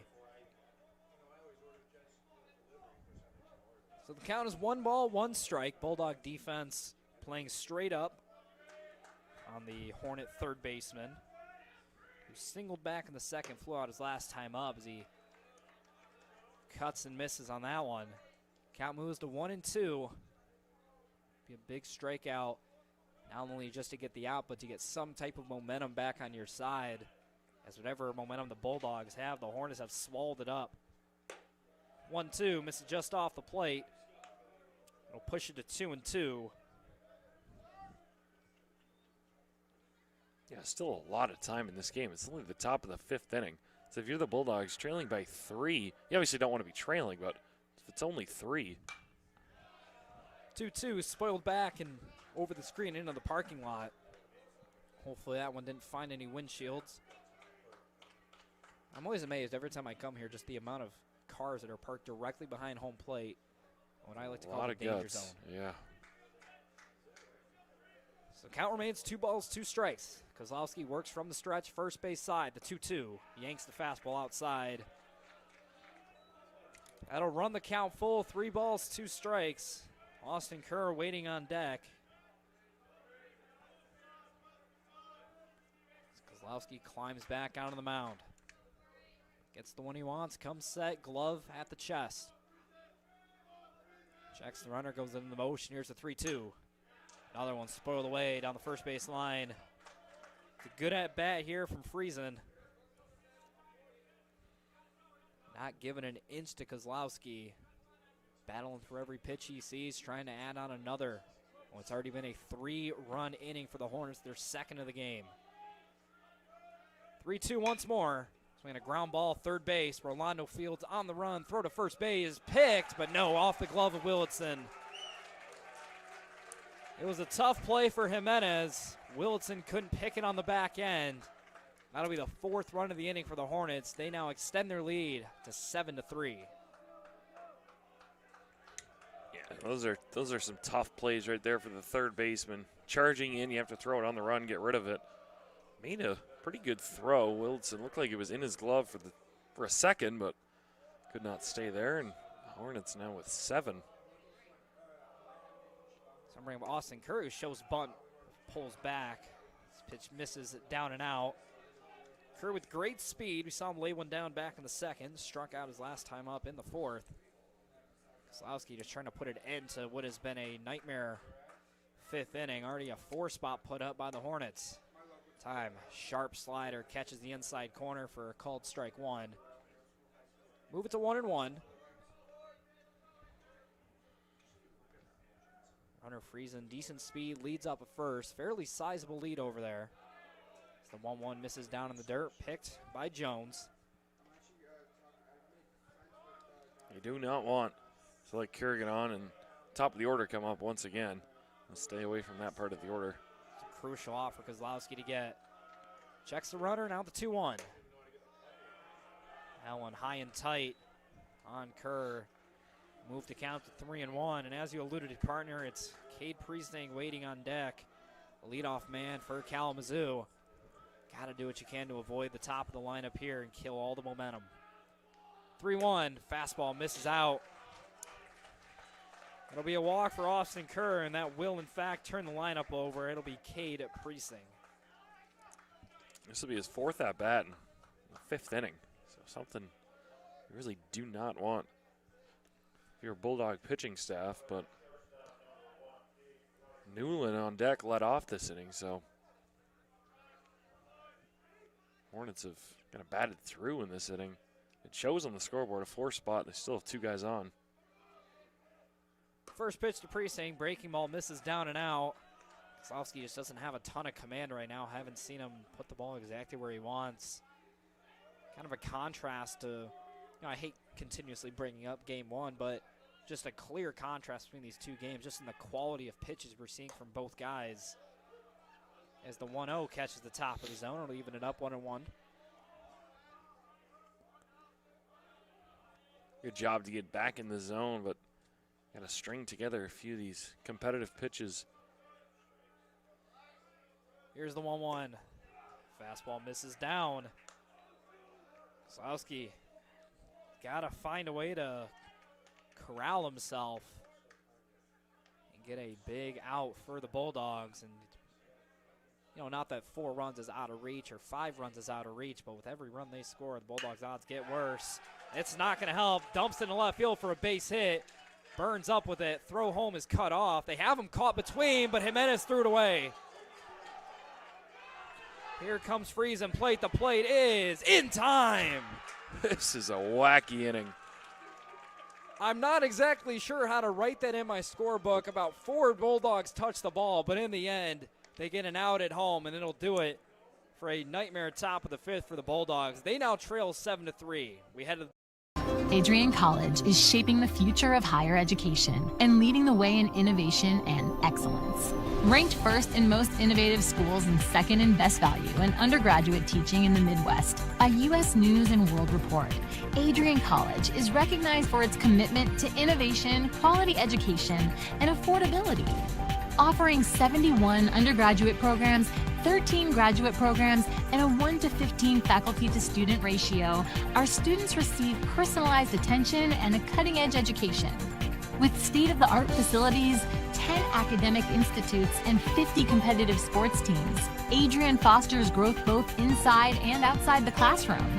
From small class sizes to championship-level athletics, we provide the tools and experiences you need to succeed. Join a community that prioritizes your success. Start your journey with us, where your potential is realized.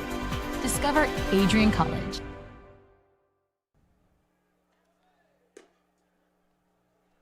Bulldogs will try to respond to the 4-run 5th just put up by Kalamazoo.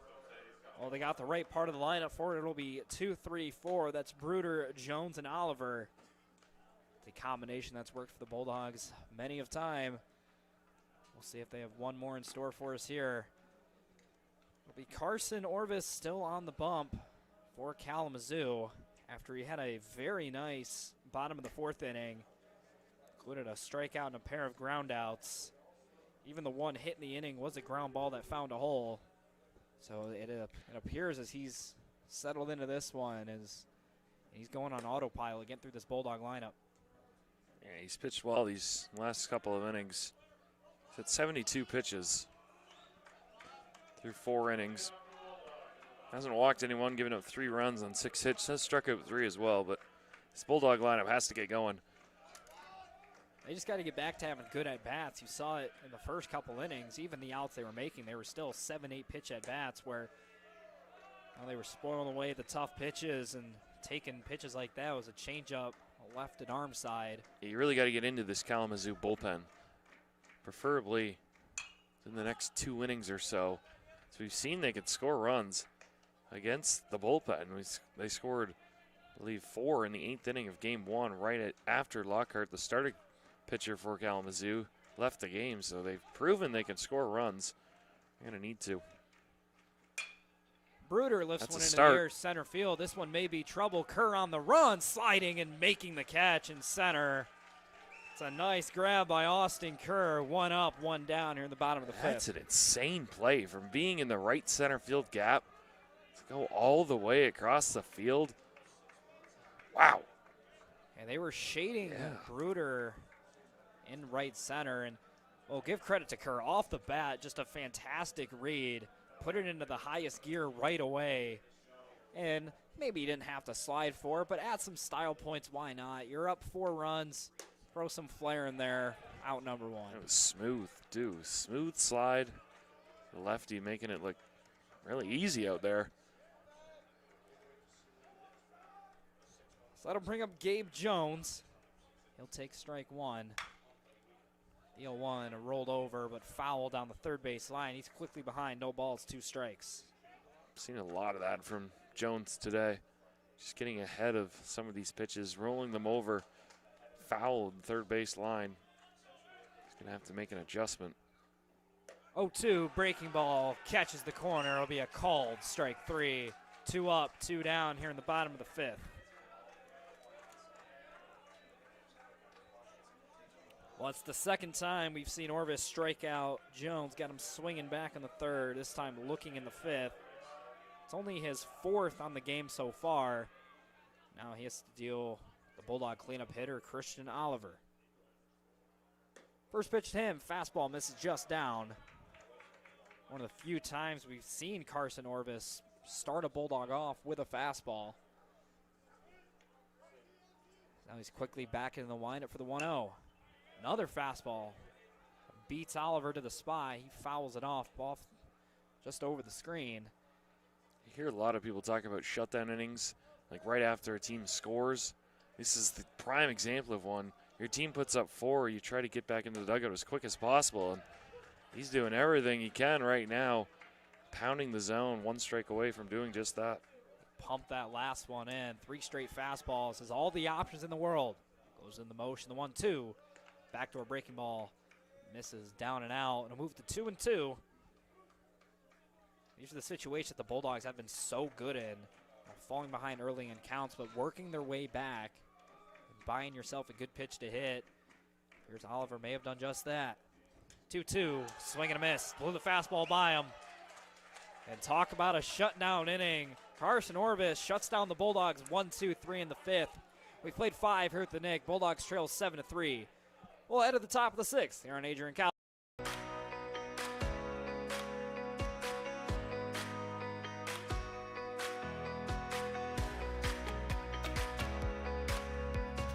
These students who have worked so hard to achieve what so many never achieve. This evening you join the select company of people who hold a baccalaureate degree or a master's degree. You join a privileged group of individuals, a minority of persons in this country, and an even smaller fraction from around the world who have had both the opportunity to pursue higher education and the intelligence, discipline, and determination to reach this goal.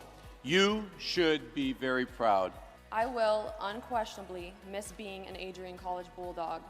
I will miss the pink flowers that light up the campus each spring, the dining halls that prompt exchanges of, "How's your day been?" after a long day of classes, and the sporting events that fill students with pride. I will miss the way this campus instantly feels like home each time I set foot on that Bulldog mile. Ready? 1, 2, 3.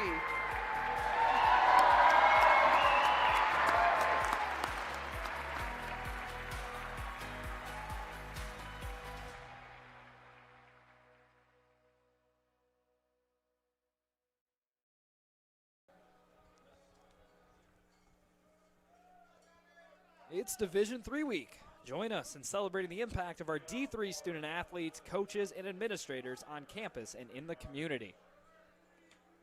Gotta love Division III athletics. That's an easy ad read right there. That was quick. Good for you. That was like 5 seconds, no stutters, no nothing. If only I can talk the same way. I feel like I'm going from reading Dr. Seuss to, I don't know. I haven't read a book in about a decade, so. Well, the count's 2-0 to a leadoff man for the Hornets. It's Robert Newland. Newland 1 for 3 on the day. Grounds this one. Diving stop. Jimenez pops up. Strong for the first. Is in time. Rolando Jimenez has had a weird defensive game at third, but that time flashes the leather for out number 1. He's got a lot of opportunities over there, and he's got a glove on essentially every single one of them. The throws, there was one short hop that Willardson could not corral, but that time he got to the spot. And Newland has 31 stolen bases, so he's not a slow guy by any means. So to get up and throw that across the diamond and get him, good play. I say weird defensive day because we've seen him make plays like that, but we've also seen, there was the play last inning, the slow roller that he fielded on a short hop, and it wasn't a bad throw to first, but, a throw that we've seen him make before, but he threw it in the dirt the last time, and the jury's still out on if it's a hit or an error. I would roll hit. That's a really tough play for him to make. Well, with that, all the commotion happening last inning says Bulldogs have 0 errors. I find that hard to believe. I feel a few throws have been errant and giving Kalamazoo extra bases, but play has kind of ended in and out for the Bulldogs, so not really sure how you score those. There's a 4-pitch walk that Kozlowski is going to want back. Yeah, it's a tough one. After you see your defense make a play like that, you turn around and walking on 4 pitches. Well, granted, it was Ryer Reinhardt who's just tattooed the baseball here in game 2. And a line drive back in the first, a line drive to center back in the third, and then missed a homer by about 5 feet last inning. So I guess if you're going to give a guy a free pass, he's the one you want. So that'll bring up the 4-hitter. He'll lift one. Shallow right field on the run is McGuigan. It'll land. There's your Adrian Nicolay Field double right there. That is the definition of a Nicolay Field double. Got a jam shot. McGuigan was never going to get there, never had a chance at it. Lands about 2 feet inside the line and bounces over for a ground rule double. So that'll put him on second and third, 1 away. That'll bring up the second baseman, Alex Fankel. I think that's going to be it for Kozlowski. Another arm warming up. Really kind of been unlucky today. There's been a lot of bloop hits. There's been some hard contact, don't get me wrong, but a lot of bloopers that Kalamazoo's taking advantage of. Yeah, Kozlowski hands the ball over, so that'll do it for him. And he'll give way to another Adrian College bullpen arm here in the 6th inning. They trail 7-3, KZoo in business. Back in a moment on ACTV right after this.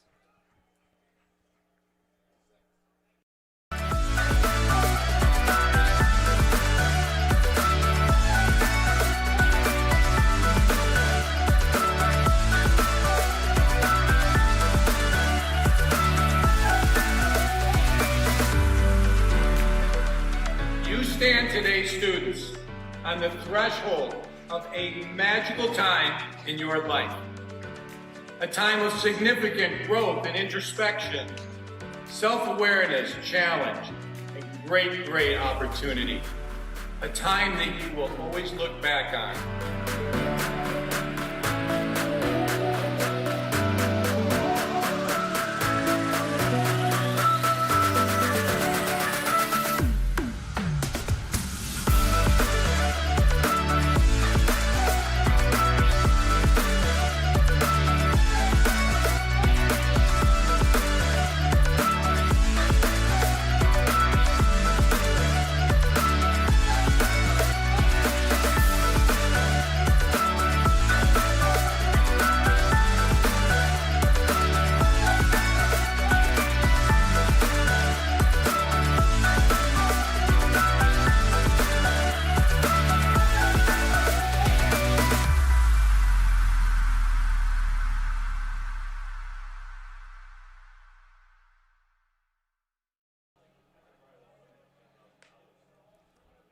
It'll be Ben Bates on for the Bulldogs. Limited action this year, just 7 innings. But in those 7 innings, he's given up 4 runs, but he struck out 6 and has walked 3. He's held opponents to a .259 average against so far, but he's in a big spot here. Bulldogs in danger of starting to let this one really slip away from them. There's runners on 2nd and 3rd, just 1 away for Alex Finkel. He's already had a pair of knocks in this one. First pitch to him. Oh. Swinging a high fly ball right center field. This one may be trouble. Boyke back, looks up, and it's gone. Alex Finkel puts an exclamation point on the middle innings for the Hornets. Got a first pitch fastball from Bates and did not miss it. He tattoos one into right center field, and the Kalamazoo lead is up to 7. You know, we were talking about if Adrian should play the infield in there, kind of coming out, trying to keep it within striking distance. There was no defensive positioning that could have stopped that one. That was tattooed, really the deepest part there in right center. That's a shot right there. Now you're really in the hole. 10-3. Got to keep it right here. Oh, welcome to the game. Ben Bates throws one pitch, and it ends up about 400 feet to right center field. Comes back with a backdoor breaking ball that doesn't make it quite back. He's behind 1-0. This one chopped on the ground, second base. Fielded by Faneuil, throwing to first in plenty of time, and Ben Bates records an out. Nice to get right back in the strike zone, get an out after one of those towering home runs. So that'll bring up the DH, Jackson Isaacs. Isaacs lined out in the first, singled in the fourth, and reached on an error back in the 5th. He'll take ball 1. Man, how about that Kalamazoo dugout? They are feeling themselves right now. And I mean, why shouldn't they? After getting shut out for just about 9 innings in game 1, it was what, 8 2/3 before they scored a run? Yep. They've put up a 10 spot here in game 2 in just the 6th inning. Oh my And here's God. another one lifted down the right field line. This one will land foul. It just puts into perspective the greatness of Kozlowski that we saw to go 7 shutout innings against this lineup. I believe they're 3rd in the nation in runs per game, above 10 runs. So for him to go 7 shutout, I mean, it's pretty impressive. He didn't even get the win. He didn't even get credited. The Bulldogs weren't able to score until the bottom of the 8th, but 2-1, breaking ball misses down and in. you know, we had our questions about Kalamazoo and their strength of schedule. I mean, I think they've put those to bed. This lineup is good. And it's not just the top half. It's everyone in the lineup's been doing something. Even someone like Austin Kerr in the 9th spot has been on base a couple times and has impacted the game offensively and defensively. So 1 through 9, this is the lineup that can hurt you. Right now it's the 7-hitter Isaacs who's in a battle. He'll foul that one away. Count remains full.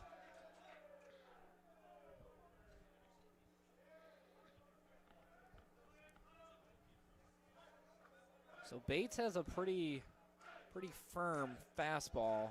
Got to imagine on a 3-2 after a couple breaking balls, we see him come back with the fastball here. Maybe something on the outer half. So here's the full count offering. This one lined into center field. Boyke on the run. He lays out and he makes the catch.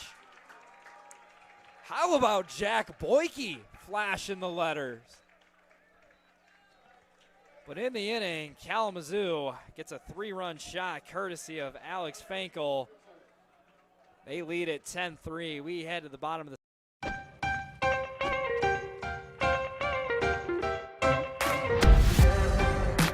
I'm a special ed social worker. And I'm a 3rd-year public affairs major. I'm an action filmmaker. I'm a recent graduate from Michigan State University. I'm an underwater cinematographer.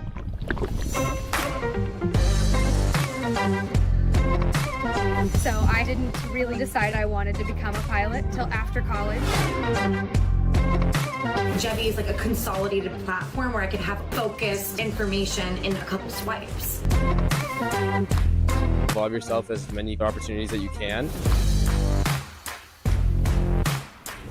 The number one most important thing is knowing your own weaknesses. Proper planning. Breakfast. It's always something different, something new. The fact that you can be another small voice that adds to a beautiful space. It's what I'm here for.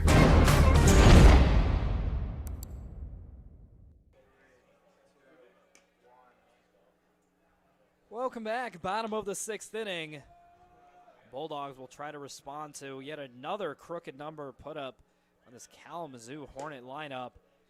They lead it 10-3. Bottom of the 6th. Bulldogs have 5, 6, 7 due up. That's Burns, McGuigan, and Finn. Of course, Burns delivered the big blow for Adrian back in the second where he homered to straightaway center, but they're going to need about 7 of those. They want to be able to tie this thing up. You can't get it all back at once, so they got to chip away. Oh, Burns may disagree with you. It's like a home run swing of that one. The problem is, Orvis pulled the string on him. He was way out in front of the changeup. Got to feel like it's only a matter of time before the Bulldogs start to adjust. And I feel like in the dugout they got to be talking like, hey, 90% of the time it's a first pitch, either changeup or slider. So if you see spin, sit back on it and take a good rip at it. But maybe that message hasn't been spread all the way through. It's the 1-1 spiked in the dirt. Burns is ahead 2-1. And Orvis, he's up now at 86 pitches. So if they can get to this Kalamazoo bullpen, they're going to have a chance here. But they got to start now. We're running out of time. This one's lifting the air down the right field line. This one's slicing. It is a fair ball. It'll one-hop the base of the ball. Burns will be content with a double. He'll pull up there. Well, if the Bulldogs are going to come back, they're going to need more swings like that. The leadoff double, courtesy of Jake Burns. Yeah, he's just a pure hitter. Taking that pitch the other way, one-hopping the wall. I think he's accounted for every single one of the Bulldogs' extra base hits today. I think it's only 2. A home run and a double. The rest of the Bulldog lineup has got to start doing something because Burns is trying to drag them, but you're going to need a lot more guys to come back from a 7-3 or 10-3 7-run deficit in 4 innings. Bring up Jackson McGuigan. He'll take a first pitch changeup well above the zone. So maybe that pitch count's starting to get up there for Orvis. We may see that command that's, started out a little shaky, but in the last few innings, it's just been absolutely dialed in. See if that starts to falter a bit. See if the Bulldogs can take advantage of it. Count is 1-0 to McGuigan. A tap foul at the plate, pulled the string once again. That one caught a lot of plate. But the speed differential enough for Orvis to avoid the big swing and get strike 1. Yeah, if you're Orvis, you have a 7-run lead. You're going to come at this Bulldog lineup. You don't want to you want to make the Bulldogs beat you. You don't want to walk anybody. 1-1, another top tap foul off the foot of McGuigan. So now he's behind 1-2. We spoke about the big strikeout stuff for Orvis, but it really hasn't been the strikeouts that's, really carried him through this one. He does have 5, which is not a bad number by any means, especially through 5 innings. But it hasn't been the thing that he's relied on. It's been a lot of weak contact, a lot of ground balls hit by this Bulldog lineup. So McGuigan does a nice job fighting there. Stays in it. 1 ball, 2 strikes. So Orvis comes set, still working from the third base side.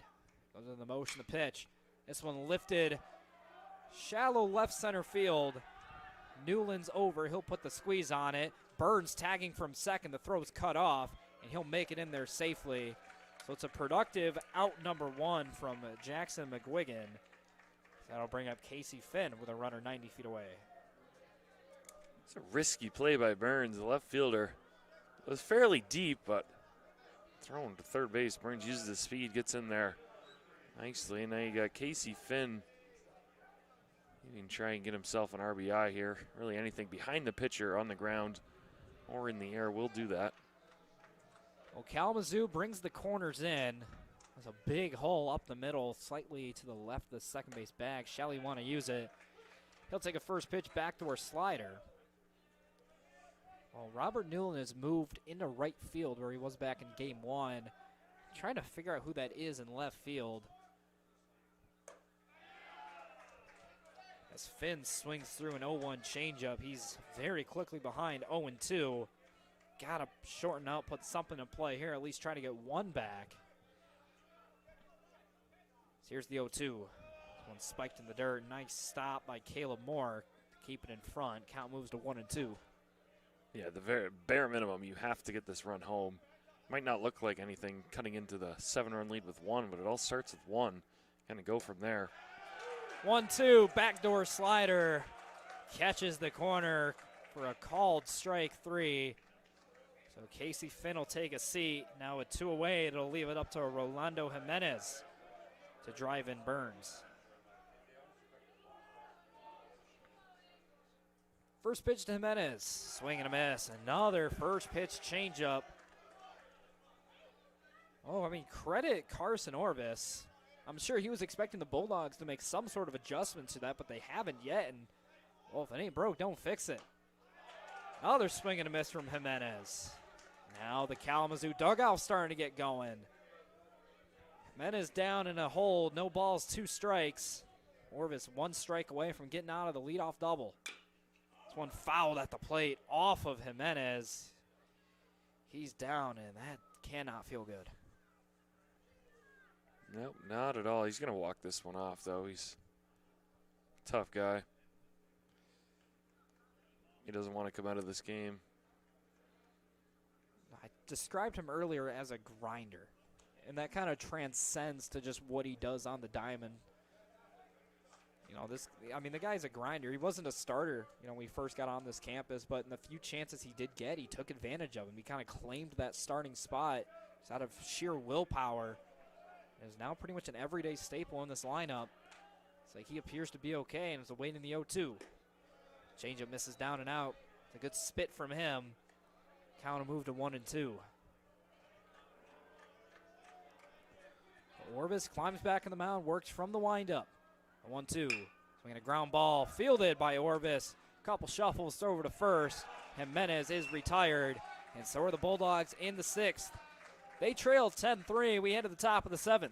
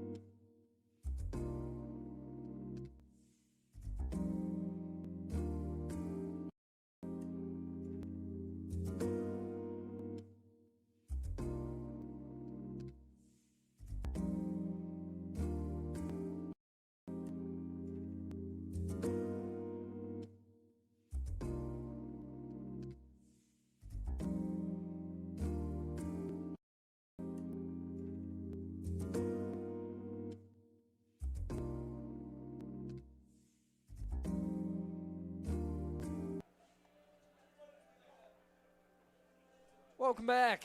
Top of the 7th inning being set to be played. For Kalamazoo, it'll be 8-9-1. It's Jack Friesen, Austin Curran, Cade Priesing.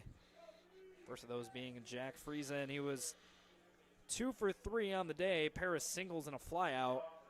Looking to keep the bats alive for KZoo. They've put up 7 runs in the last 2 frames. Looking to approach mercy territory. Ben Bates had something to say about it, delivers a first pitch, strike, fastball at the knees. The lone other Bulldog loss at home was via a run rule as well to Alma College way back at the start of conference. It's a nice slider there from Bates. Gets Friesen to chase it. He's ahead 0-2. So Bates quickly back into the windup. Here's the 0-2. Went back to the slider. This one missed just off the outside edge. Count of moved to 1-2. And, well, Bates certainly still has some options on the 1-2. We've seen nothing above the belt so far. Just as I say that, fastball misses up. Kind of moved the 2 balls, 2 strikes. That Kalamazoo dugout, man, they're having a blast down there. You got to think from their perspective, you're coming on the road facing a team that you know is good in the Bulldogs, as Friesen bounces out to Bates and is retired. But you know this Bulldog team is good. They've been towards the top of the MIAA essentially every year for the last few decades. So, you know, going on the road and splitting a doubleheader, if things hold the way they are, you got to feel like they're happy about that. Yep, for sure, especially after how the first game went. They held the Bulldogs. It's only 4 runs, all of which came in the 8th inning. Just could not get a big hit. They had runners on and a lot of innings, but credit the Bulldogs pitching staff. But you're Kalamazoo, you can win today and win tomorrow. You're really in the driver's seat of the MIAA. So yeah, shall the Bulldogs lose this one? That sets up the rubber match for tomorrow afternoon at Kalamazoo. Well, both teams have pretty much already used their top arms. This one's chopped on the ground. Second base, fielded by Finn on the short hop. Bobbles it a bit, but still it's time to throw over to first for out number 2. Of course, coming into today, Kalamazoo sat at 8-0 in the conference. Bulldogs at 6-2, so the 2-game lead. Now the updated standings, Kalamazoo 8-1, Bulldogs at 7-2. So if Kalamazoo wins this, they move ahead and get that 2-game lead back. Of course, Alma College right there. Other than that, every other team is below 500, so it's really a 3-horse race. Of course, Alma has the tiebreaker over Adrian, winning 2 of 3. It'll be interesting to see how these games play out. Yeah, definitely some storylines shaping up as we approach the back half of this season.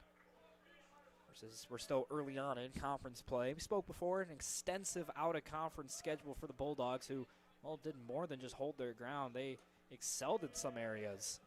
But well, since MIAA play has started, just hasn't been the dominant Bulldog team that we've been able to watch the last few years.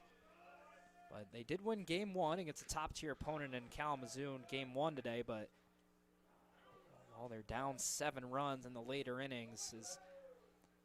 That one's fouled. I believe it got a piece of either the catcher Jones or no. It looks like it got a piece of the umpire there. Jones is asking if he's all right. And the Bulldogs' final 3 conference teams they'll play are Hope, Trine, and Olivet, all towards the bottom of the MIAA, so they've set themselves up. If they can win tomorrow with a pretty good chance, and then it would all come down to Alma versus Kalamazoo, which would be a really good series. Yeah, you said it before, if the Bulldogs are able to come out of this series with a win, which likely means winning the rubber match tomorrow, as this one's grounded up the middle. Bruder Dove put a glove on it, but too fast is Priesing. He'll beat it out. It'll be an infield hit, his 3rd hit of the contest, and the Bulldogs just can't seem to get a 1-2-3 inning in this one. Kind of counter to what they were doing in the first game. So I'll bring up Robert Newland. Grounded out his last time up. First pitch. Tried to go front door breaking ball. Never made it back to the plate for ball 1. Newland had a bloop double back in the 5th. His only hit of the contest. Later came around and scored. Here's the 1-0 from Bates. So we're going to foul back to the screen. And congratulations, Did partner. not move a muscle. For those following along, my partner Jack Whitehead did not flinch at this one. Nope, not at all. Was that the first one today? Give myself maybe 2. So Bates holds set for a while, checking on Priesing. Spikes the slider down and away, blocked by Jones, but a great read by Priesing at first. He'll be able to move it up to second on the wild pitch. It's a big 90 feet, considering Kalamazoo hitter at the plate. Newland leads the team in average by a large margin. Yet to really get going today. 2-1, fastball yanked up and away. So Newland, who hasn't done too much today outside of the double back in the 5th, has himself in a good hitter's count. Good chance to get the 8th swing off and will add on to his already impressive numbers. So Bates set for the 3-1. Checks on Precinct. The 3-1. Fastball, beautiful pitch. Called strike on the inside corner. Against a big body like Newland, that's the type of pitch you need to be able to command. That fastball in on the hands. Makes it very tough for hitters to get around on that. You're not letting them get extended, which is where the power comes from. So a pitch like that's huge from Bates. Tried to go back to it. This time Newland was ready for it. Maybe a little too ready as he fouls it off down the third base line.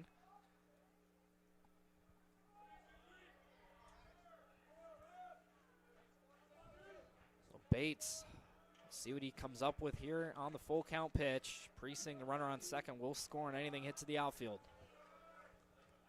Bates checks the pitch. Slider misses down and away.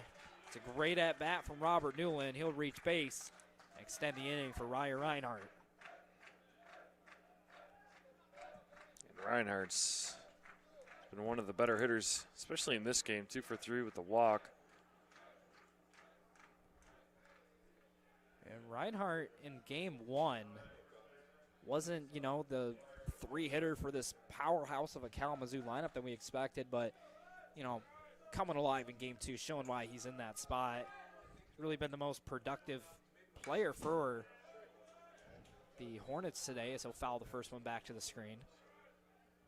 He was 1 for 4 with a couple of strikeouts in game 1. He singled late in that game and then got thrown out, caught stealing.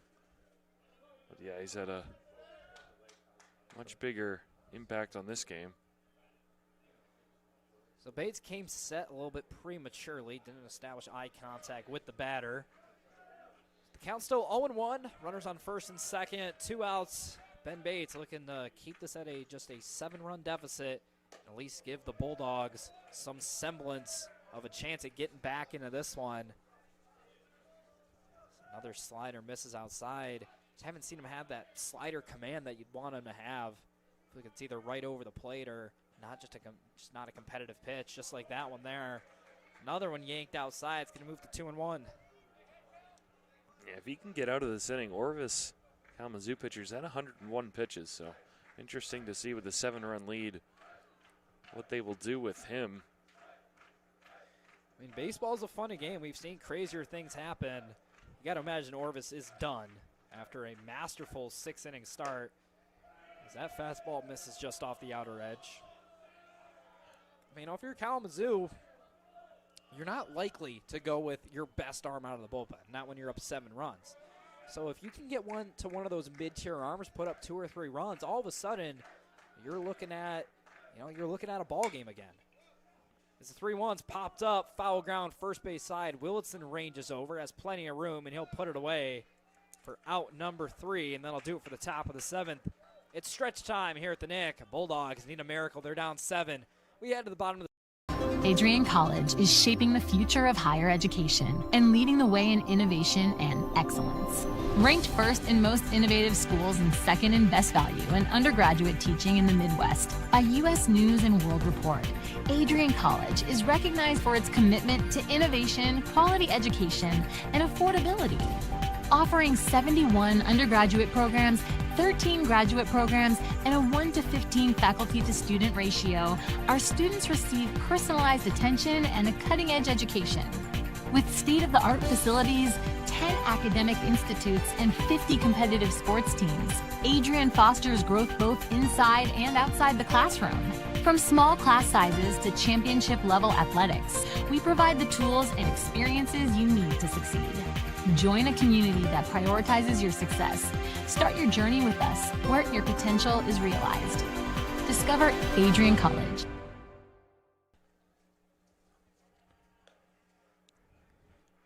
Well, Carson Orvis's day is done. He gives way to a funky lefty.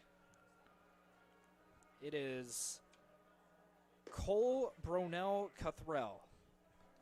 That's a lot better than I thought you were going to say. Yeah, I mean, he leads this Kalamazoo team in appearances with 12. He's pitched a lot in MIAA play as well. He's thrown 5 times already. Looks like a really good arm, though. He's got a 1.2 whip across 15 innings, just 12 strikeouts. Yeah, you said it's sort of a sidearm lefty. It's kind of similar. I mean, he wears number 51, kind of like Chris Sale, multi-time Cy Young winner, currently for the Atlanta Braves. Very similar arm action that, I don't know if it's high sidearm or low three-quarter. I don't know how to characterize that. But typically, if you see an arm path like that, you're going to see two-seam fastballs, sliders, and changeups. You're not going to see any vertical moving pitches outside of a changeup. That's just not physically possible to manipulate a baseball to do that from that angle. So for the Bulldogs, they have 9-1-2. It's Boyke, Willitson, and Bruder. First two guys, Boyke and Willitson, have their hands full in a left-on-left matchup. The ball's going to be coming from behind him. Yeah, it looked like he had a lot of pace on these two, so it's going to be firm. It's going to get on you. This is not a fun at-bat. It'll be Boyke leaving it off. He'll take a first pitch slider down in the dirt. Boyke singled his last time up. That was in the fourth. Looking to get the Bulldog offense going. He'll take a backdoor two-seamer that catches the outside corner, leaving it up at 1-1.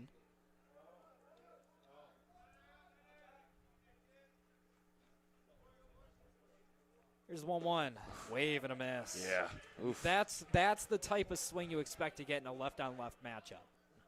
Now, Bruder's due up third in this inning. I would like to see his at-bat. Got to imagine it fares a little bit better than what we're kind of expecting. Not that we're counting our guys out, but this is just a tough at-bat for any lefty. That's, oof. You watched that all the way to the mitt right there. So it's a good take by Boyke. He'll run it to 2 balls, 2 strikes.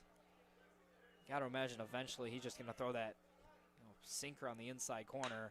Goes back to the slider, chops it. It'll end up just foul. Give credit to Boyke. He's putting together an at-bat here. Staying alive and see another. That's all you have to do. I say that's all you have to do. Easier said than done, but Willitson, it's also helping Willitson on deck. He's seeing a lot of these pitches. Maybe Boyke can relay some information to him as well. I think it's one of those things that you just got to be in the box to be able to, see it. I don't know how good it's doing for Willitson to stay in the on-deck circle. That's just going to be timing. But to actually see the spin out of the arm, I mean, that's a whole different story. But give credit to Jack Boyke putting together a really good at-bat. He's ran it full. So Bruno Cuthrell comes set. Full count offering, swinging a fly ball left field. Left fielder going back. He'll back up some more and eventually put it away. 1 up, 1 down here in the Bulldog half of the 7th. It's a really good at-bat regardless of the outcome. 7 or 8 pitches there. He's fighting and then finally took one of those the other way. Hit it fairly well. Just got a little bit underneath it. That's the right approach. You want to keep the shoulder in, try to shoot something to left, hopefully on a line. Boyke got a little bit under it. And a guy who, obviously he's got a little bit of buggy whip in the bat, but not a guy you want to be lifting the ball consistently. His first pitch breaking ball misses down to Brendan Willitson, who's been quiet here in game 2. 0 for 3 on the day, a couple of groundouts and a flyout. The 1-0. Dotted fastball outside corner. Even things up at 1-1. Willitson started today off with a single. He's gone 0 for his last 6, so leadoff hitter more of in a little bit of struggle spot. Now he's in a hole 1-2. He'll take a 1-1 fastball. Definitely a pitcher's call, bottom of the zone. Well, credit Bruno Cuthrell for spotting it where he wanted to. Another one lifted into left field. Pretty much the same spot Boyke hit his, and the left fielder's over, put the squeeze on it. So 2 batters, 2 similar results for the Bulldogs. That'll bring up Nick Bruder looking to turn things around. Yeah, let's see if the righties fare a little bit better than the lefties. Well, Bruder back in the 3rd, hit a base hit through the right side. Later came around and scored. Flew out his last time up. He'll take a first pitch fastball for a ball. Now, even though you have the platoon advantage here, it's still just a funky look for any righty, especially throughout the day. You're just seeing over the top, over the top, over the top. Now, all of a sudden, you're trying to face someone throwing the ball about 3 feet off the ground. Count is 1 ball, 1 strike. Here's the pitch to Bruder. Swinging a fly ball, center field. Kerr is over. He'll put the squeeze on it, and that'll do it for the 7th. Bulldogs go down 1-2-3. They trail by 7. Kalamazoo coming to bat in the top of the 8th here. Looking to become a future Bulldog and get recruited by Adrian College? Do you display characteristics of tenacity, drive, and determination? With over 50 teams on campus, there are plenty of opportunities to further both your athletic and academic career. For all recruiting inquiries, head to www.adrianbulldogs.com and click on the Recruit Me tab at the top right of your screen. Your future with the Bulldogs is closer than ever.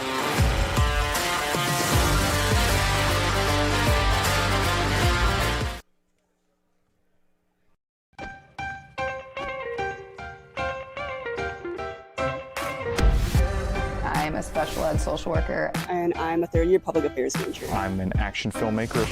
Jevi is like a consolidated platform where I could have focused information in a couple swipes. You can be another small voice that adds to a beautiful space. That's what I'm here for.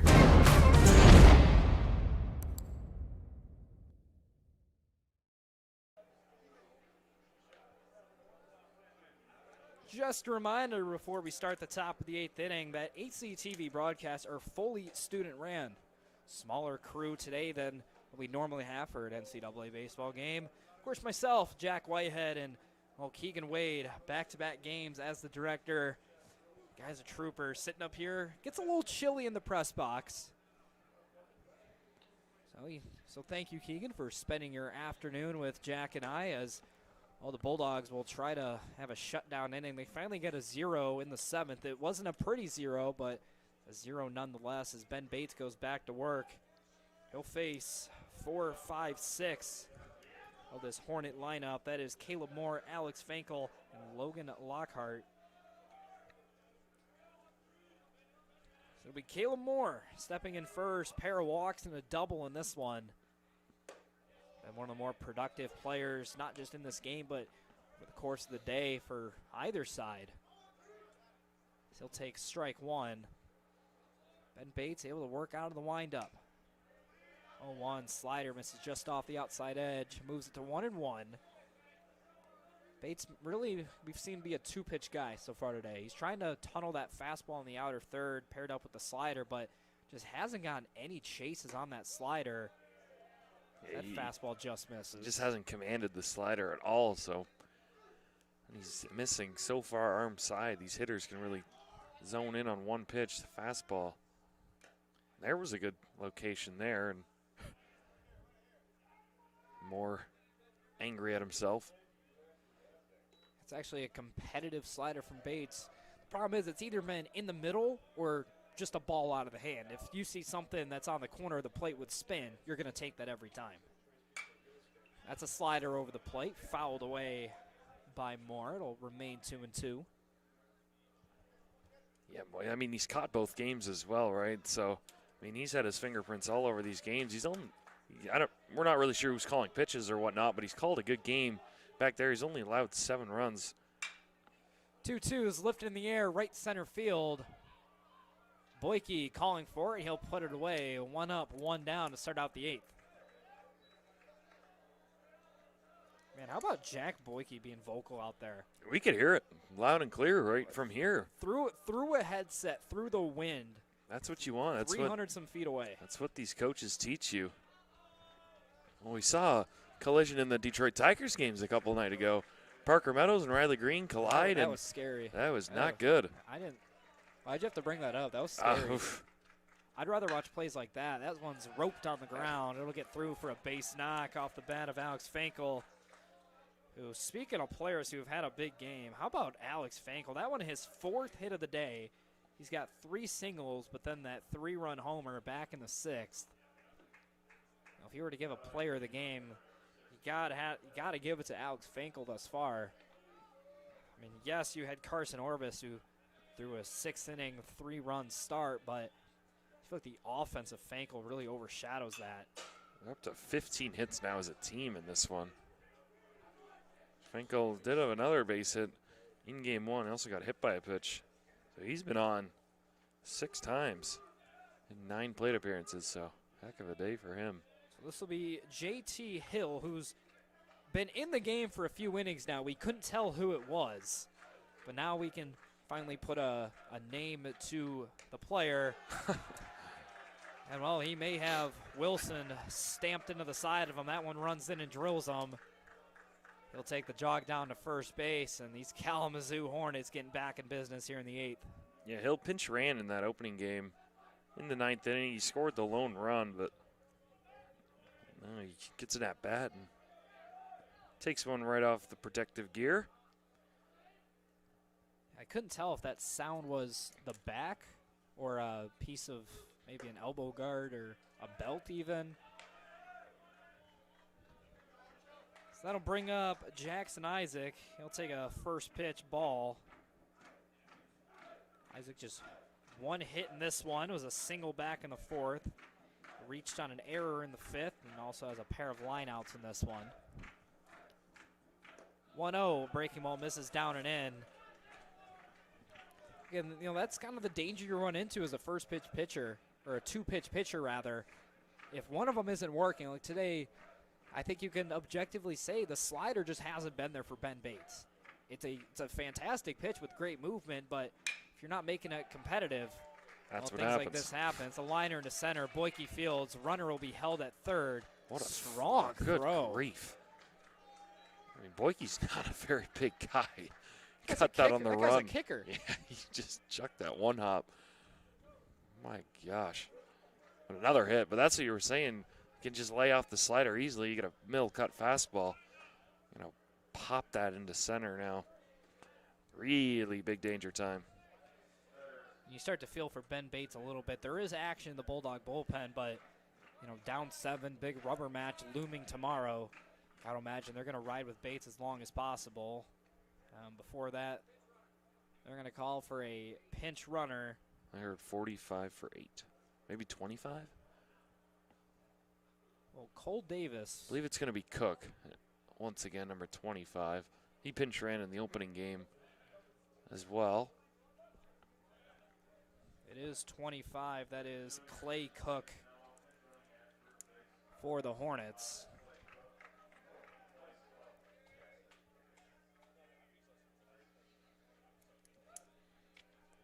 So the bases are loaded. Bulldogs are a ground ball away from getting out of the 8th. It's going to be Jack Friesen. So far today, pair of singles, fly out, and a ground out. He'll take first pitch upstairs. So Bulldog defense in double play depth. Corners even with the bag. Middle is pinched. Bates works from the windup. Wave and a miss. It was an elevated slider, caught a lot of play, but the movement on that pitch enough to get a whiff. So 1 ball, 1 strike. Here's the pitch. So a ground ball, Taylor made to Bruder. Fields at the waist, throw to second for 1. Back to first, and it's a double play.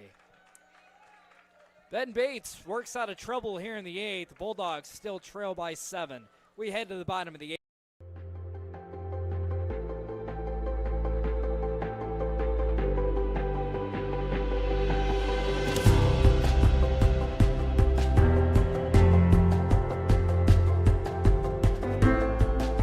The diploma you will receive symbolizes your efforts and distinguishes you as a highly educated person, learned in the arts and sciences and prepared for a life of achievement and great accomplishment.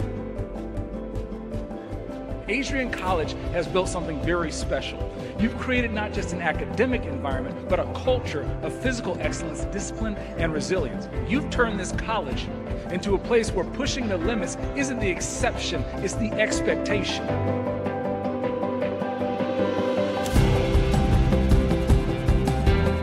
We leave here with countless memories, loyal friendships, and moments that have shaped our character far beyond what we could have imagined when we stepped onto campus. So now, class of 2025, we've come a long way, and I know as we step into this next chapter, we'll step into a new exciting adventure. I know we will do so in faith, in confidence, and in gratitude. Thank you guys, and congratulations, Adrian College, class of 2025.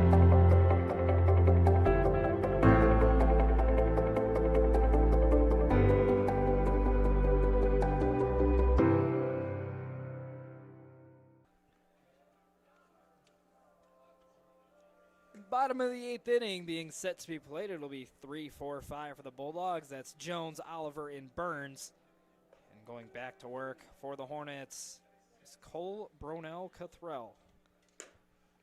Sounds right. I'm not sure if you're saying it right, but I'm definitely not.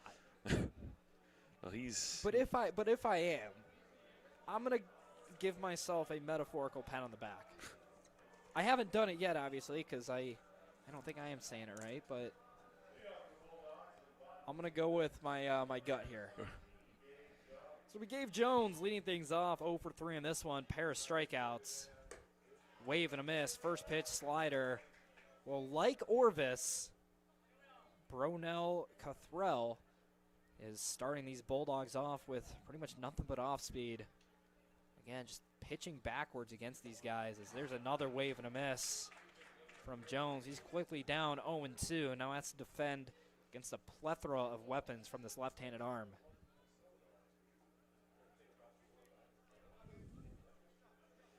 So he comes set, works third base side of the rubber. The 0-2, another slider. This one didn't make it back. He'll push it to 1-2. Now or never for the Bulldogs. You only got 6 outs to play with, trailing by 7 runs. Got to get leadoff guys on. This one grounded, fair ball. Down the first base line, Jones rounding first. He'll be content with that. He'll stay put at first for a strong throw by Newland and Wright. But the Bulldogs get a leadoff base runner here in the 8th. Rally starts with 1. There's your base runner. Now you just got to start some chaos on the bases. You got a nice string of righty hitters. See if they can get something going against this lefty. So Christian Oliver steps in. He'll take strike 1 on the outside corner. Oliver with one of the few Bulldog RBIs. He singled one in back in the 3rd. Also has a ground out and a strikeout in this game. Next pitch, another called strike on the outer 3rd. Oliver frustrated with himself for letting that one go. He knows that's probably one of the best pitches he's going to see in this at-bat. So now down 0-2. He's got to dig in and battle. He'll take a back foot slider that will almost hit the back foot. Count will move to 1-2.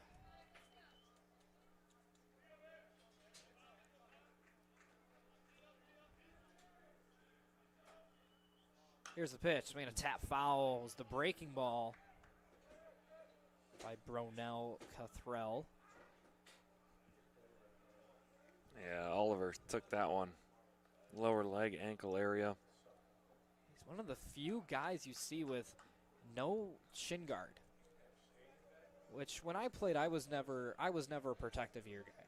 Granted, I wasn't facing the level of velocity these guys are. I was seeing mid-7, low 8s at best. Oliver takes a breaking ball that misses. So every time I see a guy just decked out in, elbow guard, hand guard, shin guard, face guards, that's pretty normal. Good take. 2-2, misses just out. And he'll run it full. I could have probably used a face guard because I think I may have lost some IQ points over the years.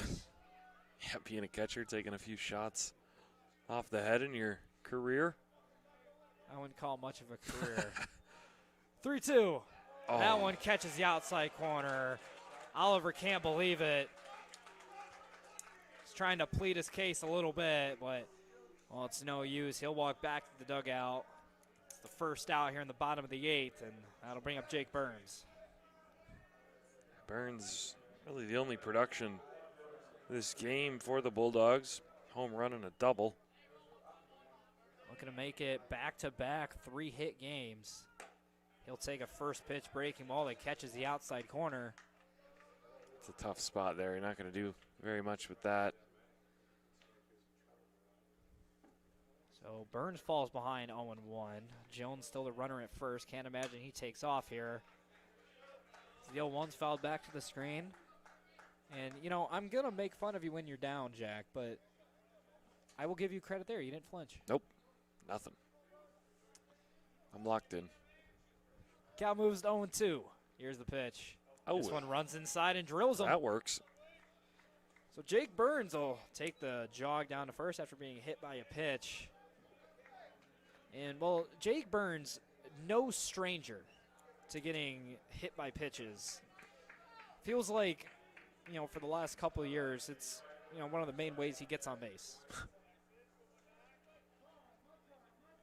Yeah, last season, Jake Burns, in 120 at-bats, he was hit by 19 pitches last year. Just to give you some reference, impressive. Second place on the team was Ryan Davis with 8. Oof.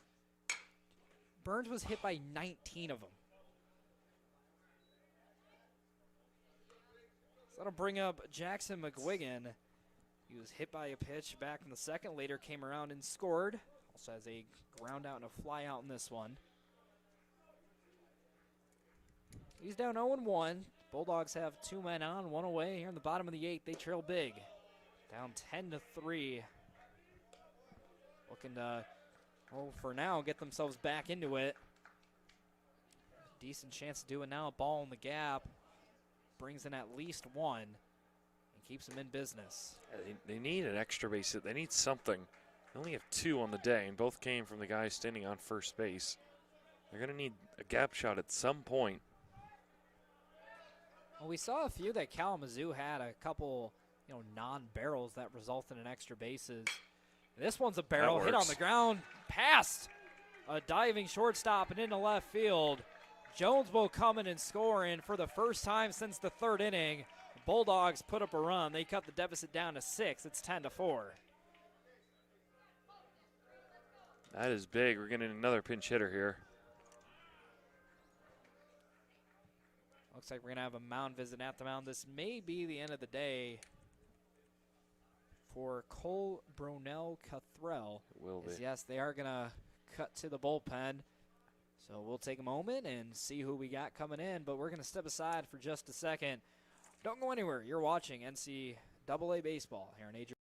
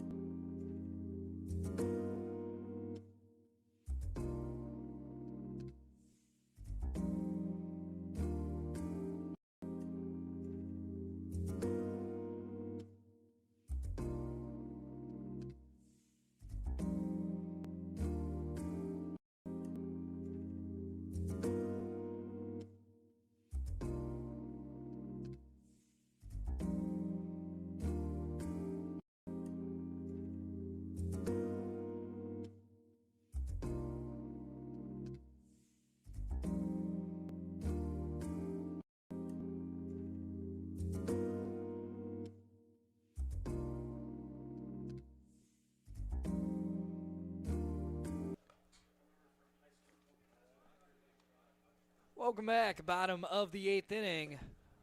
We have a pitching change for Kalamazoo. It is It is Dylan Hernandez. Dylan Rodriguez. Dylan Rodriguez, Yeah. sorry. No, Rodriguez, 10 appearances, excuse me. He's only thrown 8 2/3 innings. He's pitched a third of an inning 4 times. He's only gone over 1 inning twice.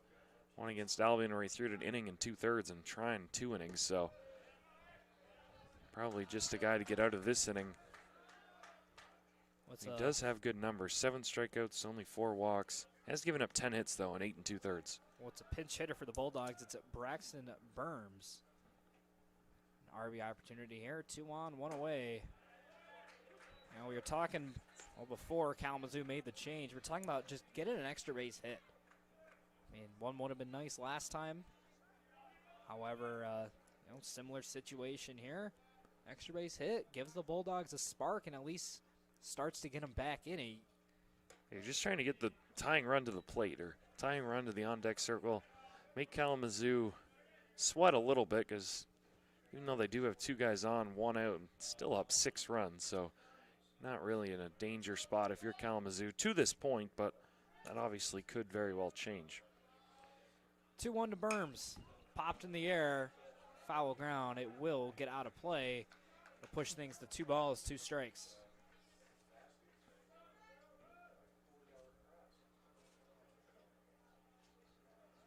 Well, Burms this season is very limited plate appearances. This is just his 4th of the season.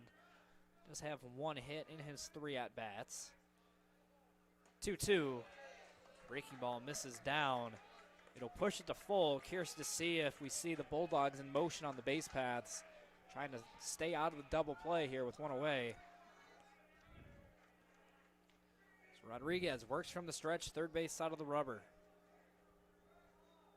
The 3-2. Swinging a ground ball left side. Fielded by the shortstop, but he's going to have no play. It'll be an infield hit for Braxton Burms, and the Bulldogs remain in business here in the 8th. They're loaded with just 1 away. I think we're going to get a pinch runner as well. It'll be number 15. Gavino Gomez will take over. Well, that ball not hit particularly hard off the bat, but Priesting had to go very deep in the hole. Friesen tried to play it on the short hop. It skipped over his glove, but Priesting was there to stop from going to the outfield. But by the time he got it, didn't have any plays anywhere, so he just decides to eat it. Now the Bulldogs trail by 6th. It'll be Rolando Jimenez. It's been a quiet day thus far, well, at least offensively. First pitch popped in the air. It'll get out of play. Yeah, this is the prime time for a gapper. Bases loaded. Get something. You gotta get this to within 3. You got the top of the order coming up after Boyke, so they can get a base hit here. Starts to put some doubt in Kalamazoo. 0-1 is waved on and missed. Great slider by Rodriguez. Started at middle, finished down and out. So now Jimenez once again finds himself in a 2 straight count, but I feel like he's one of the guys where it doesn't affect him too much. Here's the 0-2. Fastball called strike 3.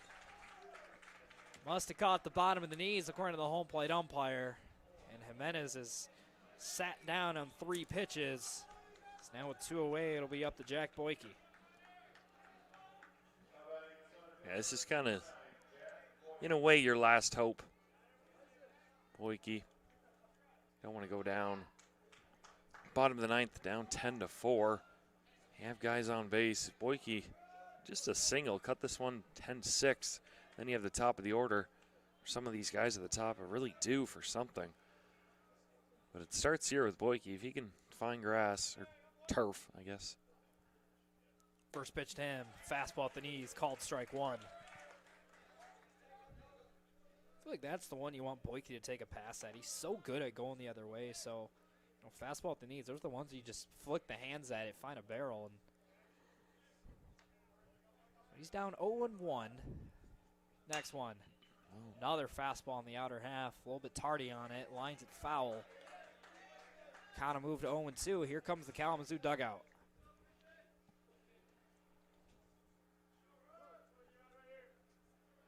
Boyke's pretty comfortable in these spots, though. 0-2. Climbs back in. Rodriguez set. Checks the runner, the 0-2. Oh. Tried to paint the outside corner, just missed with it. Good take by Boyke. He'll buy himself another. Close pitch there, but still 1-2.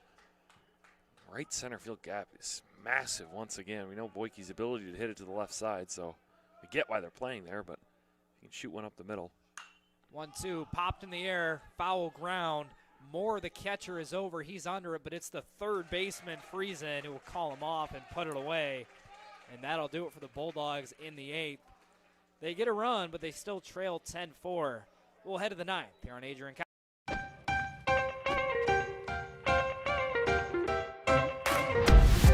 I'm a special ed social worker. And I'm a third-year public affairs major. I'm an action filmmaker. Jevi is like a consolidated platform where I could have focused information in a couple swipes.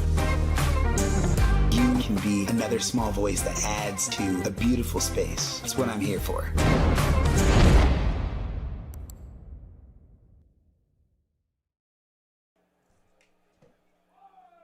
Looking to become a future Bulldog and get recruited by Adrian College? Do you display characteristics of tenacity, drive, and determination? With over 50 teams on campus, there are plenty of opportunities to further both your athletic and academic career. For all recruiting inquiries, head to www.adrianbulldogs.com and click on the Recruit Me tab at the top right of your screen. Your future with the Bulldogs is closer than ever.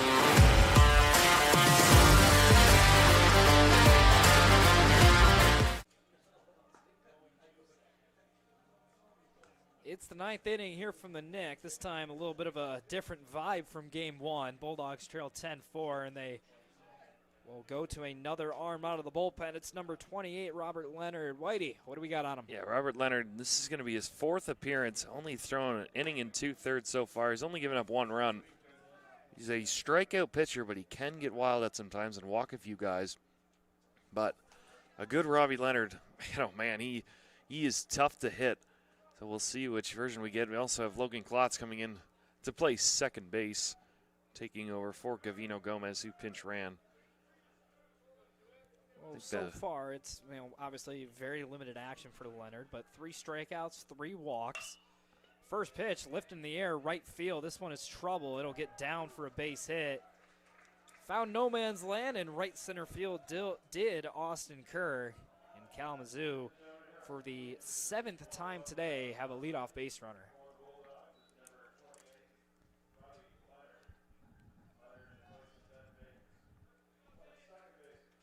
So Austin Kerr and his speed are aboard to lead off the 9th. Can't imagine we see him try to take second here. I mean, 6-run lead is pretty comfortable. Yeah. Even against a lineup like Adrian's, they do have 10 hits today. It's not like, they're getting shut out and the alarm bells are ringing, but this one's lined into center field. It'll get down for a base hit in front of Boyke. Runners go station to station. It'll be first and second, nobody out.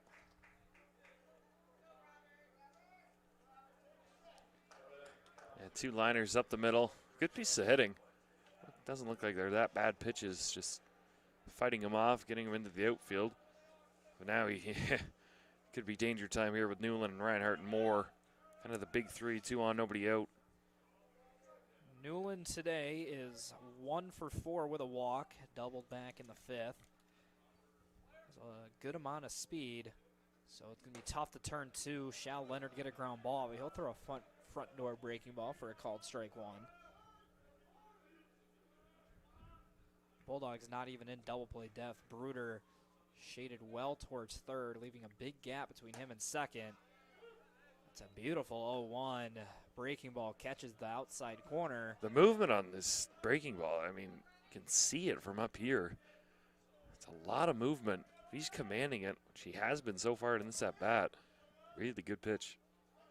Here's the 0-2. Breaking ball runs inside, almost catches Newland. He'll bend out of the way. Count moves to 1-2.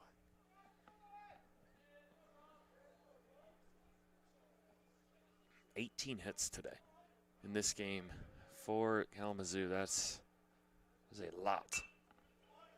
1-2's flung foul down the first base line. You know, I may not be a mathematician, but 18 hits over the course of 9 innings comes out to, I believe, 2 hits an inning.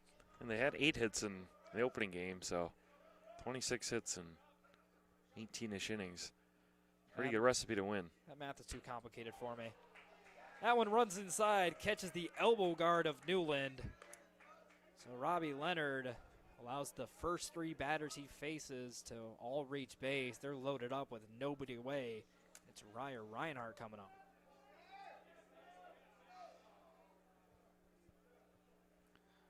Reinhardt already a pair of RBIs on the day. Singled one in the first, doubled one in the 5th.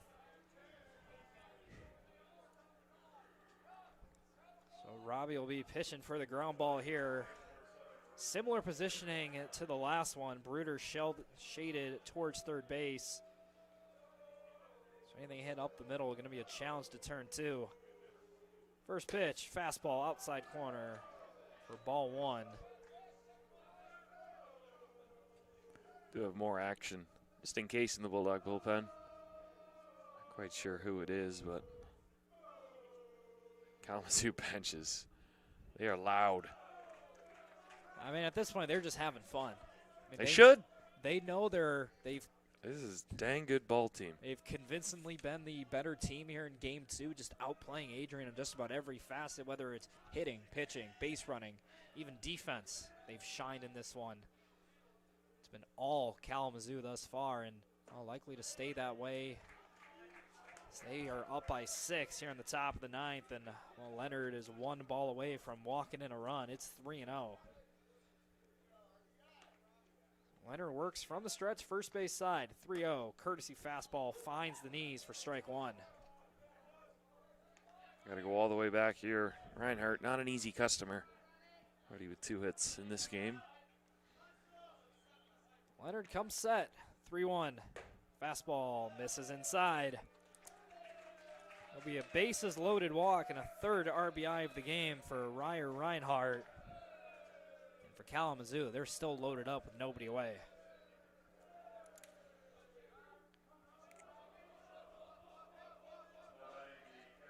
So since Leonard has entered, it went single, hit by pitch walk. He's yet to record an out, looking for his first here against Caleb Moore. Throw a front door breaking ball, catches the inside corner for strike 1.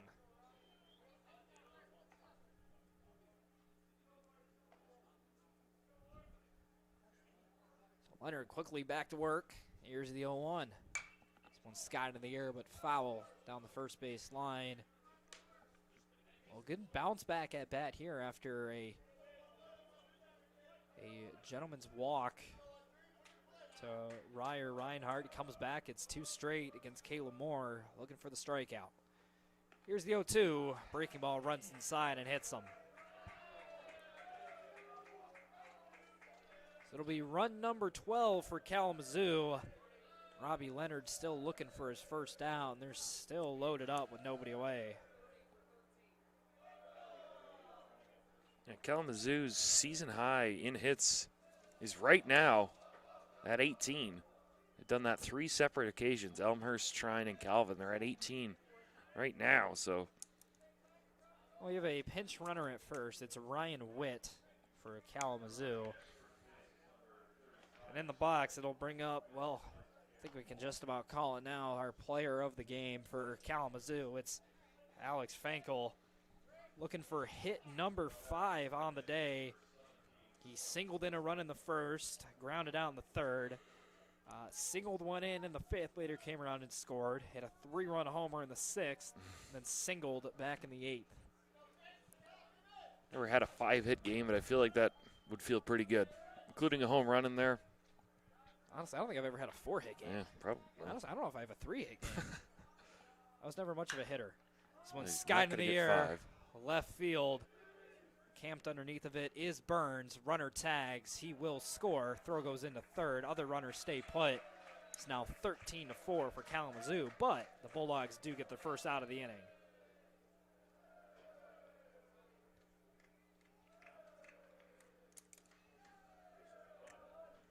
Well, we were talking about how good of a day Alex Fankel's day has been.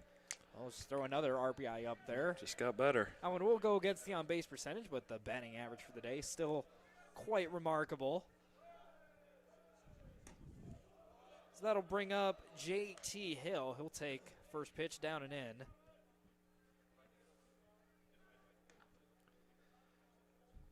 So Leonard comes set. Double play still in effect for the Bulldogs. Hill comes in with a 2.86 ERA average. He's appeared in 18 games, but he hasn't started in any. So more of a pinch runner type guy, which we've seen in both of these games. He's getting another chance at the dish here. He'll sky this one out the left. Burns has a beat on it, drifting to his right. Reaches up. He'll make the grab. So after 5 straight base runners, it's back-to-back outs for Robbie Leonard, and is now 1 out away from getting himself off the mound.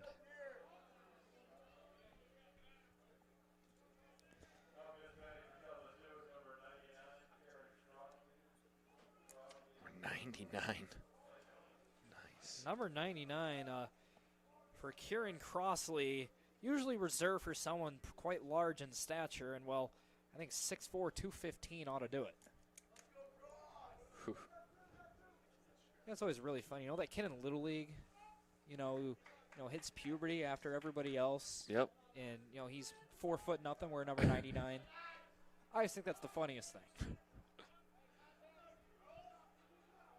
So Leonard looking to get back in the dugout.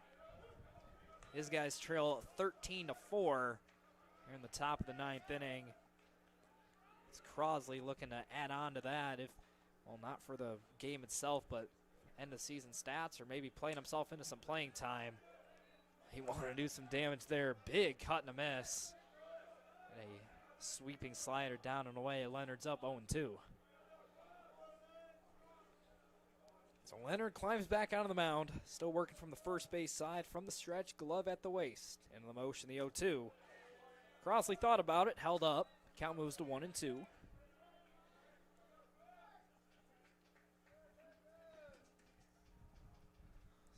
Leonard comes set, Jones set up away. The 1-2. Fastball paints the outside corner for a called strike 3. So after a long top of the 9th, Kalamazoo puts up 3.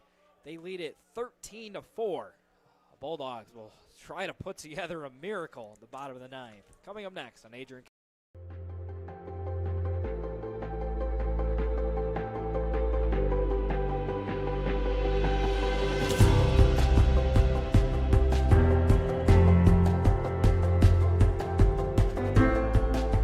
The diploma you will receive symbolizes your efforts and distinguishes you as a highly educated person, learned in the arts and sciences and prepared for a life of achievement and great accomplishment.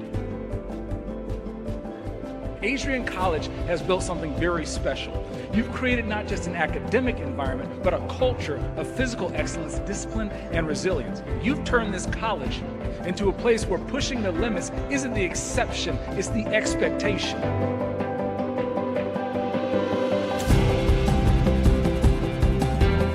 We leave here with countless memories, loyal friendships, and moments that have shaped our character far beyond what we could have imagined when we stepped onto campus. So now, class of 2025, we've come a long way, and I know as we step into this next chapter, we'll step into a new exciting adventure. I know we will do so in faith, in confidence, and in gratitude. Thank you guys, and congratulations, Adrian College, class of 2025.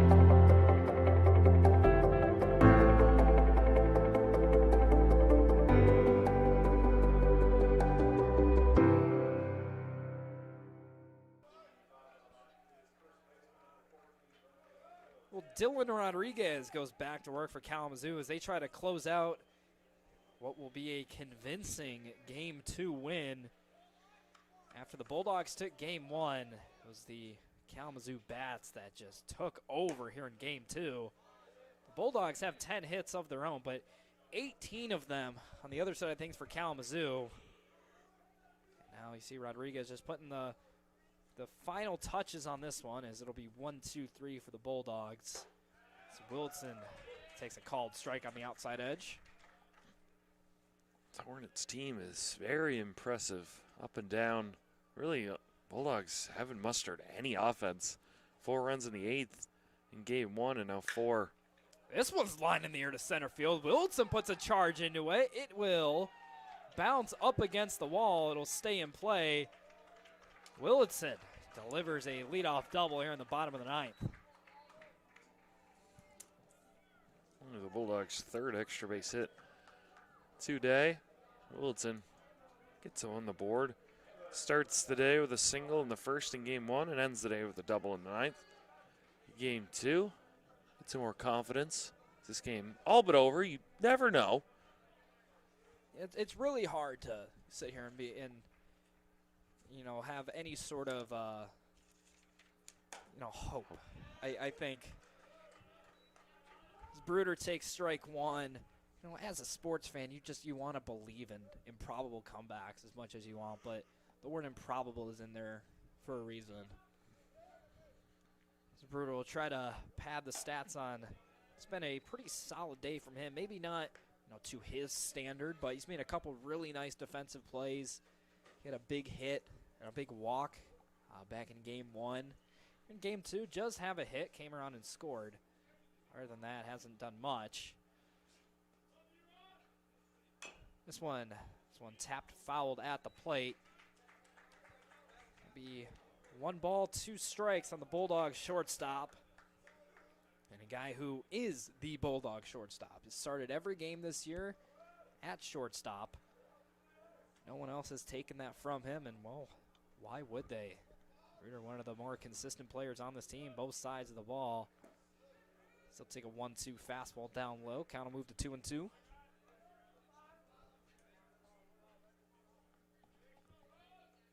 Rodriguez climbs back out of the mound, gets the sign he wants. Comes set, checks on Willitson at first. Here's a 2-2. He's going to foul back to the screen. Even in a 9-run deficit, these Bulldogs still trying to put together the best at-bats they can. It's Bruder battling here. There's a big hole through the left side. If he's able to get around on something, the middle infield for Kalamazoo is pinched up the middle. First baseman Reinhardt well off the first base line. 2-2, fastball misses up. Bruder, when he, took over the starting job as a freshman, the book wasn't quite on him yet. He was getting a lot of pitches, middle to outer third of the plate. Really the last couple of years, the book's been out on him. You got to try to bust him in. It's really one of the only chances you have is that one misses down and out. Great at bat from Bruder. But if he does have a weakness in his swing, it is that, fastball in. It's one of the toughest pitches to hit in baseball. If you're not sitting fastball, it's really hard to get around on anything with velocity on the inner half, especially playing in Michigan. Even on a day like today where it's considered fairly warm, if you catch one off the handle, it is still not comfortable. So that'll bring up Gabe Jones. Jones singled his last time up down the first base line. He'll take strike 1 at the knees. Jones with a pair of strikeouts in this one. Not the only Bulldog to strike out multiple times in this one. Christian Oliver joining him there. Casey Finn as well. Wave and a miss. Sharp breaking ball. Really one of the nastier ones we've seen today. That thing's starting middle of the plate. Ended up just about over that chalk, the left-handed batter's box. Especially when you tunnel up with that fastball. Real tough combination for any hitter. Jones in an 0-2 hole. Here's the pitch. Fastball misses up and out for ball 1. Good take there from Jones. Got to get back into this count. More than likely going to see one of those off-speed pitches down. You got to think the breaking ball's coming here. Either get a whiff or a ground ball if you're Rodriguez. Threw it up in the zone. Didn't want it there. Let's rule the ball. Count moves to 2-2. The last thing you want to do if you're Kalamazoo is get another arm up in that bullpen. Tax one for tomorrow because you can't get out of this inning. 2-2, swing and a miss. It was a breaking ball in the dirt. Got Jones to chase his 3rd strikeout of the game. Also the 3rd for Rodriguez. And that will bring up the cleanup hitter, Christian Oliver. Single to run back in the third. Also has a ground out and a pair of strikeouts to his name today. The power hitting first baseman / DH for this Bulldog team. Hasn't found the barrel yet. This one skied in the air, shallow right field. Now coming in is the right fielder, Newland. And I'm so confused. I'm not sure what the umpire just signaled. I can't tell if he's motioning out or on the transfer. I think it is out. Regardless, Willitson did a nice job tagging regardless.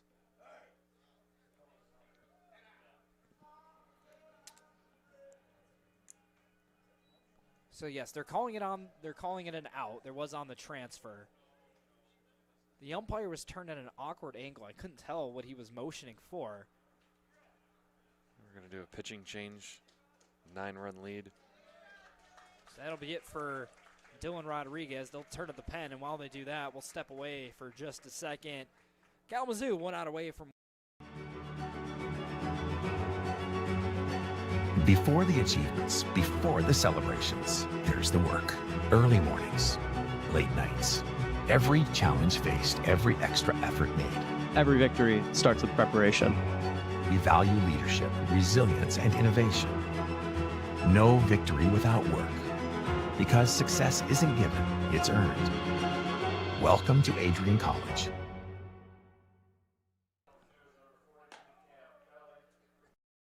The Adrian College Media Production House provides opportunities for students to learn and grow live on the airwaves, just like Matt Kibbe. I've gotten a chance to create a relationship with coaches and teams and learn more from people instead of trying to teach myself something. Got an opportunity to expand my knowledge of sports, hone in on my skills as a broadcaster, learn about equipment in different ways. You get more of a connection with professors as well. Providing opportunities, growing leadership. The Adrian College Media Production House. Thanks for tuning in. Gonna be something obscure. Welcome back. Bottom of the 9th inning. New pitcher for Kalamazoo is number 47, Aiden Leidig. He's a right-hander junior, standing 6 foot 185 out of Brighton, Michigan. Yeah, Leidig, this is his third appearance. He's thrown inning in a third. Hasn't given up any earned runs, any hits either. He's only walked 1, struck out 2, is a .75 whip. He has also hit a batter, so I'm not really completely sure what the reason was to bring in a new pitcher with 1 out to go. Maybe it was a pitch count for the last arm, or maybe it's just you want to get Aiden Leidig some action. I think the second option is far more likely. In a 13-4 game, even with runners on, it's still not a pressure situation. You kind of read the body language from Kalamazoo. They're just kind of out there having fun. So, as a coach, if you can get a guy some time on the mound in game, not during practice, live scrimmages, it can only be beneficial to, the team as a whole, but specifically a guy like Leidig. Well, he does have a tough task. It'll be Jake Burns, who's been the pretty much lone bright spot for the Bulldogs on offense here in Game 2, despite the 11 hits. I'm not sure I've ever... It's a quiet 11 hits for sure. I think a lot of it's because it's mostly spread out. I mean, they had about 5 hits in the first 3 innings, but since that, it's been pretty slow, and maybe just 1 hit, with 2 outs and 1. I see a lot of people get worked up over that. You see a team that scores like today, they're 4 runs on 11 hits. You're like, oh, man, they didn't make those hits count. Yeah, but if you have a 2-out single, I think we're just going to move past that swing from Jake Burns. Kalamazoo dugout is not. They're still. It's the same guy who hit a ball straight away dead center field over the wall, though. Count is 2-1. Here's the pitch from Leidig. Swing and a miss. Blew the fastball by him. Another hitter where the elbow guard popped off mid-swing. So we'll take a second while Burns can get that one back on. That was a power 2-seamer running inside on Burns. I'm not sure he expected that type of velocity there. Probably not, because he was late. He was late. So count is 2-2 at Kalamazoo, 1 strike away. That one misses just in. Gosh. Half the Kalamazoo dugout was a step onto the field, ready to celebrate a win. Home plate umpire has other plans. We'll stick around for at least one more. Count is full. Lydik set the pitch. Another one tapped, fouled on the third base line. Burns staying alive. Having a good at-bat here, even if it may be in vain. Down 9, down your last strike. Burns climbs back in. The 3-2. Runs inside and hits him again. Burns has a word to say to Lydik. Yeah, we said it when he was hit last time. He was hit 19 times last year. This one his second of the game. You got to think in a 9-run game, Burns is he's still talking a little bit. He just motioned a thumbs up to the dugout. Don't think there was any intent behind that one. I don't think it's an intent thing. A lot of it is you're up 9 runs and he just got hit. He's had enough. Upper body, you know? One of the only Bulldogs to actually do something, so. As you can see in his head, I feel like there's maybe a bit of emotion when he was first hit. Because, you know, even in a 9-run game, taking a 5.5-ounce projectile at 80-something miles an hour to your left shoulder, that close to your head starts to, set off some alarm bells inside. There's another one that runs inside. Cal moves to 2-1. So Cal moves to 2-1. This is Jackson McGuigan, and he'll take ball 3 down and out. And Aiden Lydik is 1 ball away from walking in a run, just as saw the Bulldogs do in the top half of the inning. 3-1, fastball catches the knees. McGuigan was ready to toss the bat away. Instead, he'll have to climb back in. With the runners in motion, count is 3-2. Lydik set, looks in. Here's the 3-2. Fastball misses down. So Lydik walks in a run. Credit McGuigan with the RBI. That'll give a second plate appearance to Braxton Burns. But before that, we'll have another mound visit. And, yep, they're going to motion to the bullpen, so we're going to step aside while he gets warmed up. Bulldogs trail by 8 down to their last out here in Adrian College. Adrian College is a pinpoint like no other. With our 77 undergraduate degrees, 47 majors, and 21 broad fields of study, Adrian has a one-of-a-kind, hands-on learning experience for everyone. Do you want to visit the campus of Adrian College in person? Visit adrian.edu/campus-visit. Again, that's adrian.edu/campus-visit. Come take in the beautiful facilities at Adrian College for yourself. Ready to elevate your game? At Adrian College, our athletes strive for excellence on and off the field. Get involved in over 50 student clubs and organizations where your passions meet purpose. With innovative programs and personalized learning, our academics are designed to ignite your future. Experience vibrant student life, where community and connection shape your college journey. Adrian College, where you belong. Apply today and become part of the Bulldog family. Welcome to Adrian College, where we believe in educating both the heart and the mind. With over 100 innovative academic programs and 10 cutting-edge institutes, you'll find a path that's right for you. Join our vibrant community of over 50 athletic teams and discover why we're recognized as a U.S. News & World Report Most Innovative Institution. Adrian College, where passion meets purpose. Your future starts here.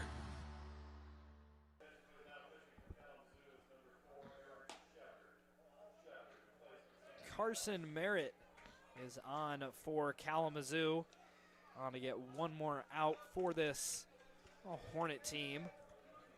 Bit of a longer 9th inning. There's been 2 outs for probably 20 minutes in real time, so this is... I've never seen 2 pitching changes up 9 runs, needing 1 out, but... Logan Klotz hanging an at-bat here. Bases are loaded, 2 away. First pitch, fastball, called strike at the knees.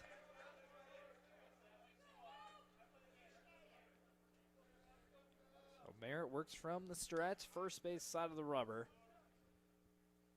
The 0-1, wave and a miss. Fastball in a similar spot. This one a little bit more elevated.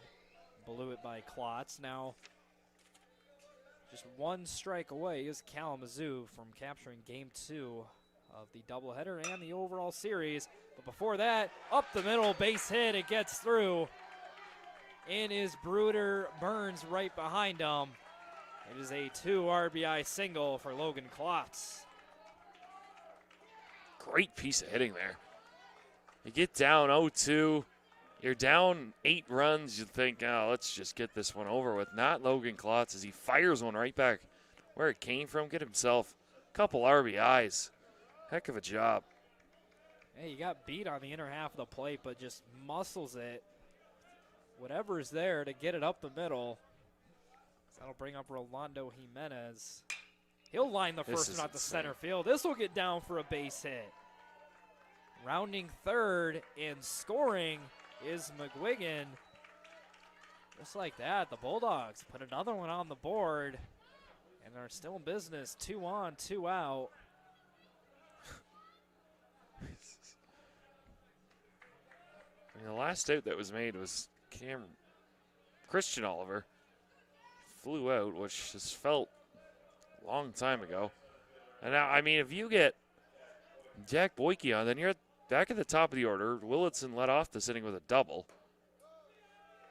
And I mean, I don't want to say the thing. You're on your third reliever, too, of the inning. This has been a wacky inning. So Boyke's ahead, 1-0. Merritt looks around the pitch. Fastball dotted outside edge.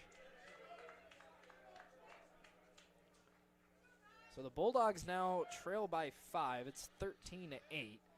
They're still a few swings away from really, starting to get your hopes up a little bit. But, back-to-back games with the Bulldogs, the bats come alive in the late innings.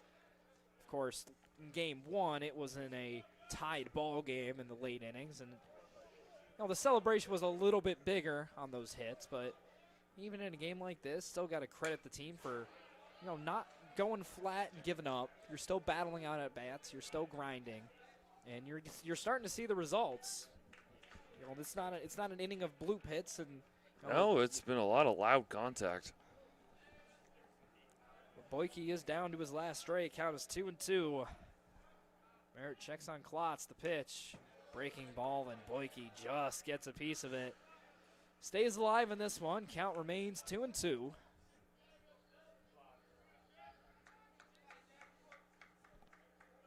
Merritt shakes, finally gets the one he wants. He comes set, glove at the chest. The 2-2 once more. Called strike 3 on a fastball just below the knees. Just below, it was on the dirt, I mean.